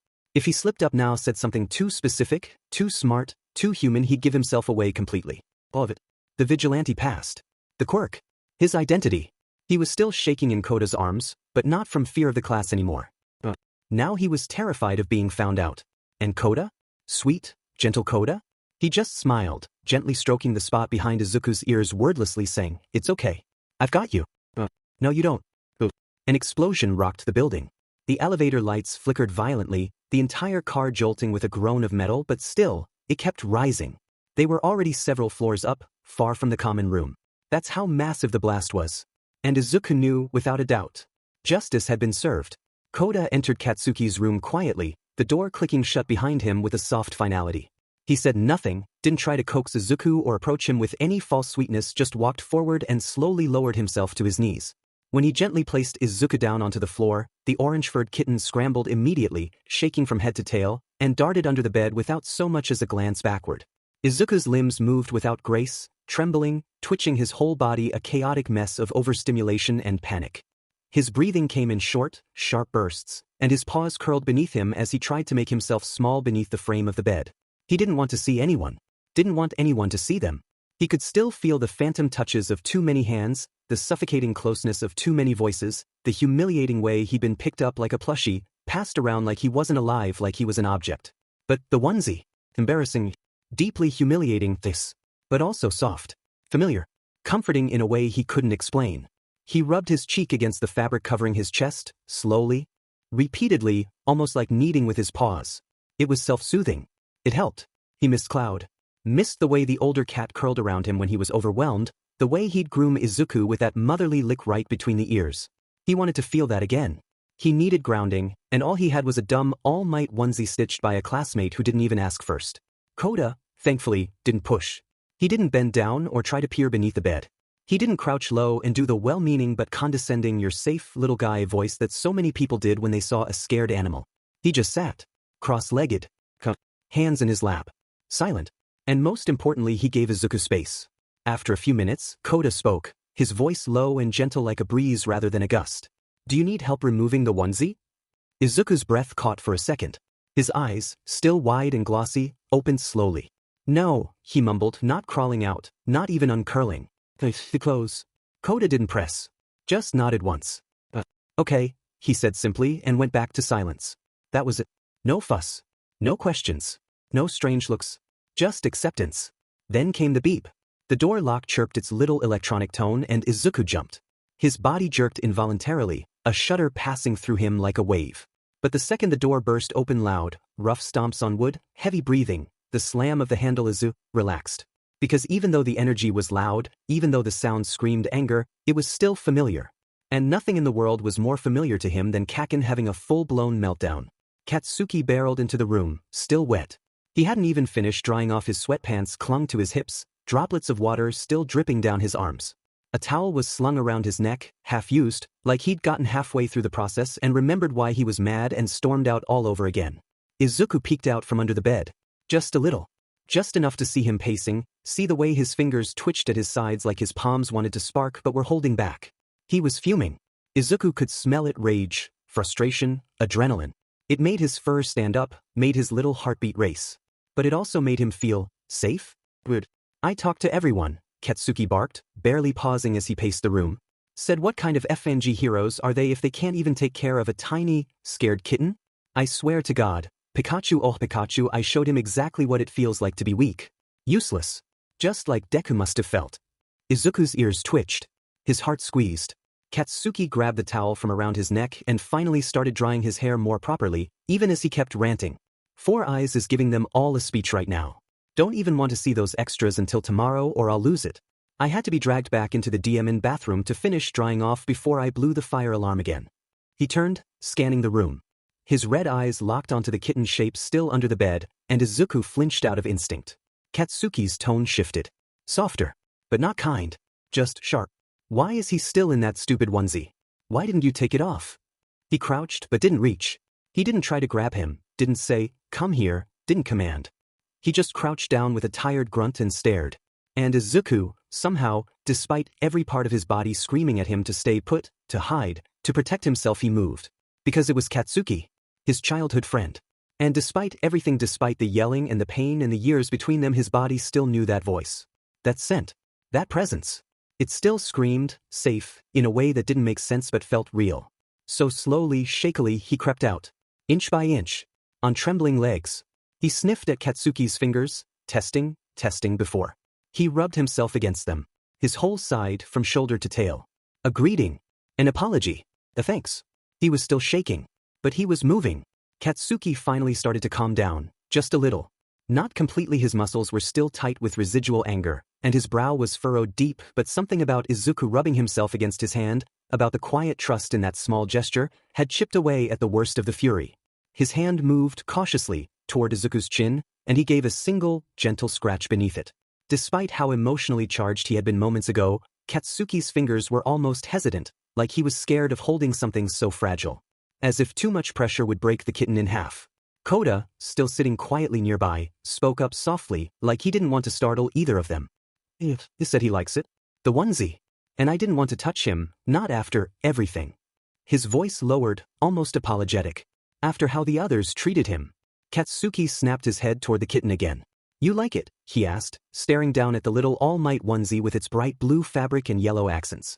He carefully scooped Izuku up into his hands, not going for the Velcro, not attempting to remove it. You like the all-might onesie? Izuku said nothing, of course. Koda could have translated, but even he seemed to realize that this was a moment meant to pass quietly. No words necessary. Just the way Izuku's body tensed less when Katsuki picked him up. Just the way his tail didn't curl protectively around his body anymore, not that it could with the bandages. Still, Katsuki wasn't missing the way Izuku trembled in his hands. Sheet, he muttered. You're shaking so much. His voice lowered, more to himself than to anyone else. This was supposed to be a good thing, getting you used to us, big people, and instead, he sighed harshly, rubbing a towel through his hair once before tossing it aside. Instead, it made you worse. More panicked. More frantic. Izuku could say the same about him. Katsuki, for all his tough talk and explosive energy, kept flicking his fingers clean, as if trying to dispel his quirk. Like he was scared that even a tiny misfire might hurt the little thing he now cradled in his lap. You're shaking like a DMN chihuahua, Katsuki grumbled, settling on the edge of the bed, holding Izuku against his hoodie-covered chest. Are cats even supposed to be this jittery? You're the only cat I've ever met that looks like he's one bad surprise away from self-destructing. That's gotta be so bad for your heart, man. Izuku, tucked tightly into Katsuki's hoodie, blinked up at him, eyes heavy with exhaustion. Yeah. He was that anxious. He was afraid the door would open again and more hands would come. That someone would grab him, pass him around again, ignore every cue he gave off. It was funny, really, in the most miserable kind of way. The whole point of this was to help him adjust to being around people. To desensitize him to noise, to energy, to motion. All it had done was traumatize him further. Oh, how I despise shitty hair and the others right now, Katsuki muttered under his breath. I hate them. The air in the room grew still again before Koda finally spoke up, gentle and slow. Did you call Aizawa-sensei? Katsuki froze. No. Koda hesitated. Do you want me to? Strange that class president Ida hasn't already. I told him not to, Katsuki finally admitted. He scratched at Izuku's back, maybe a little too rough, but Izuku didn't protest. He just laid there, silent, letting himself be comforted, even if the other didn't know how to do it perfectly. But why? Koda asked. This clearly broke his rules. The kitten was assigned to you. Koda hated talking this much, anyone could tell. His usual demeanor was soft-spoken, almost wordless. But for Izuku's sake, he pushed himself. For Izuku's comfort, he made the effort. Katsuki looked away, shoulders tense. Because Deku seems fine now. And if I call him, he's gonna take him away. I just wanted a night. Just one thing night with him, alright? One good thing. One assignment I didn't F up. But no, those idiots couldn't even let me have that. They snuck into my room. And I get punished for it? Screw that. I'm not helping them anymore. Not with training. Not with practice.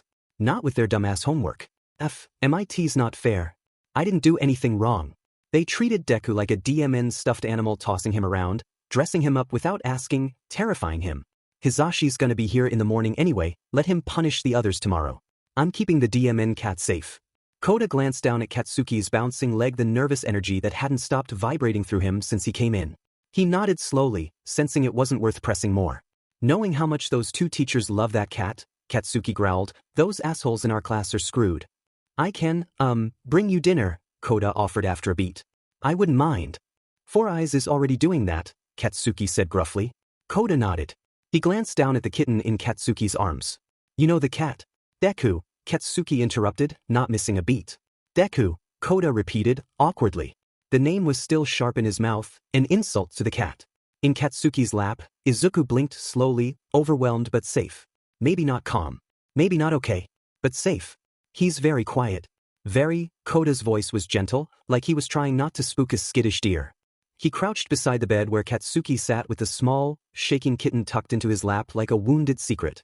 And I've met a fair share of shy animals from volunteering at the shelter, but he's the quietest I've ever seen. He inched forward slightly, trying to get a closer look at Izuku, who was doing everything in his power to disappear into Katsuki's hoodie. Izuku's tiny paw reached up, trying to dig under the warmth of the fabric, as if trying to tunnel beneath the shirt and vanish completely. Koda tilted his head, watching the bizarre attempt with a curious frown. As if he's hiding something, Koda murmured under his breath, mostly to himself, but loud enough for Katsuki to catch it. When he looked up, his eyes met Katsuki's, and the subtle lift of his brow was clear. You've done enough. Let it go. Katsuki stared, then blinked, and Koda instantly scrambled to his feet. Of course. Yeah, of course. Sorry, I'm leaving. I'll go. He stammered his way to the door, flushed with embarrassment, and closed it behind him with a soft click. The second the door shut, Katsuki finally exhaled, not even realizing how long he'd been holding his breath. His fingers were still tangled loosely in Izuku's fur, and he let them slide through it as he muttered, hiding something? What are you hiding, huh? Izuku flinched. That voice, that tone made his whole body tense. But then Katsuki's hand stayed soft, just warm skin and slow circles behind his ears. What?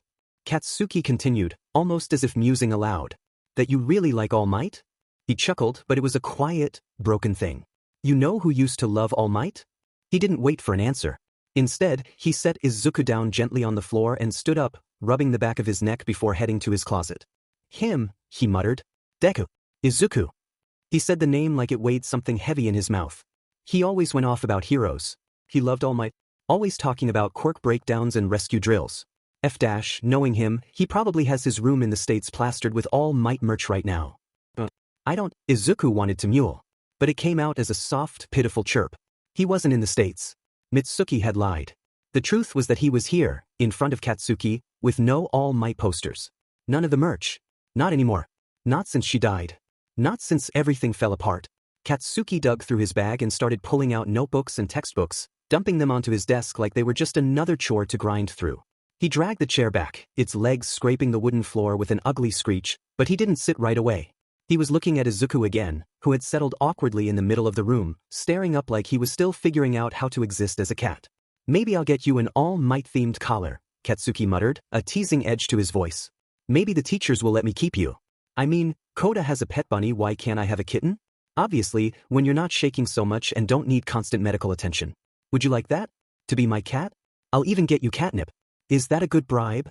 Izuku shuddered. It felt strange, being talked about as if he were just a pet, like he was going to live off a litter box and get his nails trimmed every month, like a domestic cat. I already suffer enough when Hizashi waves the string toy at him. No. I'm not a cat. He looked down at the blue and yellow onesie still clinging to him, soft and warm and nostalgic. He kind of loved it. He kind of hated that he loved it. It made him think of when things were simpler. When his mom used to brush his curls and tell him he'd be a hero one day. When he used to wear All Might socks and pajamas and hum the theme song under his breath. He used to ramble about heroes, Katsuki muttered, almost to himself now, finally sitting down. Freshman. I miss him. I did some real fed up shit, you know? Never got to say sorry. I wonder if he misses me too. Or if he just sees me as the piece of shit everyone else did. Izuku didn't think. His body moved for him. He stumbled really across the room, his little paws patting softly over the floor until he reached Katsuki's leg. And then he rubbed against him. Softly. Like he'd seen Cloud and Sushi do with Aizawa. It wasn't much, but it was enough. Katsuki snorted through his nose, almost a laugh. Yeah, you're right. The nerd was too kind for his own good. Probably never blamed me in the first place. Probably just forgave me without even hearing the apology. His voice cracked just a little. Izuku stayed by his leg, curling around the space between Katsuki's socks and slippers, tucking himself into the crook of his foot like he belonged there. The room stayed quiet after that. Katsuki worked on his homework with Izuku acting as a heated ankle wrap, purring softly, low and steady, grounding them both.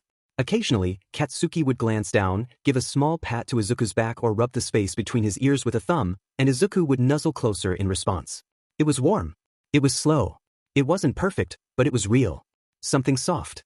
Like when they were kids, and Izuku had gone over to Katsuki's for one of their play sessions. They'd spent a lazy morning together, both wearing their matching all-might costumes, and Izuku had ended up falling asleep on Katsuki's leg. He felt home.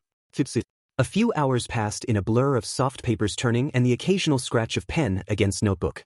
Katsuki had been hunched over his desk, hair still a little damp, sleeves rolled up, occasionally glancing toward the kitten curled beside his foot as if making sure he was still there. Izuku hadn't moved much. He was still tucked into the safe little space between Katsuki's slipper and the leg of the desk, bandage tail wrapped around himself like a security blanket, eyes half-lidded in a haze of lingering fear and bone-deep exhaustion. Then, without warning, there came a knock. The sound wasn't particularly loud, but Izuku jumped anyway. His entire body flinched so hard he nearly bonked his head against the wooden legs of the table. Katsuki stood up fast, chair screeching against the floor as he pushed it back, and Izuku immediately shrank, tail poofing up slightly as he scurried backward under the table. He didn't like doors opening. Not lately. Not after what happened. Katsuki cracked open the door and standing outside was another student. Older-looking, calm, tall. He had a neatly stacked dinner tray in his hands, balanced with the same precision as a server in a fancy restaurant. Izuku couldn't make out his face clearly from where he was, but something about him was familiar. Something about the hum of engines near his ankles. The name slipped into his ears from Katsuki's mouth, Ida. Izuku stiffened. That name, it felt like a tug in his brain, like it belonged somewhere. Ida. He'd heard it before, hadn't he? Not from here. Of course, this was a hero school. There had to be siblings or cousins or whatever. And yet it still poked at his memory in a way he couldn't quite grasp.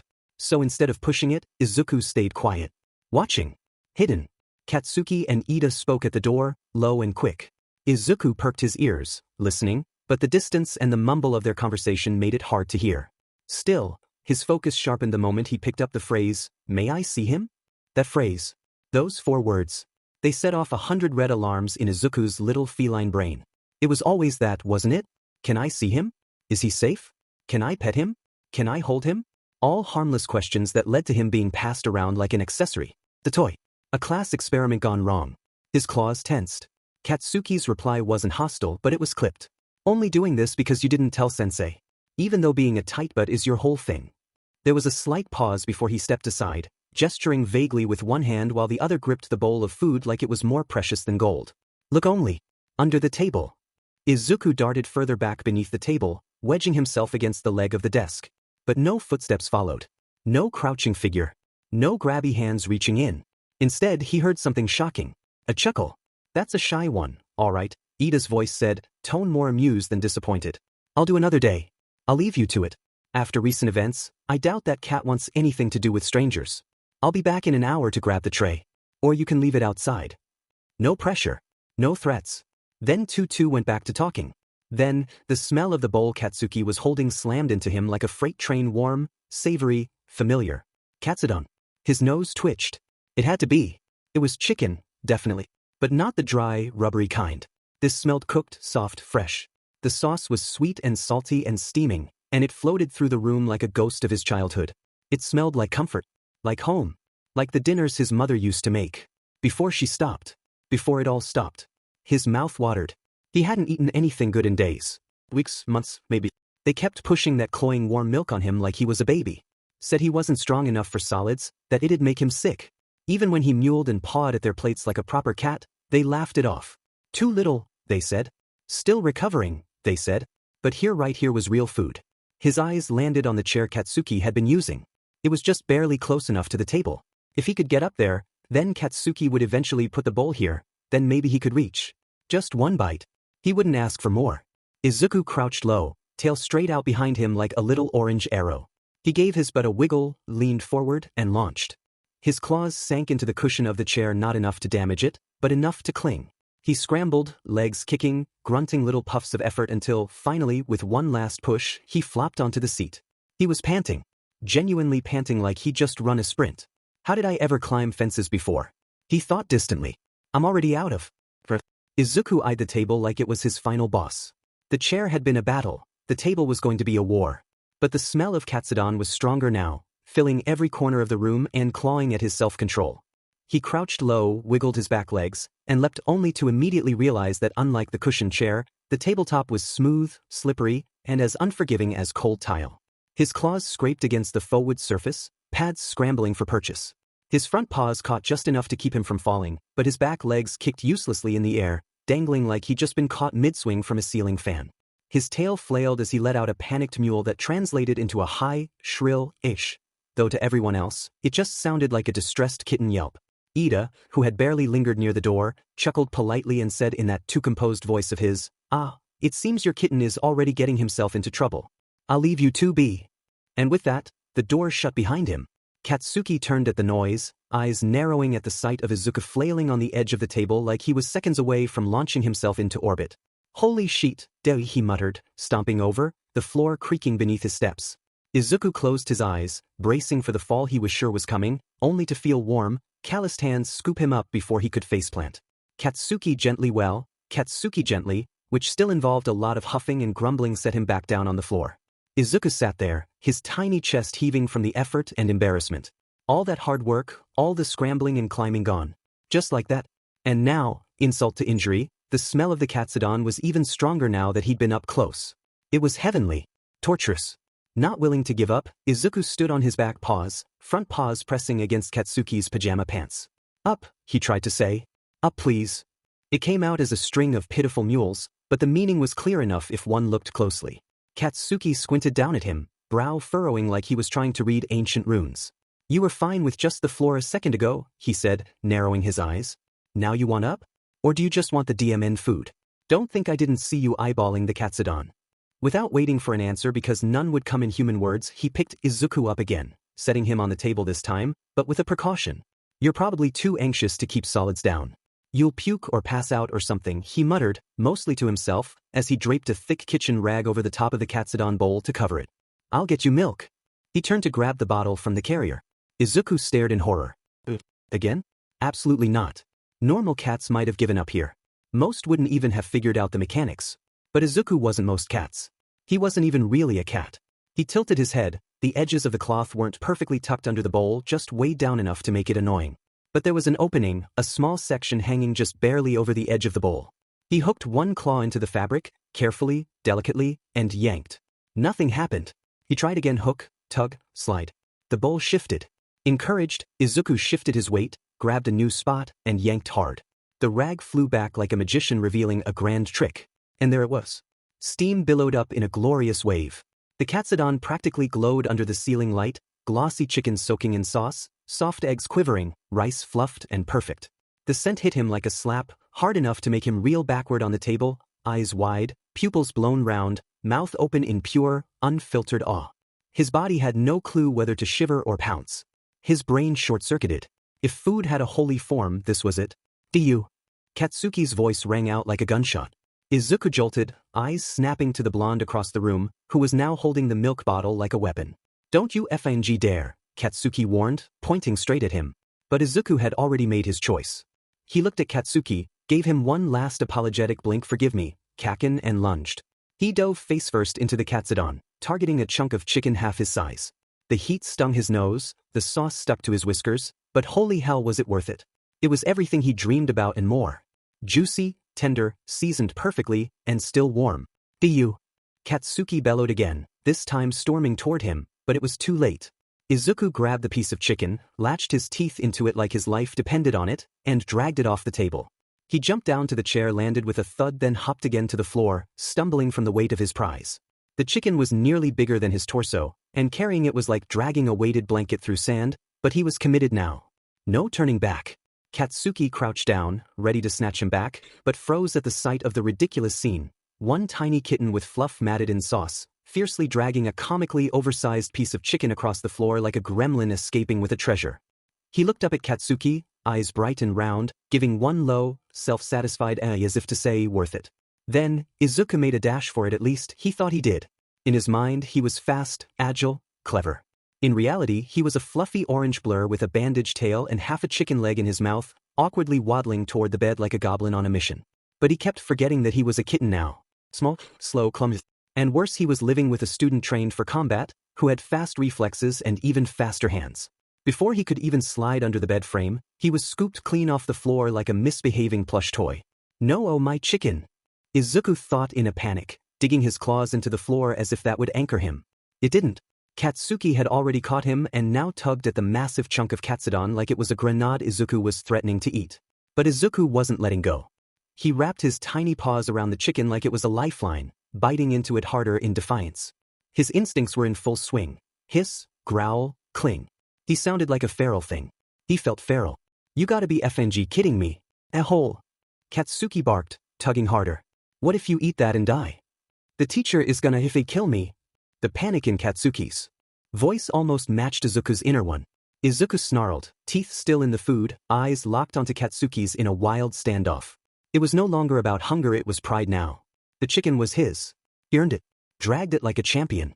His ears flattened, and for a moment, neither moved, frozen in ridiculous tension until Katsuki, jaw clenched, groaned and looked up at the ceiling like he was praying for patience. He took a long breath. His fingers loosened just slightly. He muttered again, quieter this time.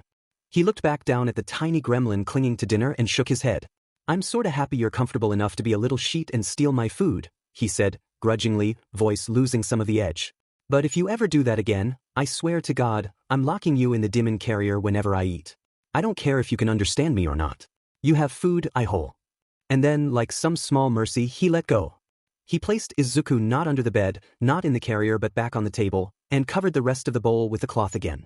This time, he didn't fight him on the chicken.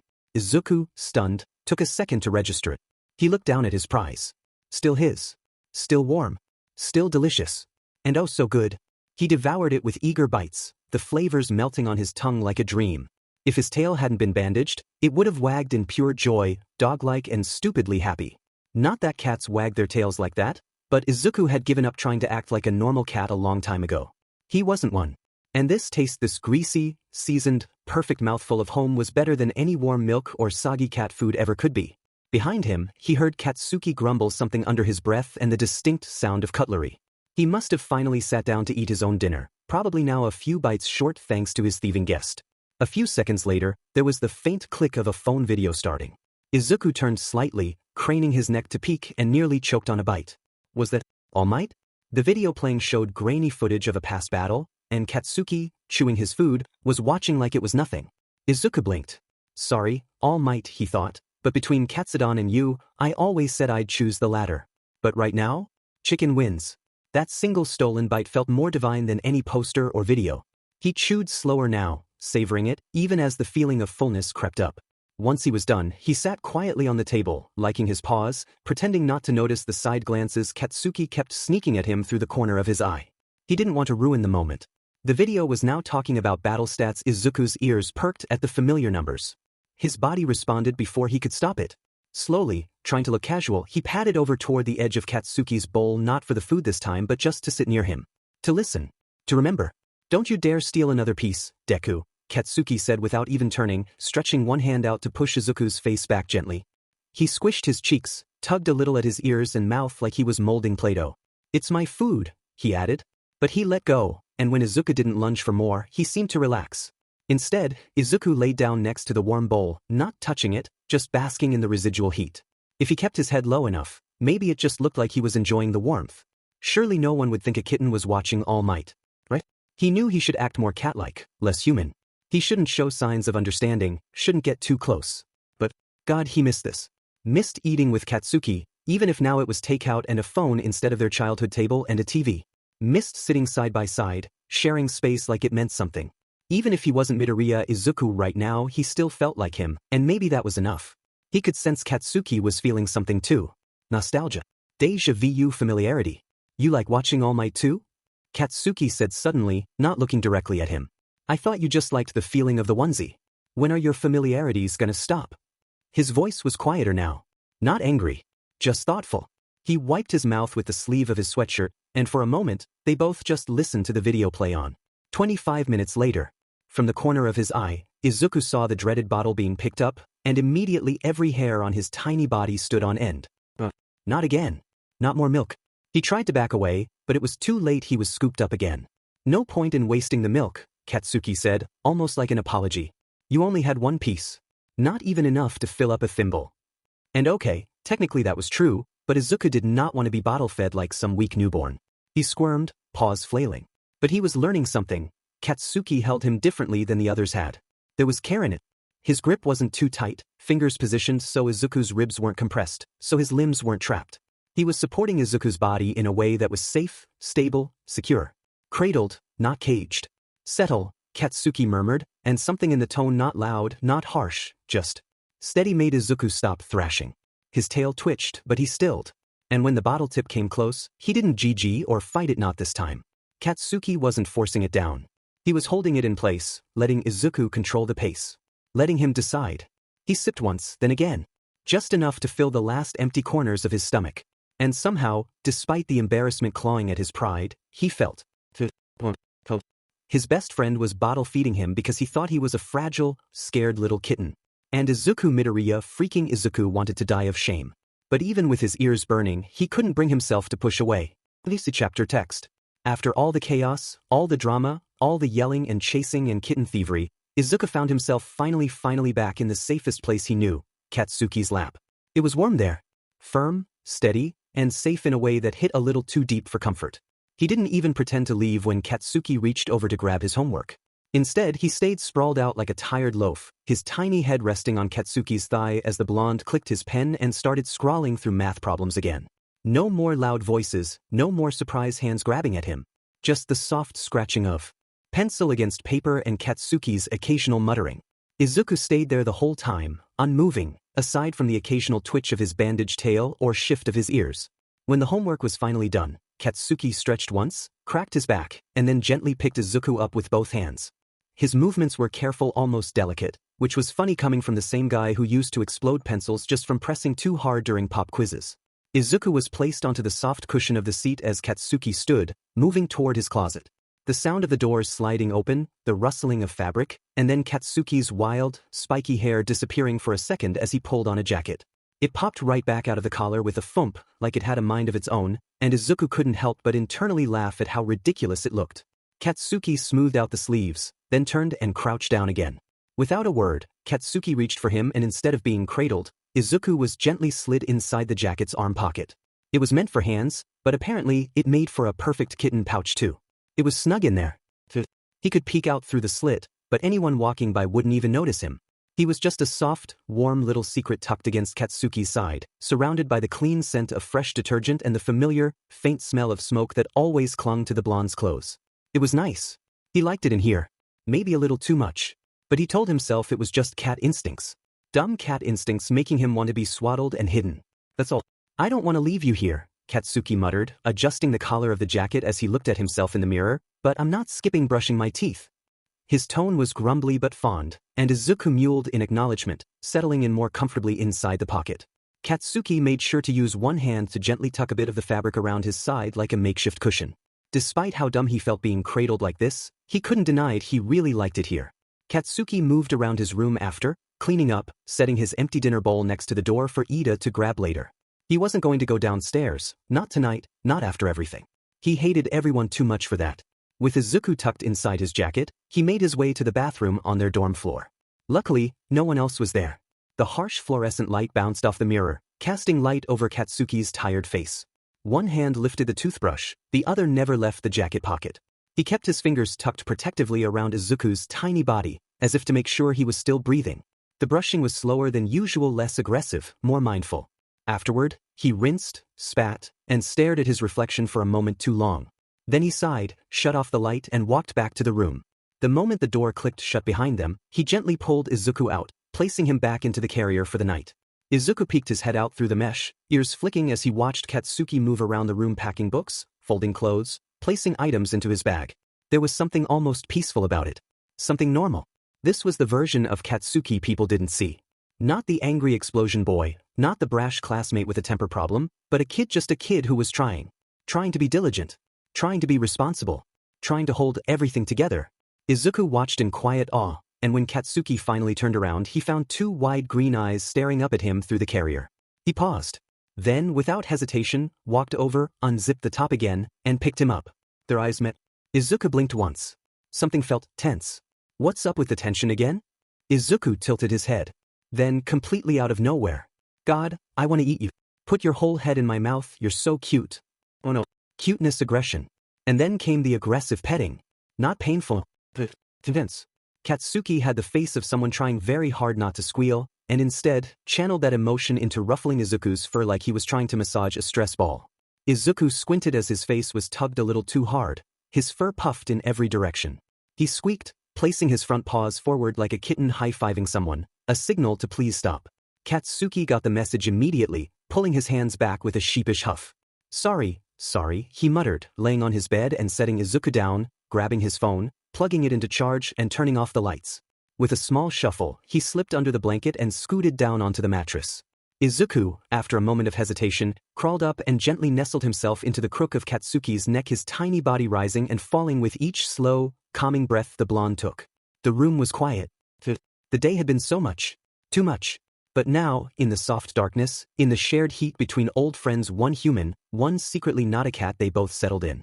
And despite everything, Izuku allowed himself the smallest thought. He was really glad Katsuki had been the one to take care of him tonight.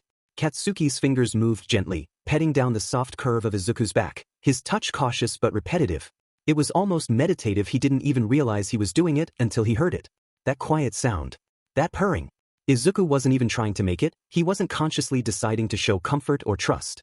It just happened. It came from somewhere deep inside him, someplace that remembered this, remembered Kaken, remembered warmth, remembered home.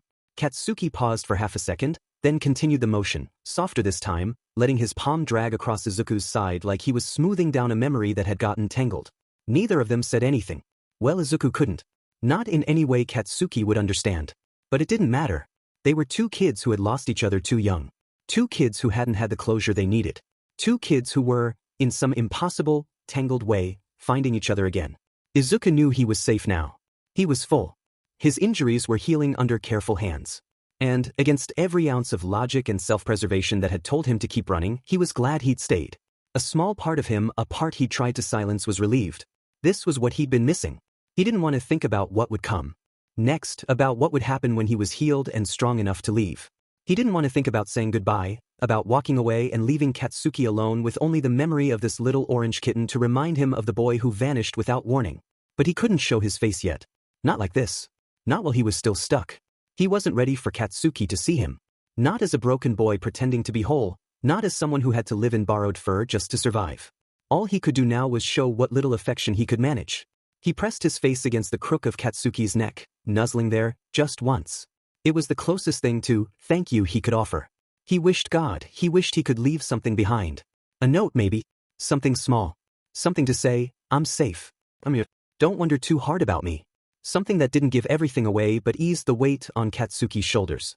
I wonder if you're safe, Katsuki muttered into the dark. Izuku's ears flicked. The words weren't meant for him, not as him. They were for his ghost. For the memory of the boy who used to walk beside him. For Izuku Midoriya, who had vanished.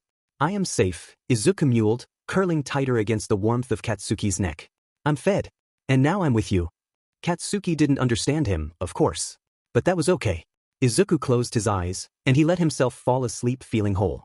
Meanwhile, in a quiet staff office dimly lit by a single desk lamp, Eraserhead sat still, arms crossed over his chest, eyes trained on a spread of papers that had been laid out before him like a puzzle with missing corners. The files were neat but well-worn. He knew them by heart now. One particular photo had slipped partially out from under a stack of school photo, years old, of a round-cheeked boy with wild green hair and eyes too bright for the world he lived in. Izuku Midoriya. A name burned into his memory like an unsolved equation. He didn't touch the picture at first. Just stared. Until the detective sitting across from him cleared his throat and began to speak. Izuku Midoriya, Naomasa Tsukachi said, flipping through a folder. Should be the same age as your current students. Has listed relatives here and abroad, most notably, a father in the States. His current legal status is missing, but no official adoption, emigration, or transfer of guardianship was ever filed. That means, barring any falsified documents, he should still be in Japan. Aizawa hummed low in his throat, finally sliding the photo free from beneath the other reports. He held it by the corners, like it was something delicate. He hasn't been in school since his disappearance, Aizawa murmured. That was what, 2, maybe 3 years ago? 3. Tsukachi confirmed. Last known sighting was the night of a villain attack. Residential building. Casualties included the mother, Inko Midoriya. Victim of structural collapse caused during the incident. No body recovered, Aizawa noted. No, Tsukachi agreed. Not his. But it's presumed she died on site. As for the boy, he flipped another page, tapping it once. No confirmed sighting since. Which is unusual. If he'd gone to the States, there should be a trail, immigration records, passport usage, something. But there's nothing. Aizawa's eyes narrowed. His fingers curled tightly around the edge of the photo. This lines up with what Bakugo told me. That his mother claimed Midoriya had moved to America, left without saying goodbye. But if Inko died in that attack, then that was a lie. Possibly, Tsukachi said carefully. Or perhaps an assumption. Grief can make people say strange things. No, Aizawa shook his head. That wasn't grief. That was calculated. That was deliberate. She told him to forget his best friend. That kind of severing, it leaves scars. His grip tightened again, this time with frustration, not just grief. He was just a kid, Aizawa muttered. He didn't have anyone else. Tsukachi let the silence hang, respectful. Then asked, "You're thinking this wasn't just a disappearance?" "I think," Aizawa said, leaning back and staring down at Izuku's photo, "he's still out there." Tsukachi looked thoughtful. "You think he's alive?" "I know he's alive," Aizawa said, eyes sharp. The soft hum of the overhead light buzzed through the quiet, broken only by the rustling of paper as Tsukachi flipped through Midoriya Izuku's file again. "Any updates on the quirk theory?" Tsukachi asked, attempting to pivot away from the increasingly grim trail of paperwork and into what he assumed was the more absurd part of Aizawa's hypothesis. "Last time we spoke, you mentioned something about a feline transformation? Quirk locking? Forgive me, but that sounds unlikely given what we know." Aizawa didn't answer immediately. Instead, he leaned back in his chair, arms crossed, and exhaled slowly through his nose. "It's not mine," he said simply. "The theory, I mean. It's my husband's hunch. And I've been married to him too long to ignore it when he won't let go of something." Tsukachi raised an eyebrow, but there was no judgment in it. "Yamada has instincts," he admitted. "Still, if Midoriya had a quirk, we'd expect something more in line with his parents. The father's records list a minor flame-based emitter quirk, fire breath. The mother had small-scale telekinetic manipulation used mainly for household objects. Levitation of around 3 to 5 kilos. We considered that," Aizawa said, shifting to pull another file from his desk drawer. "And when you track the family tree out further, there are a few other quirks worth noting. On Inko's side, a cousin with sensory enhancement visual range specifically. On Hisashi's, a great-uncle with a partial cloaking ability, and a few obscure emitter-type users scattered through earlier generations." Tsukachi skimmed through the documents, nodding slowly. "It's not impossible that a quirk could skip generations or mutate through dormant genes. But feline transformation? Why not partial mutation, like claws or senses? Full transformation is extremely rare." Aizawa nodded once. "Agreed. But the circumstances don't support partial mutation. If what we suspect is true, he's undergone a full-body transformation, which places his quirk in the transformation category, not mutation or emitter." "But Izuku Midoriya was registered as quirkless," Tsukachi reminded him. "At age 4, yes," Aizawa said, "which is early but not unheard of, especially with transformation-type quirks. Those often manifest later, closer to PBRY, once the skeletal structure and organ systems are developed enough to handle the shift. Bones dislocating and resetting, muscles reorganizing. The body needs to survive the change, not just enable it." Tsukachi rubbed the back of his neck. "Still, you're suggesting that not only did a quirkless kid manifest a transformation quirk late, but that the transformation was extreme enough to trap him in a feline form recently? And he somehow survived years on the streets without being picked up, adopted, or," he hesitated, "but disposed of?" "Yes," Aizawa replied without hesitation. "That's a stretch, Shota," Tsukachi said softly. "I've looked at the numbers. Kids who disappear at that age, especially without family, without records, without money. Most of them don't come back. Most of them are claimed by something. The system. The gangs. Or worse. And this vigilante you've been chasing? The one with the erratic rescue patterns and no quirk signature." Aizawa didn't say a word. He simply reached into his coat pocket, pulled something small and cylindrical out, and set it on the table with a soft click. Tsukachi leaned forward, blinking. That's a quirk pen, Aizawa said. Chio gave me one. It's the kind used to run blood compatibility scans. They're not widely available. Expensive. Temperamental. You used this on a cat? Tsukachi asked, staring at the device like it might explain itself. I used it on a kitten, Aizawa corrected. One that showed up at my apartment door. Injured. Emaciated. Carried in by who knows what. Since then he's responded to names he shouldn't know, mimicked behaviors specific to a child I've been searching for, and even attempted clumsily, but intentionally to intervene in emotional situations involving my students. Including Bakugo. He paused. I used it this morning. Blood sample red positive for a transformation type quirk. Tsukachi looked up at him slowly, eyes narrowed. You're saying you're certain that the kitten, this orange, scrappy, terrified little thing, is Midoriya Izuku? I am, Aizawa said. I know how it sounds. I also know I've been tracking a small vigilante figure through alleyways for nearly a year now. One with a disturbingly high rescue success rate. One that's too small to be a person. Too quiet to be noticed. But always there when it counts. This chapter text. Izuku's eyes cracked open, groggy and unfocused. He blinked once. Twice. A hand hovered in front of him. Not touching, just the pale fingers flexed slightly in the morning light. He smiled absently at first, thinking, Kaken's hand? But that didn't make sense. Katsuki was underneath him, or rather, he was lying on the blonde's chest, listening to his steady heartbeat thud beneath his cheek. And Katsuki's hand wouldn't be there. Not from that angle. Izuku blinked again. Harder this time. The hand in front of him, it wasn't Kaken's. It wasn't scarred the same way. The knuckles were thinner, the fingers longer. They didn't feel like Kaken's. They felt like his. He sat up so fast he nearly choked on the breath that caught in his throat. His heart slammed against his ribs, panic mixing with disorienting adrenaline. His hand flew to his mouth to muffle the sound that threatened to burst out of him, his fingers trembling as he stared at the very obvious, very human skin of his palm. That's my hand. Oh my God, he mouthed, breath hitching. That's my voice. He flipped it over. Front. Stared at his wrist. His arm. Ran his fingers along the curve of his shoulder, over the collarbone that jutted out more sharply than he remembered. His breath came faster, eyes wide. He was human. He had turned back. The onesie that had clung to his feline body was now shredded around his waist, useless fabric frayed and stretched beyond recognition. Understandably so. It had been designed for a kitten, not a teen boy with a history of undereating and running through alleyways like a stray. But even still, none of that mattered. He was human again. Had it been a dream this entire time? That couldn't be it. His scars were still there, faded and healing, but undeniably real. He'd lived this, suffered this. But he was back. Izuku stared at himself, shaky and overwhelmed, until a low groan from beneath him snapped him back to reality. Kaken. Katsuki shifted on the bed, still shirtless, hands searching for the weight that had been lying against him. What the hell? Katsuki's hand tapped against empty sheets, and Izuku froze. He'd shifted. He was human. If Katsuki opened his eyes and saw a stranger in his bed, panic lit his nerves like a fuse. Poof. In a blink, fur burst along his skin like wildfire. His body shrank, limbs compressing, tail reappearing.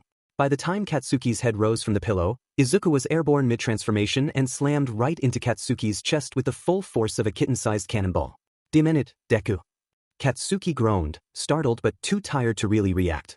You just gotta jump on me, a-hole? Izuku panted, wide-eyed, paws trembling where they landed. He was still a cat. His secret wasn't out. His cover wasn't blown. But he had turned back. It was possible. It had happened. Katsuki rubbed his face with one hand and reached for the shredded onesie with the other. And what the hell happened to your outfit? Did you claw it off in your sleep? He muttered, half-lidded. Whatever. Izuku didn't answer, of course. But internally, his thoughts were spinning again. It happened. I turned back. That means I'm not stuck like this forever. He had to know why. What triggered it? What combination of warmth, food, affection, and safety unlocked the transformation? Was it the sleep? The peace of lying beside Katsuki, hearing his heartbeat steady beneath him? Maybe it was just feeling like he didn't have to run anymore. Still dazed, Izuku didn't even protest when Katsuki scooped him up under the belly. What, are you hungry? Katsuki grumbled as he placed him on the floor. I swear, you're more work than my training schedule. Izuku mewed softly as he watched Katsuki open a can of wet cat food. Stinks, Katsuki said with a wince, scooping it onto the tray and setting it down in front of him. Bon appetit, furball. Then the blonde scratched his stomach, yawning as he stepped out of the room, muttering something about brushing his teeth. Izuku sat there, heart still pounding, staring at his own paw like it was betraying him. But why turn back just to shift again? And more importantly, what did this mean? Could he really just go back to the streets now? Was that still the plan? He stared down at the bowl of food and thought of Cloud, of Sushi, of Hizashi humming lullabies while gently changing his bandages, of Aizawa's hand hovering protectively around him, of Katsuki's warmth and whispering, "I wonder if you're safe." "I'm safe," he had wanted to say. "I'm here." But if he left now, what would Katsuki feel? Would he think the one tether he had, the thing that reminded him of his lost childhood friend, was gone again? Would he think he wasn't worth staying for? Izuku's ears flattened. He closed his eyes and tried to shift again. Nothing.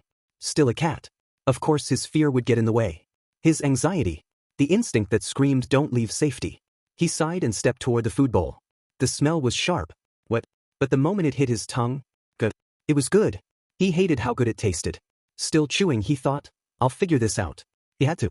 And hoped that when the time came, he'd know how to say goodbye. If he even wanted to. After 5 minutes, Katsuki returned, eyes clearer, breath steadier. He slid into the same jacket from earlier, the one with the oversized pockets that Izuku had found comfort in. Then Katsuki quietly packed away Izuku's tiny belongings into the carrier. But instead of putting Izuku inside the crate like usual, he gently slipped the orange kitten into his pocket again. Izuku didn't fight it. He had too many things on his mind to care about where he was placed.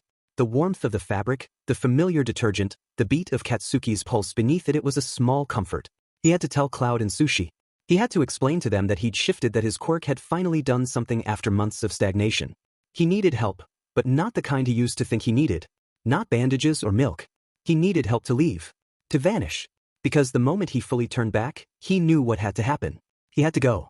He wanted to be a hero. Still, boys. But being here, being safe and fed and kissed and warm, it chipped away at that idea. The longer he stayed, the harder it would be to leave. And worse, if he accepted this safety, if he let himself believe these people would have helped him had he only asked, then it meant his suffering had been pointless. If Aizawa would have helped him back then, if he'd asked Hizashi instead of hiding, if he'd told someone, anyone, then maybe he wouldn't have had to eat from trash bins. Maybe he wouldn't have had to curl up in alleyways, terrified that one more breath too loud would get him caught. Maybe he wouldn't have had to learn what freezing from the inside out felt like. And if all that pain had been avoidable, what was it for? He shivered hard in the pocket. Katsuki noticed immediately. "Why are you shaking again?" he muttered, annoyed but gentle. A warm hand slid into the pocket and cupped him. Izuku instinctively pressed closer, burying himself into the warmth. He wanted to sob, but all that came out was a tiny, pitiful purr. "Sorry, Kaken," he thought bitterly. "Sorry for not being brave enough to ask for help. Sorry for thinking I deserved to suffer. Sorry for pretending I still don't need anyone. And sorry because if I knew help didn't mean jail, didn't mean juvie, didn't mean being thrown away again. I think I'd never want to leave your side." Suddenly, Katsuki froze mid-step. Izuku poked his head out from the pocket. Standing just ahead in the corridor was Hizashi. He didn't look like himself. Gone was the flamboyant smile, the starry-eyed energy. His eyes were flat, sharp. The cut of his jaw was tight. Even his posture radiated displeasure, and Izuku's ears twitched at the sound of Katsuki gulping audibly. Hizashi stepped forward with a dangerous smile. "Good morning, Bakugo," he said coolly, the pleasant tone not matching the sheer pressure in the air. "Just the person I was looking for." Katsuki stood straighter. "Mornings. Where's Deku?" Wordlessly, Katsuki reached into his pocket with his other hand. "Trust me, he likes it in there," he muttered, already beginning to lift the kitten out. But Izuku panicked. He let out a yowl, claws scrabbling for purchase on Katsuki's sweater sleeve. His little paws dug in, even though they'd been trimmed. Still, he refused to be taken. "Not yet." "Oh, you didn't miss me, huh?" Hizashi said, voice softening instantly as he reached over. "Come here, little guy." His demeanor changed in a heartbeat. Gone was the intimidating energy. He was all warmth and joy now, cooing and chuckling as he peeled Izuku's paws gently from the sweater. "I missed you so much. Sushi and Cloud did too, you wouldn't believe how pouty they were." Izuku whined in embarrassment as he was kissed over and over, the tickle of Hizashi's mustache on his cheek making him squirm. But Hizashi's gaze shifted coldly when he turned back to Katsuki. "Your class president told me everything," he said, voice slipping back into authority. "Albeit a little late." Katsuki nodded once. "Yeah. No harm came to Deku, so I'm letting it slide. This time. But Siro, Kirishima, and Kaminari." Hizashi's smile was gone. "They're gonna wish all they got were extra assignments." Even Katsuki flinched. "And once Aizawa hears about this..." Hizashi didn't finish the sentence. He didn't have to. Everyone in the hallway shuddered. No matter, Hizashi said, shifting Deku into a more comfortable hold. This goes without saying. Deku will not be stepping foot in your dorm again. Katsuki's head snapped up. What? You can still visit him. You're free to see him when you want.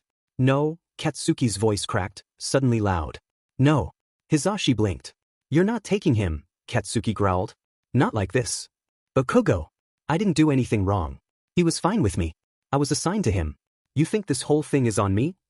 His eyes burned. I'll accept punishment, Katsuki said, voice lowering. I'll take whatever bullshit essays or cleaning chores Aizawa throws at me. But you're not taking him from me. Bakugo, it's clear your dorm environment isn't ideal for caring for something so small right now, Hizashi said firmly, but not without compassion. It's not about you being careless, it's about the setting.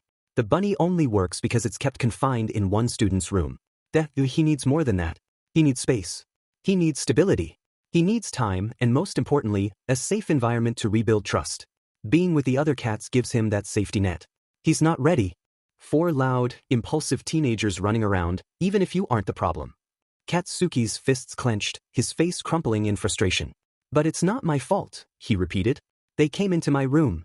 I didn't invite them. I didn't let them mess with him. Those assholes snuck in. They handled him like he was a FANG toy. I protected him. I was taking good care of him. He was in an all-might onesie, and Kota said Deku liked it we didn't take it off, 'cause we thought he was comfortable. He slept on me. He jumped on me this morning, 'cause he was hungry. That's trust, right? You can't take him from me. His voice cracked. He tugged at the collar of his shirt, as if trying to keep his composure from tearing itself apart right there in the hallway. I'm not some explosive, impulsive screw-up who breaks everything I touch. That's not who I am not anymore. I'm trying. I did everything right, and you're still telling me I don't get to keep him. His voice was hoarse. You saw how he wouldn't let go of me. Ida, standing beside him with calm eyes, placed a gentle hand on his shoulder. As class president, Ida said, I've seen the impact animals have on Kota. And it's clear Deku has that same effect on Bakugo. He looked at Hizashi directly. It's not just emotional support. There's a bond here. One that shouldn't be dismissed out of fear. Hizashi paused. He looked at the kid in front of him, Bakugo, with his eyes glassy, his breathing uneven, his whole body coiled in that stiff, on-edge stance like he was fighting to keep himself from collapsing. He looked better than he had in weeks. Less hollow. Less brittle. Then Hizashi looked down at the kitten in his arms. Izuku, small and warm and silent, his green eyes watching Bakugo. This wasn't just a case of a student getting attached to a pet. This was something else. Something deeper. With a long sigh, Hizashi adjusted his glasses and rubbed his temples. Alright, how about this, he said at last. During the day, Deku stays in the teacher's dorm with Cloud and Sushi. He won't be alone while you're in class. Then at night, you can pick him up. In the mornings, either Aizawa or I will bring him back during dorm checkups, and we'll just repeat the cycle from there. Katsuki's shoulders slowly, almost imperceptibly, relaxed. Really? He asked, voice quieter. Hizashi nodded. Yeah. But this is your only strike, for not telling me until this morning. Keep things safe, follow the rules, and we'll take it day by day.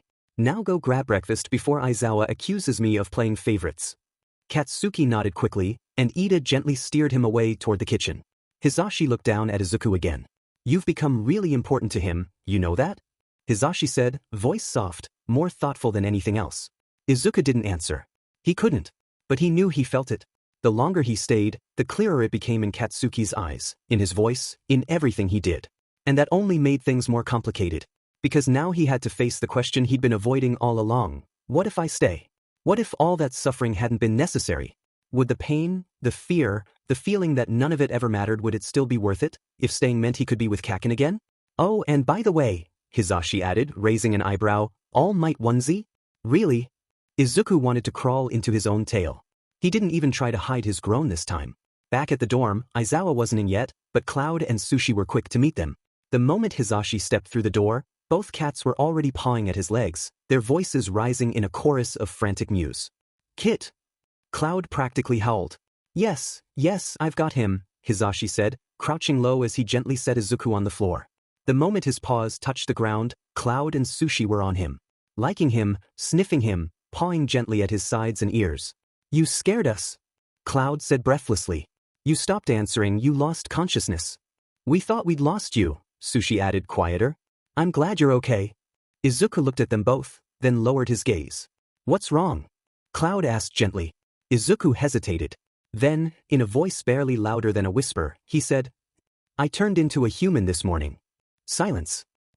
Ah, already having a conversation? Hizashi's voice rang from the living room in that sing-song tone he used when he was being deliberately annoying in a loving way. He held up his phone with a grin and took a quick photo before either of them could react. Both Cloud and Sushi whipped their heads toward him, eyes narrowed. The moment the flash went off, Cloud let out a soft huff and, without any ceremony, grabbed Izuku by the scruff of the neck. Izuku let out a surprised squeak, startled. We can't talk here, Cloud mumbled around his mouth full of fur. The grip wasn't painful. Sushi let out a soft mewl of agreement. Yeah, not with him eavesdropping. No, don't go. Hizashi whined dramatically as the cats padded off, their prize dangling between them like a reluctant kitten-shaped suitcase. But he didn't stop them. He only smiled and moved back to his paperwork, letting them be. Cloud didn't stop walking until he was inside Aizawa's and Hizashi's shared room and leapt neatly into the open carrier sitting near the corner. Sushi followed with a single spring, tail flicking, and the flap was nudged nearly closed behind them. It wasn't soundproof, but it was their space, and Hizashi knew better than to come pawing around when they wanted privacy. Izuku was gently deposited into the cushioned bottom of the carrier and instinctively curled into the soft lining, even as a part of his brain still screamed, you just got carried like a kitten again. Was it okay he was getting used to this? That he didn't even flinch this time? Was that normal? You shifted, Sushi said quietly, into a human. Izuku nodded, slow and unsure. Yeah. I did. How? Sushi asked. Why now? I don't know. Izuku blurted, pressing his forehead into Cloud's soft white fur. His voice trembled. I was asleep. I went to sleep as a cat, and I woke up with hands. It all happened while I was sleeping. I wasn't thinking about transforming. I wasn't even dreaming anything special. I mean, yeah, I had good dreams before. Not lately, but sometimes, and that never did it. So I don't know. Okay. You're panicking again, Cloud interrupted. I'm not. Izuku snapped and promptly yelped when Cloud gave his ear a sharp nip. Ow. Last time. You panicked that hard, you went totally unresponsive, Cloud said, liking the ear gently where he'd nipped it. You curled up and didn't move and we didn't see you for a full day. You scared us. That wasn't my. I know, Cloud cut in. And you're not in trouble. But we're here. We'll listen whether you're shouting or whispering. You don't have to spiral like this, okay? So let's just breathe. Deep breath. Out. Izuku inhaled shakily. Then exhaled. Better. He nodded. Good. Sushi moved closer. You said you went to sleep as a cat, but maybe just maybe your body finally felt safe enough to shift back. Not just physically, but emotionally. But I've been safe here, Izuku insisted. With you too. Why now? Both Cloud and Sushi shared a look, one that was almost a smile in cat language, slow blinks and relaxed shoulders, tails flicking with fondness. Well, Cloud said slowly, we're not your childhood friend, are we?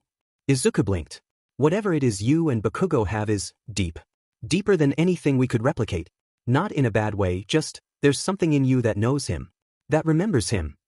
He purred as he groomed Izuku, his rough tongue pulling up little tufts of orange fur as Izuku stayed completely still. You had a good day, didn't you? Cloud asked, though the tone was teasing. Even if Sushi and I were out here losing our minds worrying about you. Izuku laughed, a soft laugh that sounded far too human for his tiny form. Yes, besides the whole being passed around by students like a plush toy, it was good. It was great. His ears perked a little as he remembered. I stole a bite of his chicken. He got so mad but not really mad. It's like he couldn't stay mad at me. I sat by his feet while he did homework. He cradled me when we slept. It was like when we were kids. Like it was just a sleepover again. He paused. I felt, he said softly, the word catching in his throat. Cloud and Sushi watched quietly. I felt human. His breath hitched. His eyes went wide. Oh. That was it. That was the reason.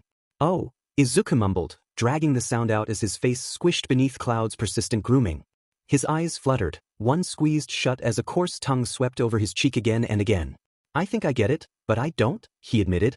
Sushi tilted his head, the expression of someone used to listening to Izuku's spirals beginning to settle over his feline features. Izuku pulled away slightly from Cloud's chest and sat upright. When it came to my quirk, I think it activated when my apartment was attacked. There was this villain, and his voice caught in his throat. I thought it activated to keep me safe. Because the second I thought of Mitsuki, of Kaken and his parents, that's when I shifted back. His green eyes darkened. Everything hurt back then. My bones, my skin, my head. And it wasn't just because of the quirk, not only. He clamped his jaw shut again. That part? That part wasn't ready to come out yet. He hadn't pulled out the splinter, and it was still too raw, too embedded. But then, Izuku's brows furrowed. Then weeks passed. I started doing vigilante work, because what else was I gonna do? I didn't have a home. I didn't have anything left to lose. But I could still transform then. I'd shift into a kitten, hide under a car, sneak up behind some thug, and shift back just long enough to smack them with a signpost. Then back to a cat again. That was normal for a while. That made sense. So why did I lose it later? His tail twitched anxiously. I mean, does my quirk have a cooldown? Some kind of internal, nope, not today, switch? Do I need to meet some random, emotional requirement before I can change back? That sounds insane, but maybe it's not. Maybe it's about adrenaline? Maybe it's because I started using it too much. Burned it out. Or maybe it's mental. Maybe the more I felt like I didn't deserve to be human, the less my body let me be. He pawed at Cloud's tail unconsciously. I just don't get it. I was starving, I was freezing, I was desperate, and still nothing. No transformation. Just a kitten. And then suddenly now I shift back because of a nap. His voice got quicker, his words tumbling over themselves. What if it's like if I feel too human I can shift, but if I feel too helpless, too kitten-like I'm stuck? What if I'm just stuck? Kit, Cloud said, finally stopping the grooming and giving him a gentle nudge with his nose. We're not quirk experts. Sushi, and I don't even understand half of what you just said. Sushi muttered, tail flicking. What I do know is this. Maybe it's a cooldown. Maybe it's something else entirely. Maybe your body just needed rest, or it was your brain shutting you out until it felt safe again. But what matters more than the how is the why. He tapped Izuku's forehead with his paw. How did you feel back then? During all that? Not good, Izuku said immediately. No, not physically. I mean emotionally. How did you feel? Izuku blinked. I guess I barely felt human. The words slipped out before he could second-guess them. I was just trying to survive. Get scraps. Stay away from dogs. I was dirty, always on edge. I didn't feel like Izuku Midoriya. I didn't feel like anyone. I was just a thing. His ears drooped, brushing the edge of his face. But here, with you guys, Hisashi and Aizawa, even if I didn't want to be here, even if I felt like a stray, I started to feel like me again. Like Izuku.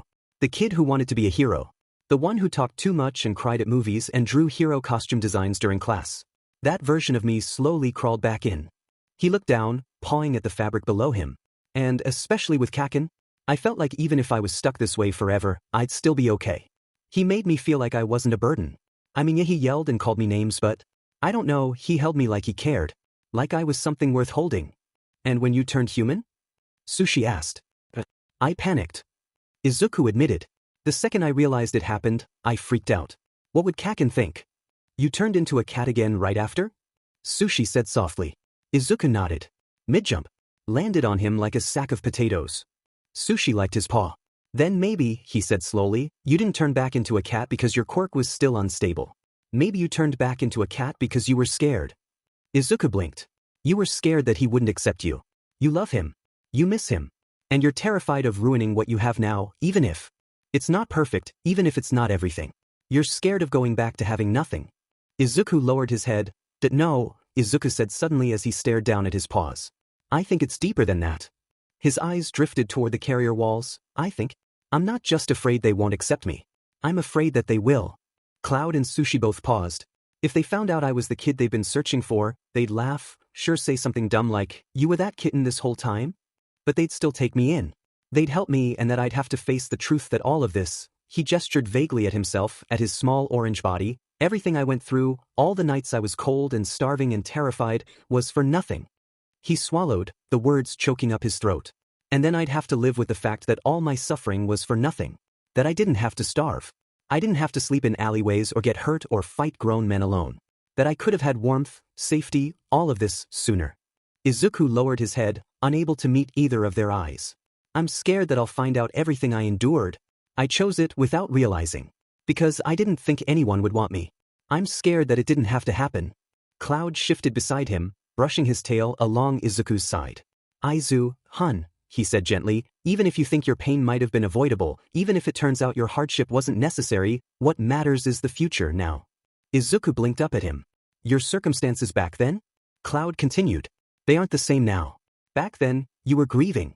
You'd lost your mother. You had no one, no safety net, no community, no hope. You thought it was just you against the world, and that's not your fault. That's survival. But now, his eyes softened, his tail flicking behind him like a metronome marking the beat of healing. Now you're warm. You're fed. You're cared for. You can think clearly. Breathe. You have the luxury of reflection, of choice. You couldn't see help before because you didn't have the capacity to even look for it. But now you do. And that matters more than whatever came before. That was it. It was so right it hit him like a punch to the chest. The boy on the street, shivering in trash-stained clothes, dodging footsteps and sleeping beneath flickering neon signs, that boy wouldn't have known help if it stood right in front of him. He was surviving. That was all. The simple truth that his choices were shaped by a scared, half-starved version of himself who'd barely had room to breathe, let alone hope. Huh, Izuku whispered. The sound of the door opening in the distance made their ears perk. The click of feet against tile, then silence again. I've got an idea, Sushi said suddenly, slipping off the carrier. Our handlers are gone. Say, Kit, want to try it? Try what? Izuku asked cautiously. To shift, Sushi replied with a flick of his ear. To transform. Just us here. No pressure. Cloud looked immediately wary. His whiskers twitched and he shot Sushi a look. Maybe it's too soon. Sure, we think we understand what happened earlier. That maybe he transformed because he felt safe. But what if trying again pushes him too far? What if it locks again like it did before? Sushi just shrugged. Maybe, but maybe not. We won't know unless he wants to try. Izuku straightened up, his heart thumping. Can I? He asked, breath catching. Just once. I won't panic if it doesn't work. I promise. I just want to try. Cloud sighed, resigned, and nodded. Fine. But down here, not in the carrier. We don't want to snap the whole thing in half if it works. He gently nudged Izuku onto the floor and curled his tail around the smaller feline. Just know, Kit, we love you whether you shift or not. And if you can't, we'll find another way. Okay? Izuku nodded, stepping forward on trembling paws. He closed his eyes. I am safe, he whispered. If that's how the quirk works, I am wanted. I am loved. He opened his eyes. And he was still small. Still orange. Still a kitten. Izuku let out a soft sigh, disappointed but not devastated. Okay, he said. Maybe not. But then the sting hit him. It started as a buzz under his skin, a ripple that felt like static electricity traveling across his fur. His breath hitched. His eyes widened. Pain gripped his chest and stomach. His paws trembled and his tail curled inward, muscles clenching. Then it began. His spine arched. His limbs stretched, joints creaking and cracking as his bones began to reshape. His fur rippled and retracted, disappearing as his muscles grew longer, leaner, more human. His tail shrank with a sharp tug. Fingers emerged from paws. Claws pulled back into knuckles. Skin appeared, pale and freckled. His ears twitched and shifted position. His eyes closed tight, and when they opened again, he was tall. Taller than Cloud. Taller than Sushi. Very human. Izuku sat on the wooden floor, panting, his knees to his chest and arms trembling as they braced him. He blinked, fingers twitching in disbelief. No fur. No tail. No pads. Just skin. Just sweat. Just him. Holy crap, he whispered hoarsely. And from the looks on the two cats' faces, they were thinking the same exact thing. He was back. This chapter text. Mew. Mew. Cloud's paw tapped gently at his thigh, persistent. Izuku looked down, eyes wide, his whole body tense as the world started to feel cold again from the air. No fur, right? The room, once big, felt too small around him. I can't, Izuku stammered, voice cracking, his heart racing so fast it made his ears ring. He could barely process what was happening as Sushi joined in, his mewls louder, sharper, more concerned now. Both cats looked at him not like he was a stranger, but like they knew him, like they needed him to understand. But Izuku just blinked, wide-eyed, shaken. I can't understand you, he whispered, barely audible to even himself. I can't understand. He stood up, but his knees buckled beneath him before he could finish. His legs, still too weak from the transformation, gave out and sent him crashing back onto the floor with a thump that knocked the air from his lungs. For a second, all he could do was lie there, trembling, the ache of impact blooming up his spine. He groaned, pressing his palm flat against his chest, heart hammering behind it. And then he opened one eye. Just one, cautious and slow. Cloud was there, immediately. So was Sushi. They climbed over him, quieting their mules, curling around his sides like they were trying to wrap him in comfort. It almost worked. It almost made the panic go away. But even with their warmth pressed close, Izuku could feel how fragile he was. I can't understand you, he repeated again. The cats stilled, finally registering the truth in his words. They weren't talking to the kitten anymore. Izuku slowly sat up, arms braced behind him, and stared at his hand again. He flipped it over, palm to ceiling, veins visible beneath the skin. Flexed his fingers. Looked at the faint scars that crisscrossed over his knuckles and palms. Closed his hand into a fist. I fell, he said dazed. And I'm still human. He crawled awkward, shaky across the floor on his hands and knees, dragging his sore body to the edge of Aizawa and Hisashi's shared bed.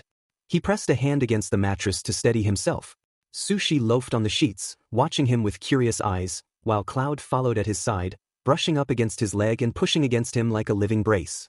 Izuku, with a grunt, managed to stand. His knees trembled. His breath caught. But he stood. He stood taller than the bed, taller than the cats. Taller than he had in a while. I did it, he whispered, as if saying it louder would break the spell. He took a step toward the door. Then another.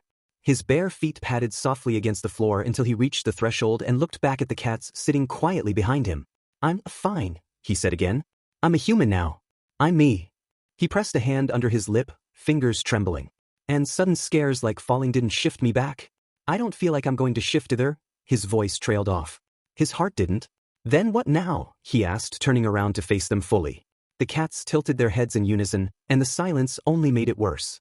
What happens now? He whispered, more to himself than anyone else. Do I just find a t-shirt and walk out of here?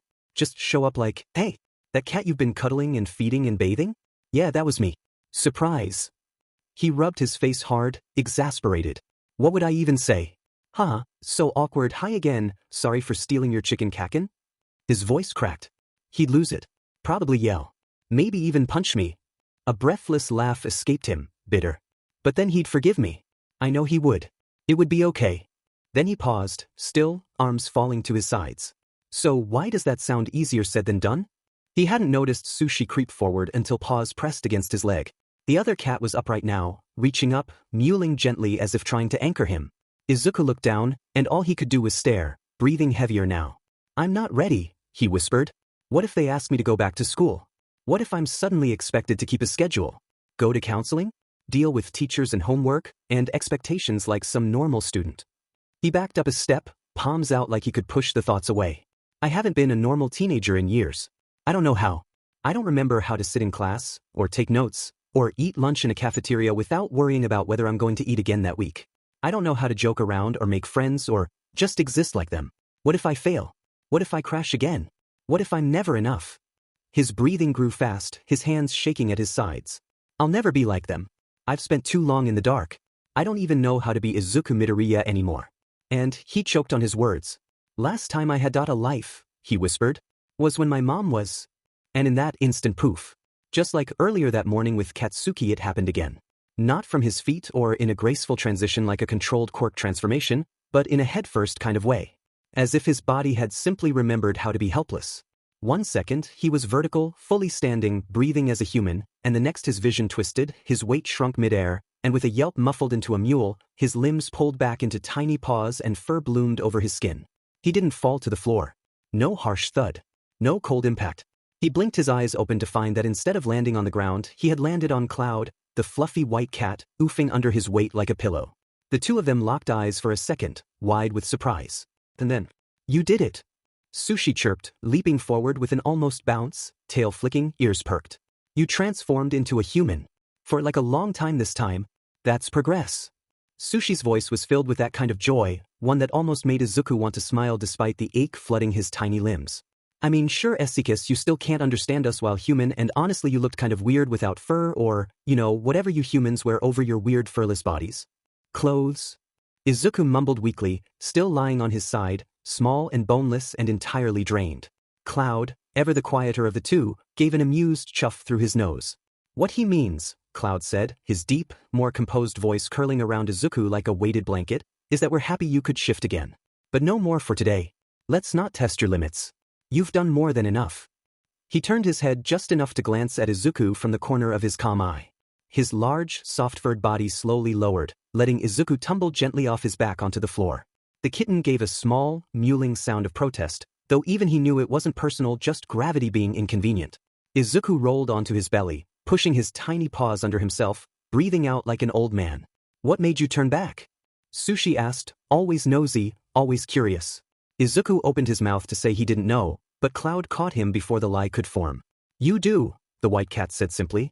And as if to punctuate the truth of it, he leaned in and gave Izuku a slow lick across the forehead. The tongue was rough, and it left a little orange tuft of fur sticking up comically from the saliva. Izuku blinked at him, then closed his eyes for a second, taking a deep breath through his little feline nose. I started thinking, he said, opening them again. About what would happen now. About what comes after. I know Kakin and the others still think about me. That he's still hurt by how I left. That it affected him. So if I know I'm not going to get punished or rejected, then what? He took a breath, slower, shakier. What's next? A new life? A normal life? A schedule? A school ID? Classes? A dorm bed and a uniform? And a desk with my name on it?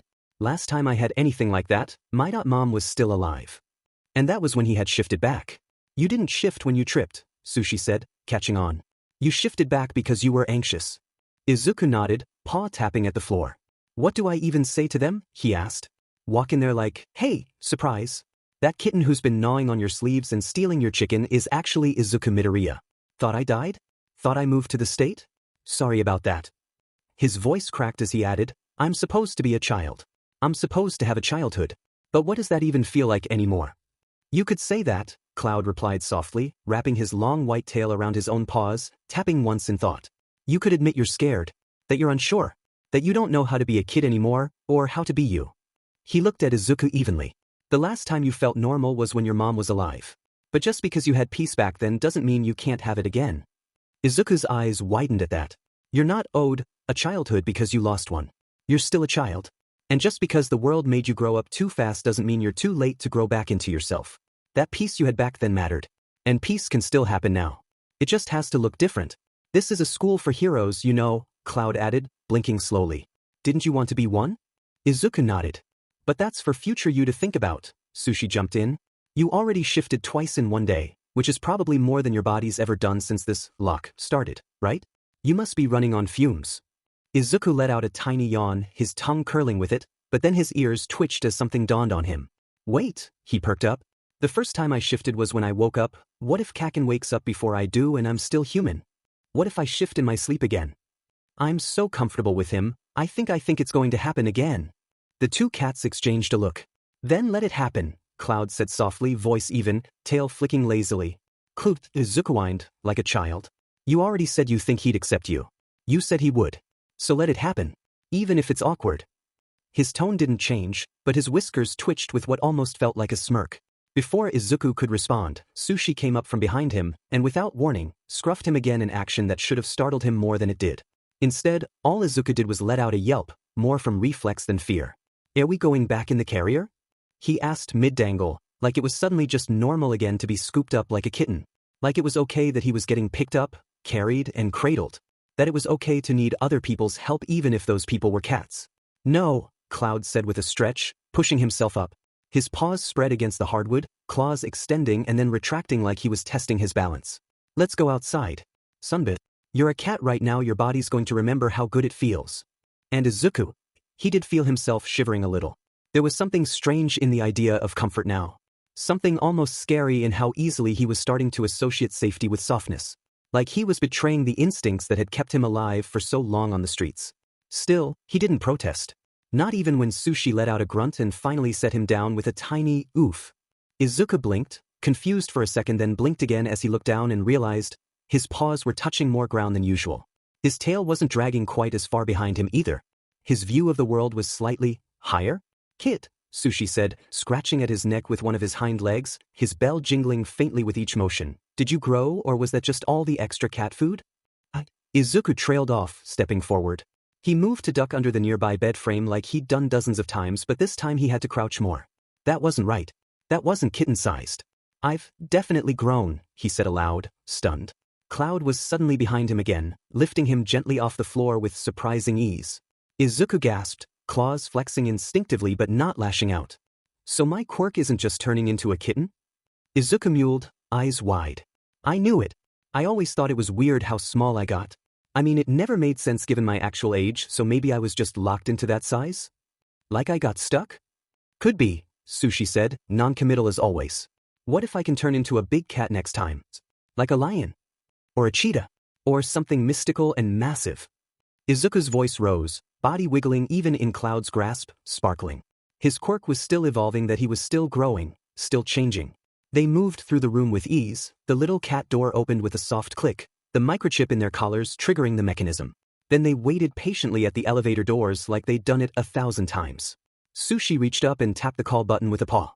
"No matter how big you grow," Cloud said in a quiet, amused tone, muffled since he was carrying Izuku, "you are and will always be a kitten to us." Izuku snorted, letting out a soft laugh. "That sounds like something parents say." "Yeah," Cloud said, a soft chuckle vibrating through his chest. "It is." Izuku turned his gaze to the reflective surface of the elevator door to his own reflection. He stared hard until his tail. The bandage was gone. Aizawa's gonna kill me. But that was a problem for future Izuku. The halls were quiet, save for the echo of their small paws. A few students passed, some smiled or waved, even took pictures, but none of them tried to touch. There was a kind of respect there. No outstretched fingers. No squeals. It was clear these cats had a status here, an invisible perimeter enforced. Maybe it was because of Aizawa. Or maybe Hizashi. Or maybe some authority even higher. Whatever it was, the cats moved like royalty. They made it outside. A soft patch of grass welcomed them, a spot kissed by sunlight and shielded just enough by trees. Izuku was dropped onto his side with a contented sigh, feeling the warmth seep into his bones like honey. It was so good. The kind of good that makes you yawn involuntarily. He did, curling slightly, then shifting again to rest his head on Cloud's thick, snow-soft fur. He knew exactly why it was so nice to lay there. He'd seen Hizashi brush Cloud with the same care he used on his own hair, daily, lovingly. It showed. It felt like lying on safety. Izuku stared up at the sky, eyes soft, heart full, thoughts still. And then, without meaning to, he remembered. He remembered the naps he used to take when the world wasn't trying to kill him. When there were snacks and cartoons and his mom was humming while cleaning. He remembered the soft clack of her heels on the kitchen tile. The smell of miso soup. The way his blanket at home always felt slightly too warm but safe. The breeze whispered through his fur, and the sun warmed the crown of his head. Then came another sensation, a rough tongue grooming his ruffled fur again, smoothing down the wayward orange strands. Familiar. So familiar. Chapter text. Izuku stirred when he felt the rasp of a tongue drag across his hair again, messy strands sticking up from the damp. His head lifted slowly, bleary eyes blinking, only to meet Sushi's stare. The gray cat sat directly in front of him, tail curled neatly, expression that strange in-between cats carried when they seemed to be on the verge of saying something important. "In a way, this is reminding me of someone. Or more like him," Sushi said as his ears perked. Cloud, however, stiffened instantly and cut in with a sharp, almost parental hiss. "Don't." His eyes cut over at the other cat in warning. Sushi, unbothered, only tilted his head and answered, "What?" with the same carefree air that always made Cloud grind his teeth. "Don't say it," Cloud warned again. That tone only made Izuku perk up, blinking between them, his own curiosity flaring despite the heavy ache still clinging to his body. Who are you talking about?" His voice had that pitch, the kind that showed wanting answers. He leaned forward, green eyes shining, and Cloud, though visibly reluctant, finally sighed like he was letting air out. "I'm not sorry," Sushi admitted, his tail flicking once. "I know you do too." Izuku tilted his head, brows drawing close. "Do what?" "Now you have to tell me," he said, almost bouncing where he sat, the energy of a kitten still clinging to him. Cloud's shoulders loosened in defeat before he gave another long sigh. "It's just, you reminded us of our friend." He paused, ears twitching once. "He was the one who brought you here." Izuku froze. His breath caught, pupils widening. "All black cat?" he asked quickly. "The outside cat?" His heart thumped faster at the thought. "He's your friend?" Both cats nodded slowly, solemnly, confirming it, and something about that simple movement made it all make sense in Izuku's head. Of course. It wasn't random. He'd been brought here. And with Cloud and Sushi's history of helping strays, Izuku remembered them saying they'd had their fair share of extra cats. Pass through it meant that there had always been a network, a connection between them. The black cat had known that this place would be safe for him. That someone would take care of him. A soft life for a soft heart. A human who would take him in. "He's got no place here. He'll die if we leave him." That's what he said. "But how did you meet him?" Izuku asked after a beat, his voice smaller now. "I mean, you two are house cats. And when I saw him, it was clear he'd been in the streets his entire life. He looked at me once and told me I wasn't made for this sort of life." Izuku gave a short huff at the memory. Or maybe he just knew I wasn't like the other cats he'd ever met, because, I'm human and all, not that he knew that. Izuku mumbles. "All the cats always knew there was something off about me. They treated me weird sometimes, like I smelled wrong or didn't move like them, like their instincts told them I wasn't right. Maybe my ears twitched at the wrong times, or I stared too long, too directly, instead of breaking eye contact like a normal cat. Or maybe it was the way I sat. I laughed at things." He smiled. I didn't hiss the way they did. Sometimes I even forgot to purr when I was supposed to, like the rhythm was unnatural to me. I guess all those tiny differences add up, and instincts notice when something doesn't fit. Maybe it scared them. Maybe I scared them. Yeah, Sushi said finally, breaking the silence that followed Izuku's anxious tumble of words. You really are different from the bunch we've met. Not worse. Just different. Izuku nodded slowly, but again, how did you two meet him? Cloud's ears dipped back slightly, his posture less rigid now, his voice lowering as he spoke. We weren't always house cats. He said it softly. We didn't always get groomed or go to our monthly vet visits or have a warm roof over our heads. We were strays. Just like him. When we were kittens. Izuku's lips parted slightly at that. They looked so healthy now, so clean, so well cared for, that it was hard to imagine them ever being weak or unwanted. His expression must have shown it, because Cloud gave him a look. It's hard to look healthy when you were raised in filth and abuse, he said bluntly. His tail twitched, restless. We had diseases from the lack of care and poor breeding, though most would never know. Izuku leaned in closer, listening, not daring to interrupt as Cloud kept talking. We think it was because whoever bred us didn't get any profit from it. So he gave away the bunch that wasn't worth anything. From all the mothers he had, he shoved together the weak ones, the sick ones, the unwanted. That's how we ended up together. Different mothers, but the same fate. To this day, we'll never know for sure, but that's what we believe happened. Cloud's eyes narrowed slightly, his whiskers twitching. It was cold, but the kind of place you don't forget, even if you try. Horrible. And it was just us two and him. All of us huddled up in the same box, not expected to survive. His words slowed, but then Kuro, he was the oldest of us. One day he left the box. We thought we'd never see him again, but when he came back, he had food. He was hurt badly, limping, bleeding, but he dropped food in front of us. Thanks to him we lived. We told him we could help. We wanted to try. But he said this was his way of helping. And in a way, I think he already knew we wouldn't survive if we joined him. So he carried the weight himself. And we survived. Izuku's chest tightened at the image of it, his throat thick, but Cloud continued, gaze fixed in memory. One day, Aizawa found us while he was on patrol. He looked younger back then. Way younger. And it was right around the time Kuro had gone out for food again. We tried to hide, but he came back with something in his mouth and stopped. Just stared as we got taken away. Maybe he knew we were in safe hands. Maybe he knew that whatever life he was living wasn't one we could survive, but he could. So he let it happen. We never talked to him again. But we've never forgotten him. Sushi's voice picked up where Cloud's left off. And that's why we try to help in our own way. To help cats and kittens like you, Izuku. Because that's what he did for us, given the way he brings us kittens, he knows where we live, Sushi said, his tone soft. But we haven't seen him in years. He lowered his tail to curl neatly around his paws. This is why when you want to go out there, when you want to risk your life, we can't just let it slide. We know it's not the right calling for you. We know this isn't your true potential, not the way you're meant to help. You're not him. You don't need to follow that path to prove anything. His ears flicked toward Cloud, the bigger cat's eyes burning as he turned his full focus onto Izuku. Look at your best friend, Bakugo, Cloud said. By you simply being there, you changed him. He became better. He stopped tugging at his hair, stopped screaming himself raw. He started sleeping again. You helped him in a way no one else could. And if you can do that for him, don't you realize what else you can do? You can help countless others either as you are now, a cat with a strange gift, or as the human child you truly are. You don't need the streets to prove yourself, Izuku. Not anymore. But Izuku's brows furrowed, his tail twitching with restless energy as his chest knotted tighter. But it's not fair, he burst out. His eyes burned as he stared down at the floor, claws flexing against the grass beneath him, ears twitching against the pounding in his head. Cloud tilted his head, waiting, giving him the space to pour it out. You guys just parted ways. Like that? Are you okay with it? Are you seriously okay that you got to live here, safe and warm, groomed and cared for, while he didn't? He didn't join you. He didn't get the same safety, the same comfort, the same love you have now. He's still out there in the streets, even if he's helping others, he's all alone. He chose it, I know he chose it, and I'm not blaming you, but that doesn't make it right. Yeah, I get it, he prefers to self-sacrifice, to keep living out there even if it means bleeding for strangers, but what about him? Who takes care of him?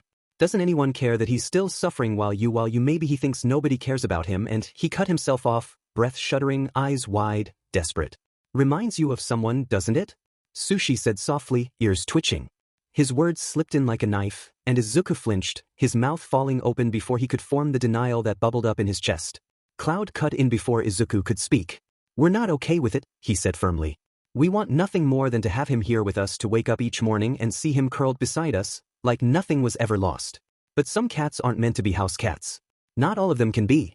There just isn't enough room, and there are cats out there who need him, cats who won't survive the streets without someone like Kuro watching over them.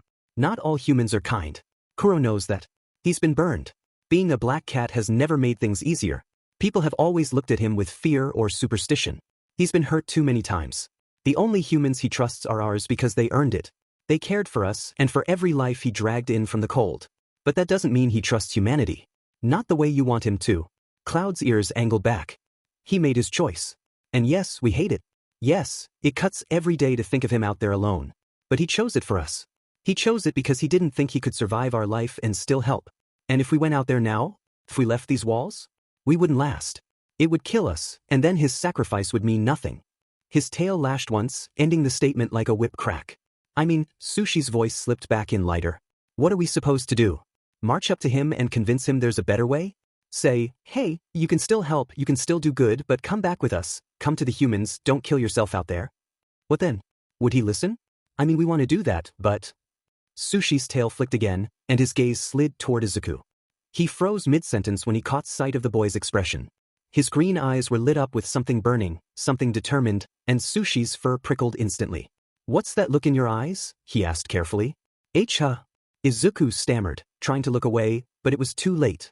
Sushi moved closer, slow, deliberate, his whiskers twitching as his snout almost touched Izuku's nose. I know that look, he said quietly. Izuku's lips parted, then closed quickly. I don't, he tried, but his voice faltered. Izuku. His name cut sharply through the air, Cloud's low voice grounding it like stone. Izuku flinched at the weight of it, daring to glance toward the larger cat, only to shrink back under the intensity of his eyes. You are not going into the streets, Cloud said firmly, his tone leaving no room for argument. I know what's running through your head. You think you can convince him. You think you'll be different. You won't. He has made his life there, and nothing you say will undo that. Izuku's mouth opened in protest, but Cloud's tail lashed again, silencing him. But I know I can help. Izuku blurted anyway, desperate. You said it yourself, I can do my own way of helping. I have a quirk. I can speak to cats and humans. Well, only when I'm a cat, but still. That is final, Cloud cut across him, voice hard enough to slam Izuku's rambling into silence.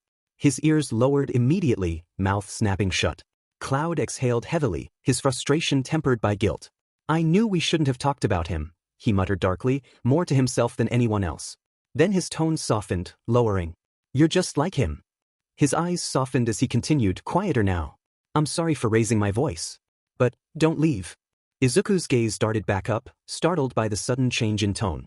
Cloud's tail flicked uneasily as he spoke again. You don't even know where he is. It might take you days, weeks, to find him, and even longer to find your way back. I know you've dealt with dangers before. Know you've survived worse. But you never know when it'll be the last time. A villain. A stronger dog. Something unexpected. If something were to happen to you because of us, he trailed off, ears lowering, voice breaking into something quieter. Besides, Sushi added, his tail brushing against Izuku's body. While you're gone, while you're chasing ghosts, you'll have a bunch of people worried sick about you, tearing the streets apart to find the missing kitten. You'll make Katsuki worry the most. His voice lowered, his eyes narrowing. And we've seen what happens when Katsuki worries about you. Do you want to do that to him again? Izuku's gaze fell to the grass, his green eyes narrowing. His claws flexed once against the earth before he pulled them back in, tail swishing behind him. He needed to help. The thought burned in him hotter than the sun overhead. He knew he could make a difference. He wasn't just some house kitten to be coddled and protected inside four walls. He wasn't weak. He was still a vigilante in his bones, someone who couldn't just sit still while others suffered. Every part of him screamed to act, even if his fur and whiskers told a different story. His throat tightened with frustration until the rough sound of Cloud's voice broke the silence. Please, Cloud said, firm but softened by the gentle rasp of his tongue as he ran it once over Izuku's fur, smoothing a tuft out of place. The motion was grounding, protective, a reminder that his agitation wasn't invisible. Stop making up your mind about it. Not like this. Izuku's ears tilted back at the words, his chest tightening. He squeezed his eyes shut, forcing himself to breathe through the tangle of his thoughts. Okay, he muttered at last. He let out a long sigh, the kind that left his shoulders sagging. When he opened his eyes again, the storm inside him had dulled just enough to settle, but the sparks of determination still lingered at the back of his gaze. He's doing it, Izuku thought grimly. He's going to find Kuro. Ah, if it isn't my favorite family. The cheerful voice cracked through the air like sunlight parting clouds, and all three cats turned their heads sharply. Hisashi strolled across the courtyard with his usual energy, setting down a stack of papers and a lunch bag on the nearest bench. His mustache hid his grin, but his voice carried enough warmth to paint the picture anyway. You're taking little Deku on a walk, huh? Letting him get some sun? Sunbathing?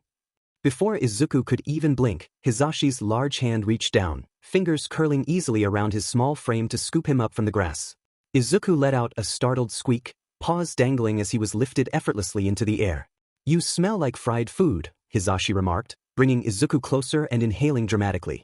The tickle of his breath made Izuku shudder, and a panicked thought raced through his head. God, why does he do things like this? It makes it so much harder to ever tell them who he actually is. Like, oh, surprise. Yes, it's me, your student. You sniffed me like a cat because I really was a cat. He didn't have long to wallow in the horror of that thought. Hisashi shifted him in his grip, turning him toward his own face, and before Izuku could react, there was the brush of lips against his cheek. Izuku let out a mortified whine, ears flatting instantly at the prickling sensation of the man's mustache. He pawed weakly at Hisashi's shoulder as though to push him away, but the man only chuckled. Cloud and Sushi took the opportunity, padding forward. Cloud reared up on his front paws against Hisashi's leg, batting at his pants, while Sushi rubbed his cheek insistently against the other. Yes, I get it, Hisashi said through a laugh, shifting Izuku higher in his arms as though keeping him out of their reach.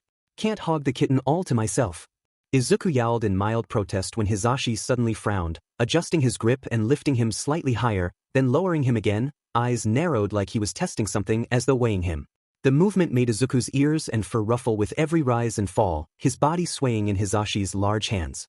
Is it just me, Hisashi said finally, or have you gotten heavier? Izuku froze, his heart lurching in his chest. You look bigger, Hisashi continued, holding the boy at eye level now. I need 2 hands to carry you. You're still small, sure, but not as small as before. His voice shot up into a gasp, and Izuku's stomach twisted in dread. Oh no. Oh no. Is it all the food and love we've been giving you? Hisashi squealed, clutching him closer, the tone almost too sweet to be serious, but the observation far too good to dismiss. Through the lenses of his glasses, Hisashi's gaze lingered. Izuku's ears twitched nervously. People might underestimate him, assume Hisashi was just the loud one of the pair, but Izuku had learned the truth quickly enough beneath the energy and jokes. Hisashi was sharp. Scary sharp. Alright, Hisashi broke the moment with a whistle, turning on his heel. Let's go to show. Lunchtime for us. His stride was as casual as ever, papers tucked under one arm, Izuku tucked under the other, while Cloud and Sushi padded faithfully at his heels. Their soft mules rose in unison, voicing their own half-hearted protests. Hisashi only laughed. No. You guys had him all morning. My turn. Let me cuddle. He balanced Izuku in one hand while adjusting his papers with the other, humming a tune under his breath as they headed toward the building. Izuku couldn't place the melody. The halls were quiet at this hour, emptied by the call of lunch. Their footsteps and soft mews echoed faintly as they climbed the stairs.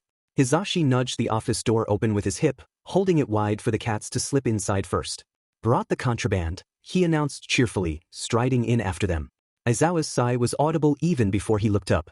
He pulled his hands away from the papers spread across his desk to rub at his temples.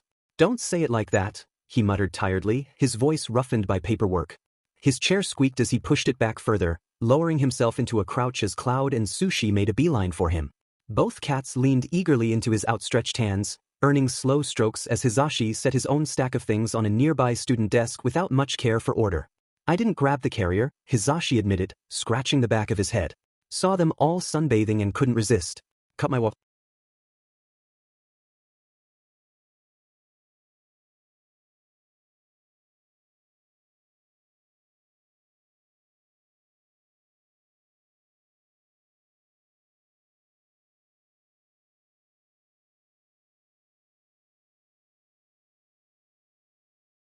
Voice broke then, pleading.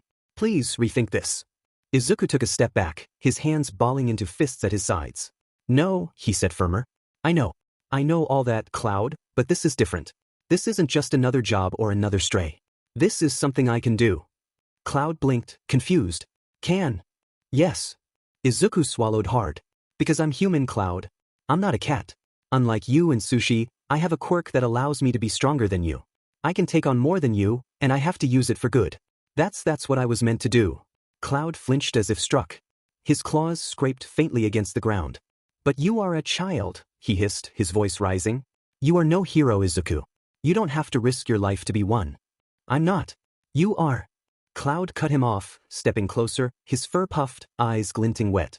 You are just a child. Stop doing these foolish things. Stop thinking you have to be the one to save everyone. No one is asking you to die for anyone else. Izuku's face twisted. No, he said sharply, his tone shaking. And I am not your child. So stop treating me like The words came out like glass, cruel even though he didn't mean them to. Cloud froze. The world went silent, save for the hum of the security lights and Izuku's shallow breathing. Slowly, Cloud ears were lowering, eyes wide, hurt spreading across his face in a way Izuku didn't know how to bear. I didn't mean, Izuku began, but the words fell apart. You did. Cloud's voice was quiet now, almost too calm. And that's fine. Maybe I needed to hear that. Izuku's chest burned, guilt rising like bile. But he couldn't stop now. He bent, yanking the clothes free from under Cloud's paw, using his teeth to grab the fabric. I'm going to find Kuro, he said through clenched teeth. He deserves to be safe too. He deserves to be saved. He looked like someone who needed saving while he saved me. Cloud's fur rippled, his breath coming fast. You're going to get lost out there, Izuku. You'll end up in the same place you escaped from, hungry, cold, hunted. And think of the people you're leaving behind. Izuku froze again. Cloud stepped forward. These are the consequences you're not thinking about. You want to just go out there, but people care about you here. You think leaving will fix everything? It won't. It'll just hurt them. When you're gone, what do you think Katsuki will do? You've grown enough to know he won't just be fine. He'll lose it, Izuku. You were keeping him sane and… Then I guess, Izuku interrupted, I must hurry to find Kuro. Cloud shook his head. You say you'll come back, he whispered, but what if you don't? Then I'll crawl back. Limp, broken, half dead, I don't care.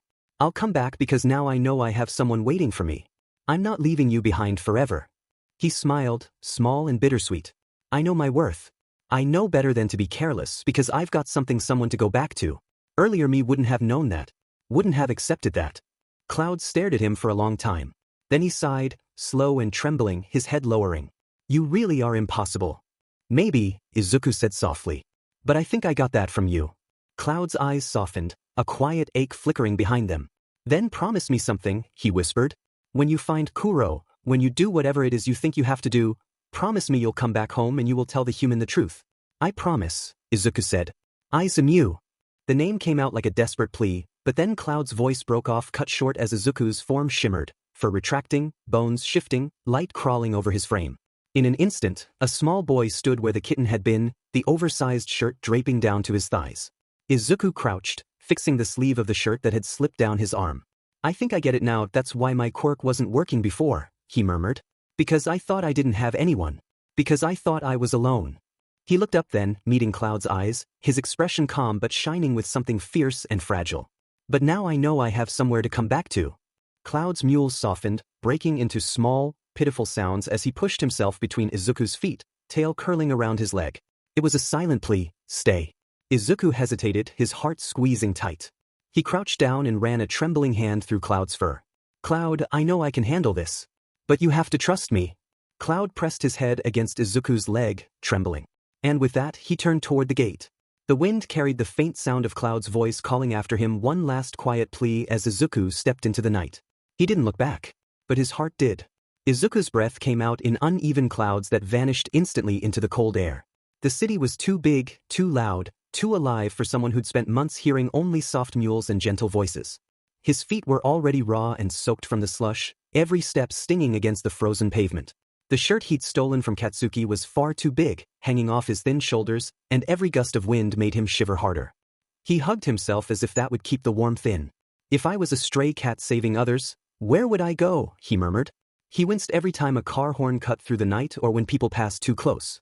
Every flash of headlights made him flinch. He wasn't used to being this tall again, to the weight of his own body or how small he still felt inside it. But he kept moving. He had a goal. Find Kuro. Bring him back. Make sure he was safe. That was all that mattered.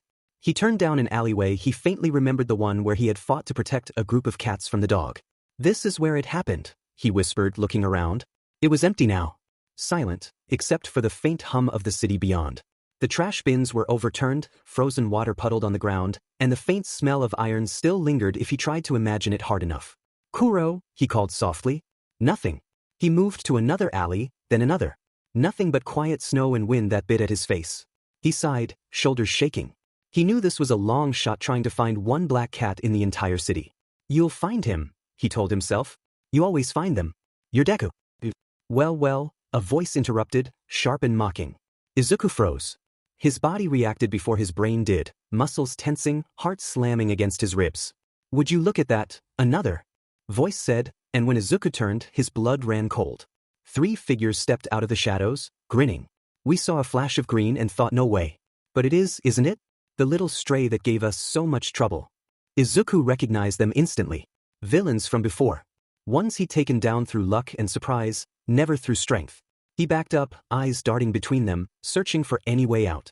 Thought you'd be off the streets by now, one said, stepping forward. Or maybe someone finally took care of you. His gaze flicked up and down Izuku's borrowed clothes, and he smirked. Guess someone did. You've been domesticated, huh? He laughed, thud. Too bad. You should have stayed a house cat. Now we'll deal with you like we deal with all strays.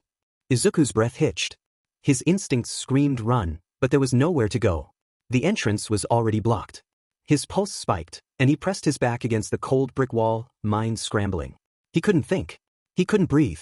No, I can't, not now. I have to go back. Someone's waiting for me.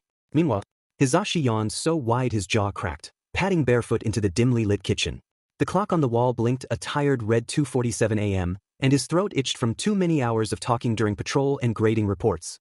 He reached for a glass, filled it halfway, and took a sip, sighing at the quiet hum of the apartment. Usually, by this hour, the cats would be curled up together on the couch or in the small basket near the radiator, a soft bundle of breathing fur. But tonight the apartment felt off. He turned, expecting to see both Cloud and Sushi asleep, but the sight that met him made his brow furrow. Cloud was sitting by the front door perfectly still, perfectly silent, his tail curled neatly around his front paws. The white cat wasn't dozing or grooming, wasn't even blinking much. Just staring. His eyes were fixed on the door like he was waiting for something. Hey, fuzzball, Hisashi said quietly, crouching beside him. You guarding the place or what? No reaction.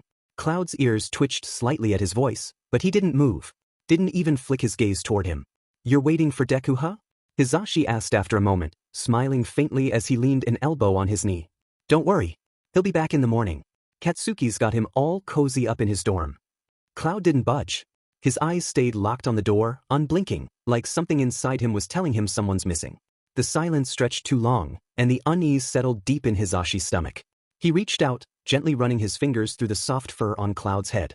The cat leaned into it for a moment, accepting the touch, but as soon as Hisashi stopped, his gaze snapped back to the door again. That's when the teacher's smile faded. Cloud had never acted like this before. Hisashi straightened, his glass forgotten on the table. What do you know that I don't, huh? He murmured, voice quieter now. He stared down at the cat, and for a second he could have sworn Cloud's tail gave a single slow lash, the kind that said something's wrong. He exhaled, running a hand through his hair. Okay. He wasn't overreacting. He knew this feeling. His instincts never lied. Hisashi stood, padded back to the bedroom, and stopped in the doorway. His husband was still asleep, sprawled under the covers with his scarf bunched near his neck, face half buried in the pillow. Hisashi hesitated just for a second, then reached for his phone on the nightstand. He scrolled to Bakugo's contact, thumb hovering over the screen. Bring. Da-da, came the groggy, gravelly voice from the other end. Hey, little listener, Hisashi said softly, keeping his tone calm. Sorry for calling so late, but I got a hunch. You see Deku anywhere? There was a pause. Then Katsuki's confused mumble filtered through. Yeah, he's probably under the. Hisashi heard rustling, a muffled curse, and the sound of someone moving fast. Wait, where is he? Hisashi froze mid-step. What? More rustling. Then Bakugo's voice sharpened. He's not here. He's not. Silence. Hisashi held his breath. The door's open, Bakugo said finally, voice low. The sound made Hisashi's pulse spike. What do you mean the door's open? I mean, Bakugo growled, it's wide open. He's gone. Hisashi's stomach dropped. He turned immediately to Aizawa, shaking his shoulder. Shoyuda. Wake up. Aizawa groaned, voice rough. What? Deku's gone, Hisashi said quickly. Bakugo's door was open. That woke him. In a heartbeat, Aizawa was upright, the blanket sliding off his shoulders. Go to him, he ordered, standing up, already grabbing for his black pants. I'm going to have to talk to Nizu, get him to pull the security feed. Maybe you and Bakugo will find him before then. Hisashi nodded, turning toward the door, but then paused. He hesitated, thumb still on the phone, muting it for a second. He glanced over his shoulder at his husband, who was now tying his hair back. Say, Hizashi said softly, you're not keeping any secrets from me, are you? Aizawa paused, halfway through pulling on his boots. What? Hizashi squinted. You got up rather fast. Aizawa gave him a look through the curtain of his messy black hair, unimpressed. Now's not the time for your hunches. Yet you always say my hunches are right, Hizashi muttered as Aizawa brushed past him. When Aizawa stepped into the living room, he stopped short. Cloud was still there, sitting in front of the door, eyes wide and unblinking, tail twitching once. The cat didn't move, didn't even look up when Aizawa's shadow fell over him. And that's when Aizawa's jaw tightened. He muttered something sharp under his breath, something that sounded suspiciously like a curse. DMN it. Izuku's breath hitched. The air bit at his skin as snow fell in slow, heavy flakes, the kind that melted instantly on his cheeks but stuck to his hair. His vision blurred at the edges. His hands shook as they pressed against the rough brick wall beside him, fingers leaving streaks of red where his skin met the stone. As long as you're here too, it's gonna be okay. He limped forward, dragging one leg, his bare feet numb against the frozen pavement. Every step made him shudder, every breath cut like glass. His head pounded, his lungs burned, and his ears were ringing from the last blast that had sent him flying into the alley wall. No, he couldn't stop. Not here. And I am not your child. So stop treating me like tx. He pushed forward. Again, his knees threatening to give out. His vision wavered, the dim orange glow of a broken street lamp, painting everything in trembling light. The city was silent at this hour, only the wind and the faint buzz of power lines breaking through. He reached a corner, stumbled, and caught himself on the edge of a dumpster, panting. His fingers slipped in his own blood. His thoughts were fading in and out, words breaking apart into half-formed fragments. Kings, to go back, Katsuki. His body screamed to stop, to rest, to give up. But he couldn't. He promised. He looked up, the sky stretched above him, black and dotted with stars that flickered faintly through the snow. His breath came out in shallow bursts, fogging the air.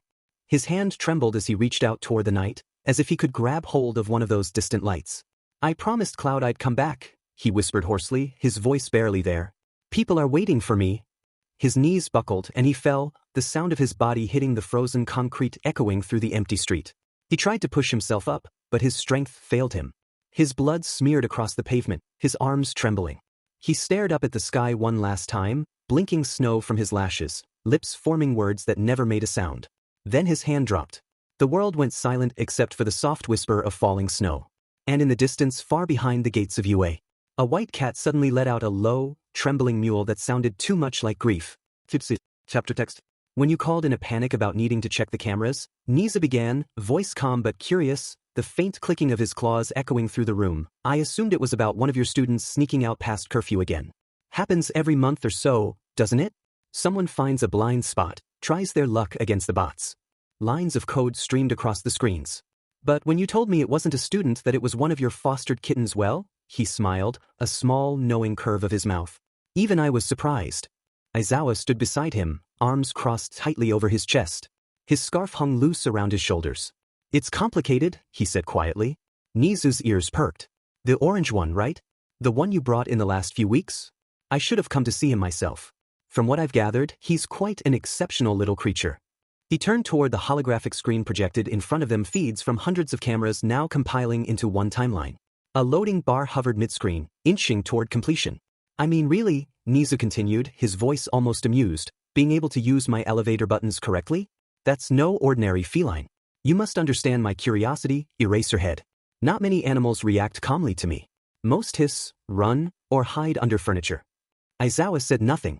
He was staring at the progress bar as though sheer willpower could make it move faster. Nizu's tone softened slightly.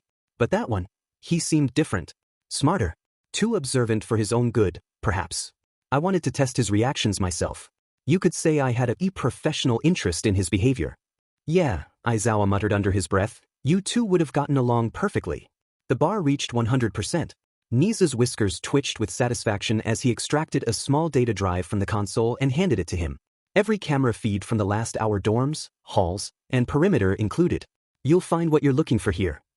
Aizawa took it silently, sliding it into his coat pocket. Are you sure you don't want to watch it here? Nizu asked, tilting his head. We're already set up. No, Aizawa said after a pause. We're not watching it here. He met Nizu's gaze, and there was something grim in his expression. You're coming with me. Nizu blinked, then smiled knowingly. So it's that kind of situation. Katsuki's hands were shaking. I don't get it. I don't how the hell did he dragged his hands through his hair, gripping the blonde strands so tightly his knuckles went white. Easy, easy, Hizashi murmured, lowering his hands gently, trying to keep him from clawing at his scalp.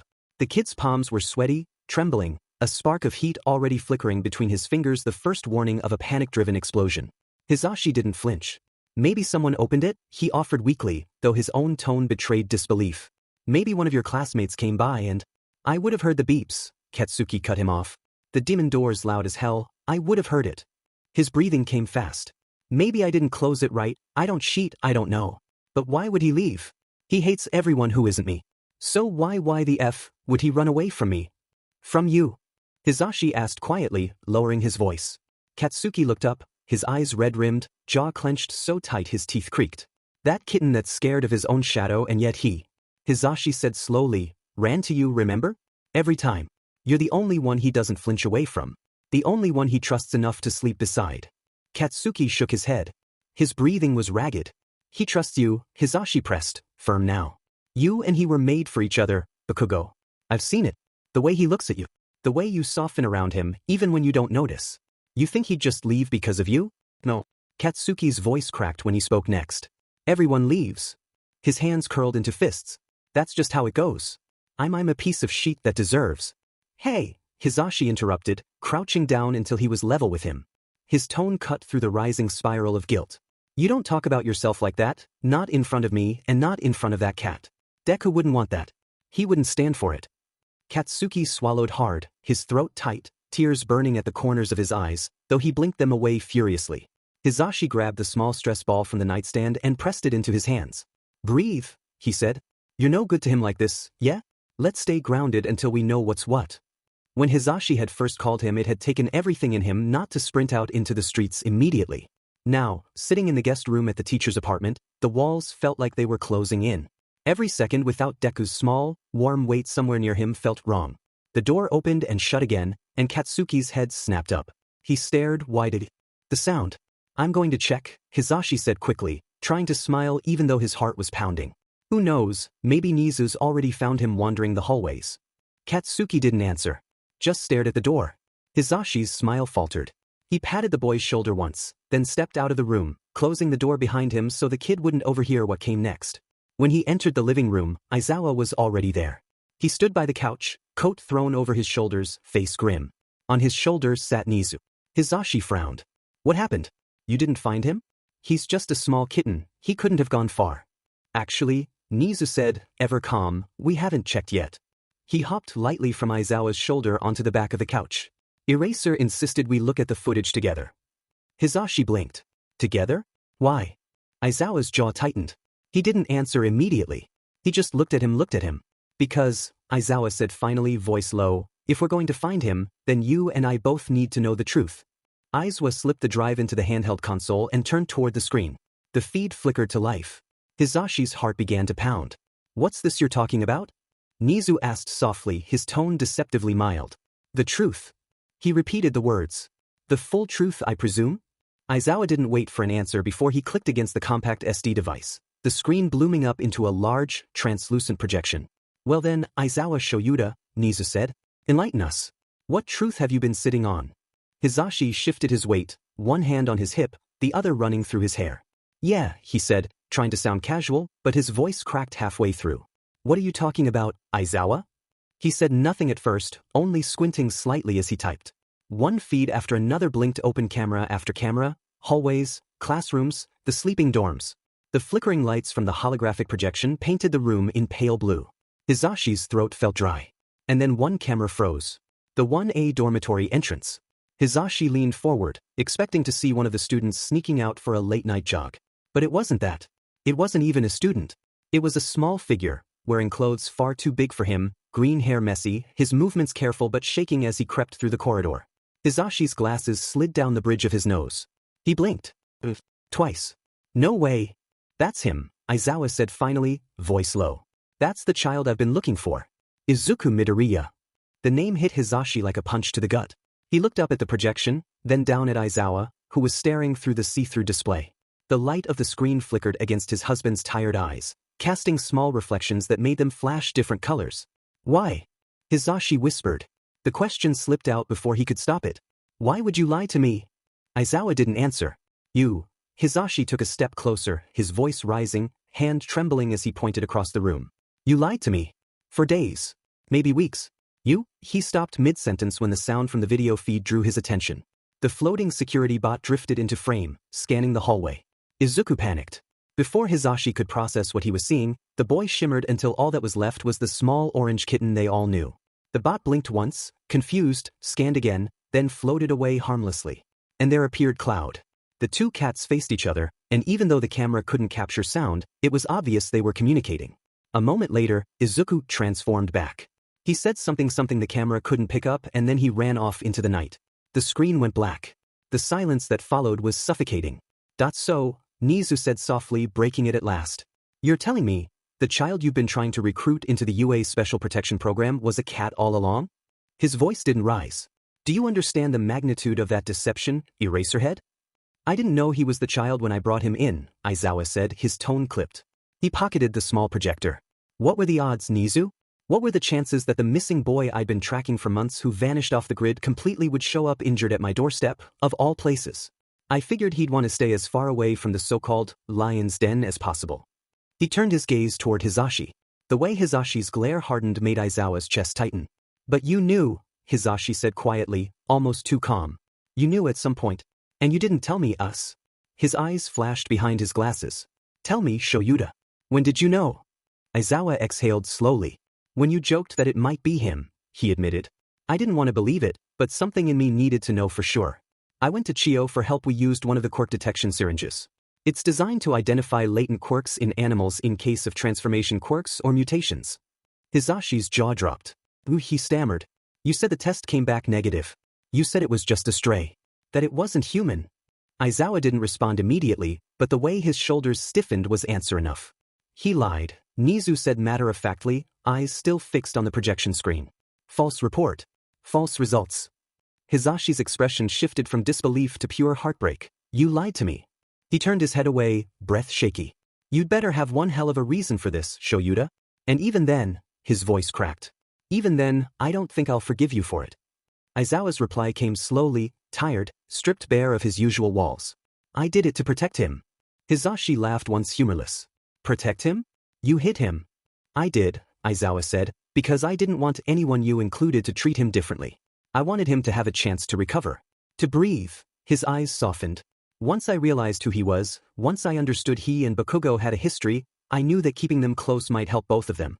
They stabilize each other in ways no one else can.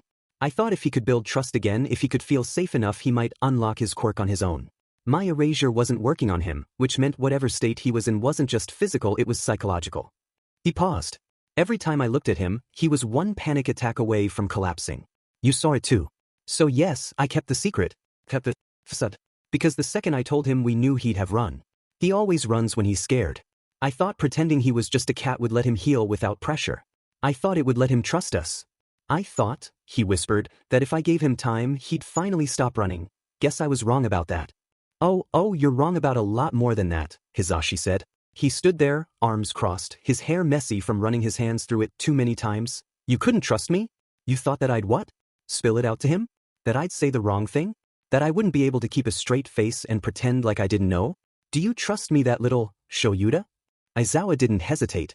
His voice was low, calm, like he'd already played this conversation out in his head a dozen times. No. Hisashi blinked, thrown off by how easily that word left his mouth. I wasn't trying to hide it because I didn't trust you, Aizawa continued, his hands tucked deep in his pockets. I was trying to look for a cure, a reason why he couldn't shift back. I needed to understand what was wrong before I told anyone.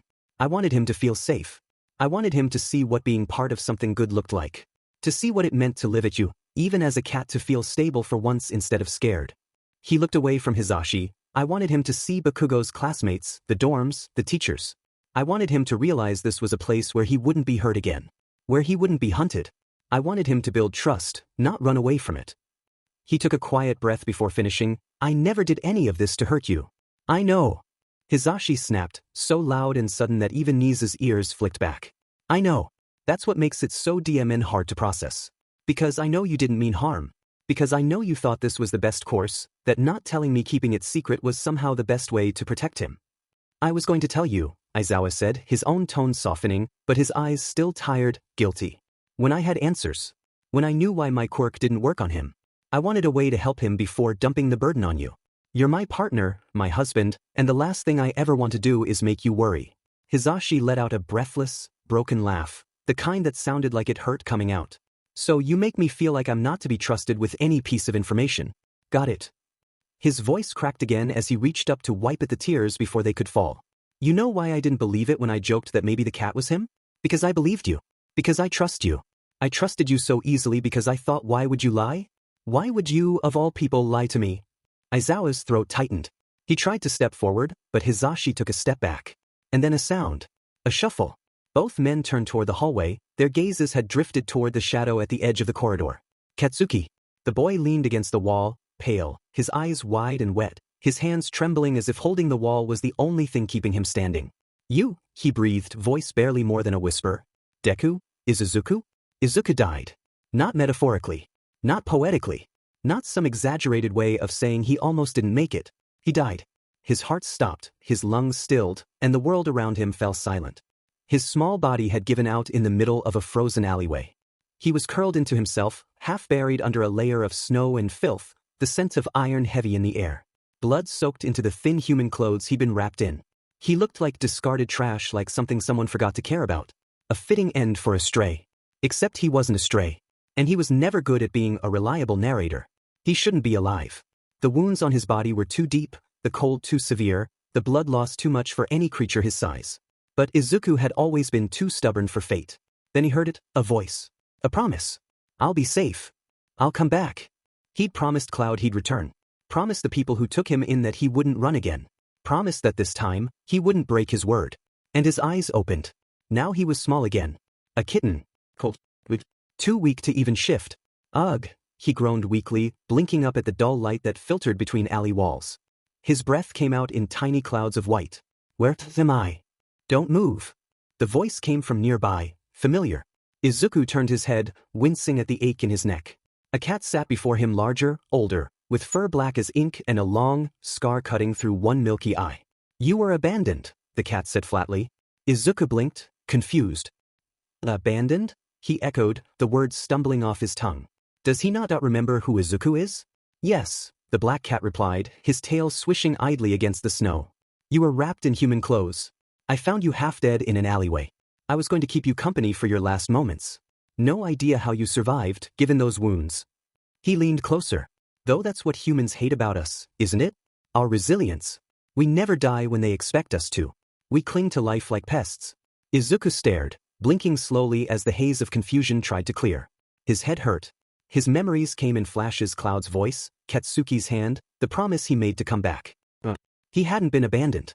He'd left. He'd chosen to leave. And suddenly, something clicked. Kuro, Izuku whispered, eyes going wide. The black cat's ears flicked back. I found you, Izuku said, his voice breaking somewhere between a sob and a laugh.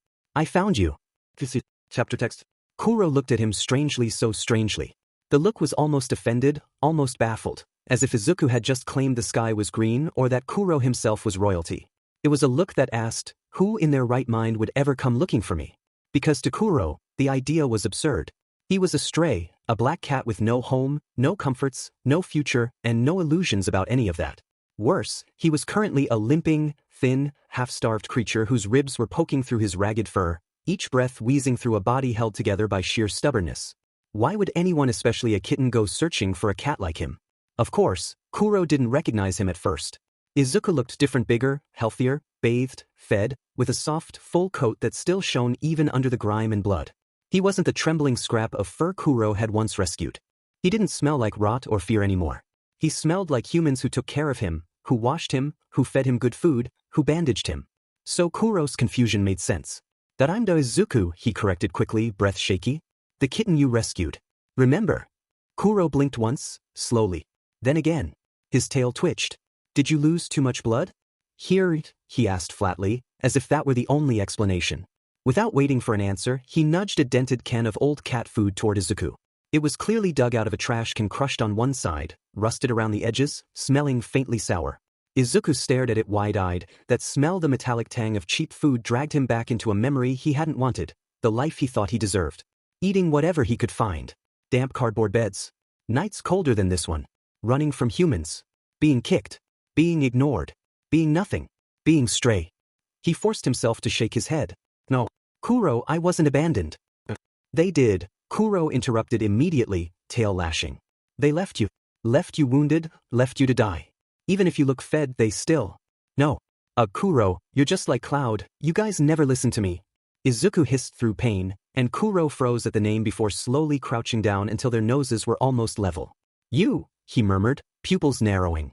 You are the kitten I gave to those. Yes. Them. Izuku said quickly. I was trying to find you. But Kuro cut him off again, voice growing harsher, almost panicked. They did this, he demanded. They injured you and threw you out into an alley like trash? I've sent so many cats their way, is this what they've been doing? Is that? No, wait, no, Kuro. Izuku tried to turn toward him more, but his body screamed in protest. The pain flared, and his paws buckled, and he lowered himself to the ground instinctively, limbs tucked under him like a tiny loaf because it hurt too much to hold himself up. Kuro didn't believe him. Of course he didn't. Because which part sounded more believable, that Izuku had willingly escaped a warm bed and kind humans just to find some stray cat he barely knew, or that two humans had abused him and tossed him aside? Kuro had lived among humans long enough to know which option street life taught you to expect. But Izuku pushed out the words anyway, desperate. No. Please, you have to listen to me. They didn't hurt me. They didn't hurt me at all. They fed me, they cleaned me, they healed me. They treated every wound, Kuro. They made me feel safe. Then why, he asked slowly, are you here like this? Izuku took a shuddering breath. Long story short, I escaped. I escaped trying to find you, and I got severely injured on the way. Kuro stared at him as if he'd grown two heads. Ran? You ran away? His voice rose. Have you lost your mind? You're a kitten. And you managed to slip out of what I assume is school grounds, cross half the city, and find me. Why would you risk your life to find a stray cat like me?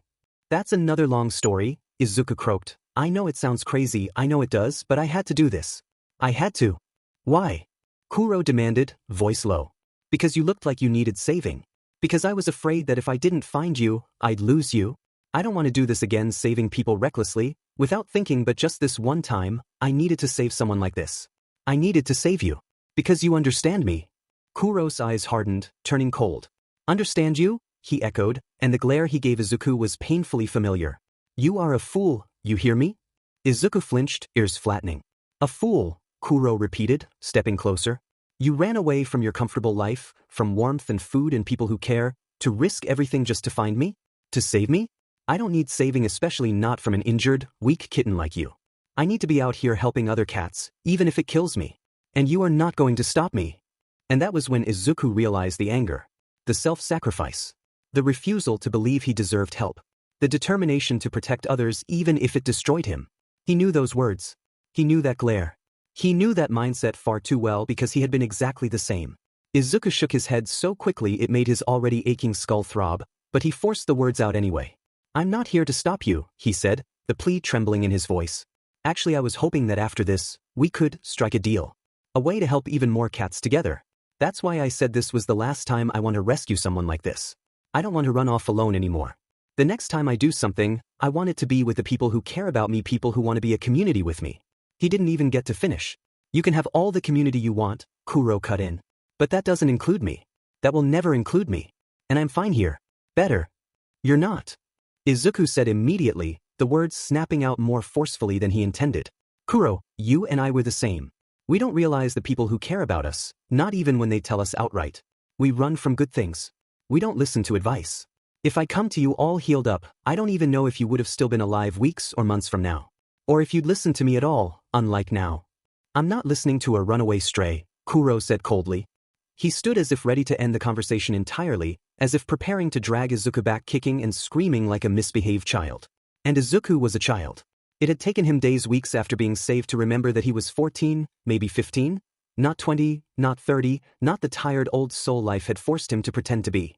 But remembering didn't erase the trauma, or the scars, or the months he spent shivering alone on the streets.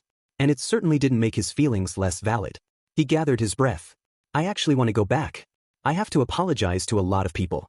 For hurting them. For worrying them. That's great, Kuro cut in, sounding anything but interested. But let's go. You're taking me back? Yes. But you need to stay. Not stay, but stop, Kuro said suddenly, his voice dropping. I need you to stop. Izuku closed his mouth instantly. Kuro's posture was cold stone, ears angled back, fur bristling, eyes narrowed. Stop with your rambling. Stop with your speech about wanting to save me because you think we're the same. I need you to stop it, all of it. His tail lashed. You and I are vastly different. You have humans who miss you, and that's great. Truly. But people don't take kindly to black, stray, old cats like me. They never have. They never will. His voice lowered to a trembling growl. They don't miss us. They don't love us. They would rather see us dead and starved, forgotten in a gutter. You have no idea what that feels like. You will never know what that feels like. And you should be grateful for that. Izuku's jaw clenched, and he grit his teeth hard enough that it hurt. No. Kuro blinked. No. No, Izuku repeated. I don't get to be told how I feel, or that what I lived wasn't real. I know exactly what it felt like to be nothing. To be a pest. I had rocks thrown at me, Kuro. Humans kicked me. I ate out of trash cans. I slept in the cold. I know what it feels like to believe that nobody would miss me if I died in an alley, that the world would be happier with one less bug crawling around. His voice wavered. But that wasn't true. He lifted his eyes, and they shone. My childhood friend, the one I thought hated me, the one I thought never looked back, who I thought was relieved I disappeared, missed me. He missed me every single day and blamed himself for me leaving. Izuku's voice cracked, just barely. Aizawa-sensei, who I thought would have happily thrown me into a shelter or jail or just gotten rid of me, was looking for me this whole time. Worried I was dead. Scared he'd failed me. Kuro's ears twitched. And you, Izuku added softly, you think nobody cares about you. But there are so many cats depending on you. So many who would be heartbroken if you were gone. More than you think.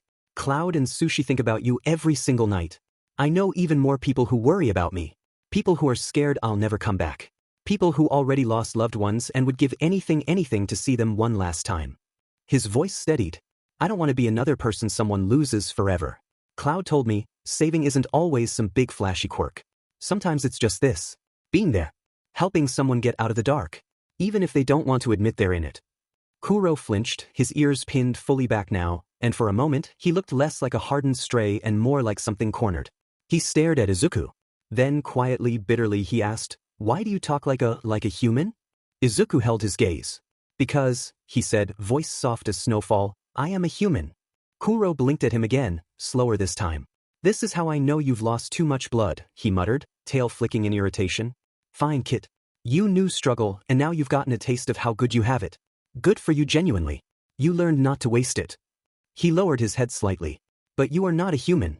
That part is just blood loss talking.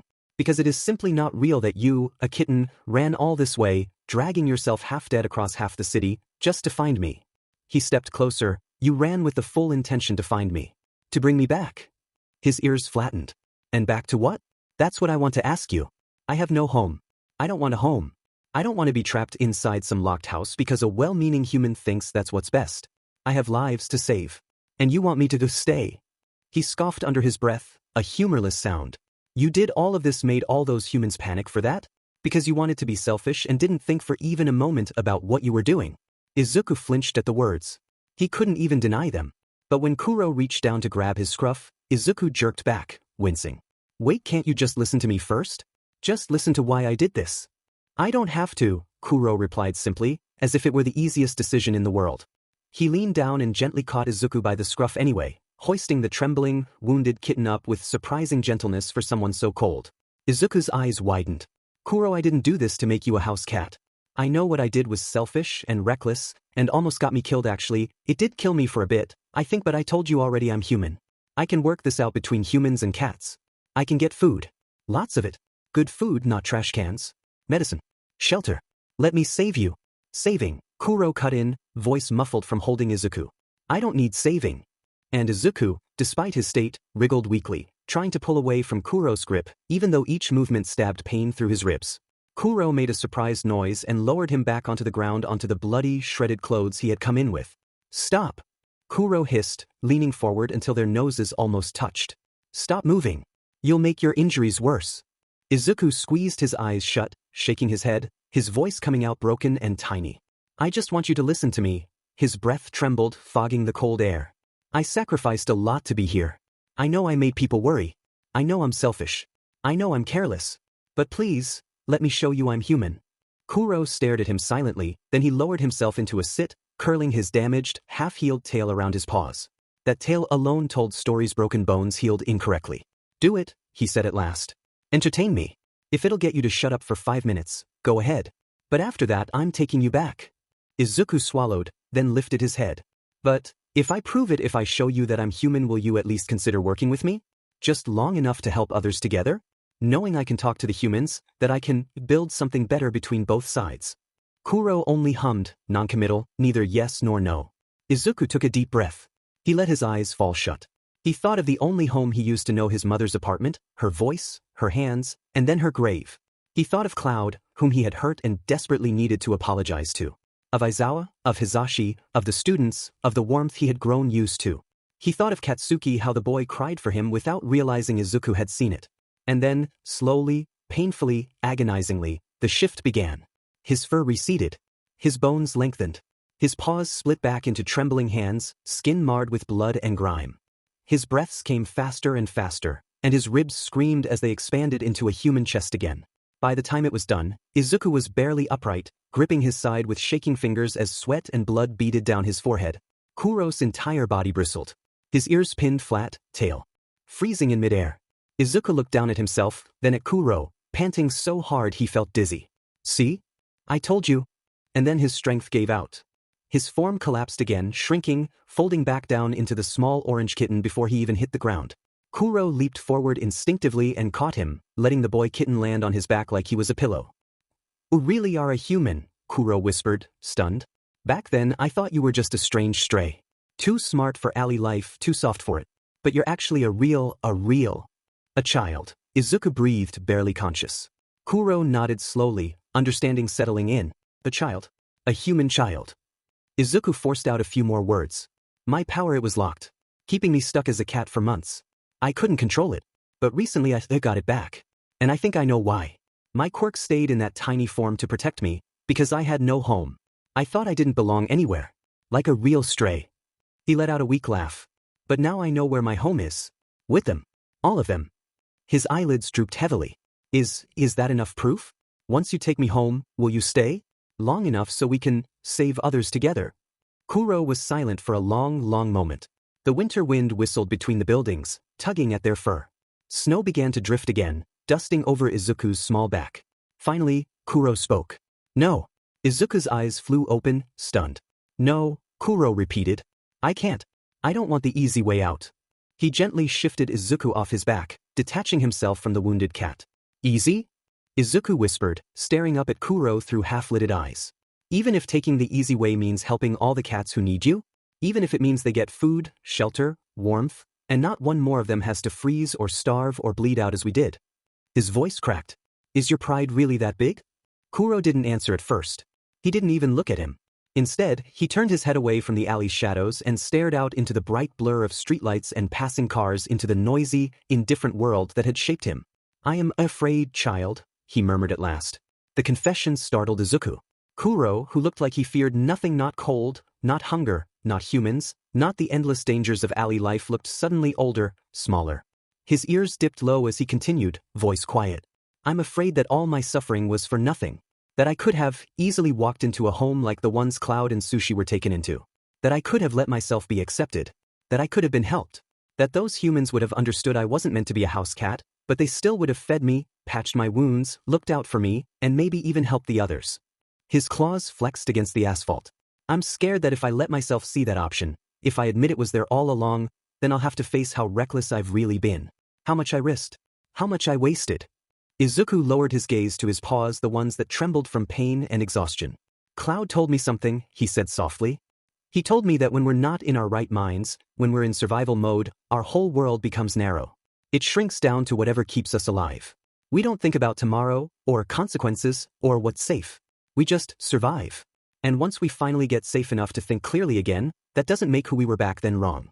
It's just who we had to be to make it out. Kuro finally looked back at him, eyes glimmering. He's grown to be a very wise cat, he admitted almost grudgingly. And I hurt him, Izuku whispered, guilt curling his tail around his body. He's worried sick about me. About you. Both he and Sushi, They've missed you ever since you were kids. People don't stop missing you just because you're gone, Kuro. You didn't disappear from their lives. Just from their sight. There was a long silence. A silence so deep, Izuku worried he had pushed the older cat too far. Then Kuro stood slowly on all four paws and turned toward the alley exit, his shadow elongated by the streetlights. Then we'd better take you back to him, he said simply. Izuku blinked, startled. Are you going? He asked softly. Then quickly corrected himself. Or I mean, are you staying? Just for a little while? Kuro didn't answer the question. He only moved back toward Izuku and grabbed him gently by the scruff again. This time, Izuku didn't fight, didn't squirm. But after a few steps, Kuro stopped abruptly and set him back down. You are heavy, he grunted. Too heavy. Izuku blinked in confusion and, with effort, pushed himself upright. And then he realized he was bigger. Still small, still a kitten, but no longer the tiny handful Cloud used to lift effortlessly. He was nearly eye to eye with Kuro's shoulders now. I grew, Izuku gasped. I grew, ouch. Kuro muttered. You and your weird power, child. He shook his head. Let's stop wasting time. Get on my back. You're still too injured to walk. Izuku nodded weakly and crawled onto Kuro's back. They both swayed a little until they found their balance, and Izuku couldn't help murmuring, if I'm too big, does that mean Cloud can't pick me up anymore? Yes, Kuro said bluntly as he trotted forward. I'll miss it, Izuku whispered, letting the rhythm of Kuro's movements lull his racing heartbeat. His vision blurred faintly around the edges. Not that Cloud needs to know. Kuro snorted. I don't get it. I keep growing but I don't know why. Your human form appeared to be that of a young child, Kuro replied. Maybe your body is matching that. You said your power was locked? Then perhaps now it is trying to correct itself. His tone made it obvious he had no idea what he was talking about. His world was alleyways, not quirks. Izuku nuzzled tiredly into Kuro's fur. Hey Kuro? Can I ask you something? Yes. Kuro stepped over a pothole carefully. What's your story? Izuku asked. Cloud and Sushi told me you were all from different litters, but they said you were the one who found food for them. So why didn't you go with them? You knew where they lived. And you trust those humans enough to send them stray cats. So, why not you? He hesitated. And how do names work, anyway? I'm still confused. I was not born knowing a name, Kuro said, panting slightly as he kept walking. None of us were. The name everyone calls me Kuro. That is the first thing I remember that resembled a name. Izuku listened quietly, paws holding onto Kuro's fur too. Stay balanced. And as for the others, Kuro sighed. I saw them when the humans picked them up. You watched from the far corner. I stayed hidden and let them go. Because I knew my life was on the streets. It was my calling. My purpose. To survive. To keep others alive. His tail flicked. I needed to help cats like me. The ones no one else would save. Kuro kept running, paws barely hitting against the concrete as he navigated the maze of alleyways and backstreets. The feeling of humans trying to hit me with a broom, he said, not looking back. Of tiny ones chasing me with their dogs for fun, the cold nights with no shelter, no warmth, starving until the world spun and I could barely walk. His breath puffed in the cold air as he continued. I put up with all of it. I endured all of it because it meant I could protect others. Because if I didn't survive, no one would. Not the weak ones. Not the injured ones. Not the babies born in the wrong part of town. Izuku stayed quiet, head resting weakly between Kuro's shoulder blades, letting the words settle. Kuro wasn't just remembering, he was confessing. I found Cloud and Sushi while I was scanning my perimeter, Kuro went on. I saw them through the fence. Help it. Their fur brushed and clean. They had running water that didn't smell like rust. They were safe. He jumped lightly over a broken brick. And I thought I'd done the right thing. I thought leaving them was the right thing too. That I had no place in that life, all I could do was keep bringing them kittens who wouldn't survive the streets. That my pain meant something if it kept others alive. He hesitated, claws clicking faintly against the pavement. I told myself they had forgotten about me. I left them after all. I thought, they only took in those kittens out of pity. Pity for the ones who weren't strong enough to survive as I did. Izuku opened his eyes, staring weakly at the rough ground passing beneath them. They didn't do it out of pity, he whispered. They helped because they care. Because that was their way of being heroes, just like you. He swallowed, throat tight. They never pitied you, Kuro. They miss you. They've missed you for so long. And if you accept help just once, then together we can help so many more. Not as strays and survivors but as allies. A community. Wishful thinking, kid, Kuro muttered. No, Izuku said, lifting his head. I know it isn't. By then, they'd reached the tall, towering fence of UA. Kuro slipped through a gap Izuku pointed out, moving beneath the heavy patrol lights. The security bot scanned the area but didn't even notice them. Two cats moving too low, Too fast. Izuku guided him across the lawn, toward the dorm buildings, whispering directions in a fading voice. Inside, Kuro approached the elevator with caution, fur bristling when the metal doors slid open with a chime. Izuku nudged him forward, and Kuro reluctantly stepped inside, ears pinned back, tail puffed.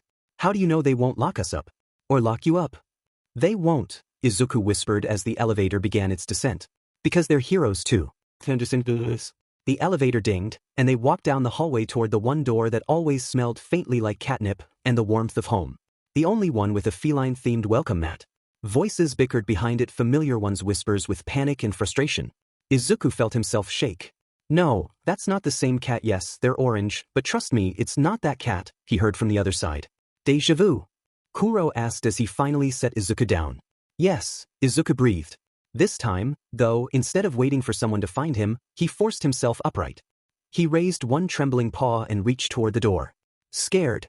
Kuro asked quietly. Yes, Izuku admitted. But they taught me something important. They taught me that being scared is okay. Because I'm not alone anymore. He scratched the door. Everything went silent inside. No bickering. No footsteps. Just stillness. Kuro's breath grew shallow, his entire body trembled. No, he whispered suddenly. His voice cracked. I can't do this. I'm not made for this. For families. For homes. Even if you think you can help, you can't. He took a shaky step backward. It'll work for you. But not for me. Good luck, kid. His legs tensed, ready to spring toward the elevator. And don't try to find me. He never made it. A scarred hand shot out the moment he turned. Gentle but firm fingers closed around Kuro's midsection, lifting him cleanly off the ground. Kuro let out a startled mew. Don't run away, a soft, exhausted voice said behind him. Please. What's waiting for you? It's a good life. You don't have to be a house cat. No one will force you. But you don't have to do everything alone anymore. Kuro twisted around, eyes wide, and saw Izuku. Izuku was standing shakily on two human legs, smiling weakly at him with a blood-stained hand lifted. Let's be heroes, Izuku whispered, together. But the transformation was too much. His strength finally gave out, and his body collapsed forward, fur bursting out along his skin as he shifted again, shrinking and curling in on himself.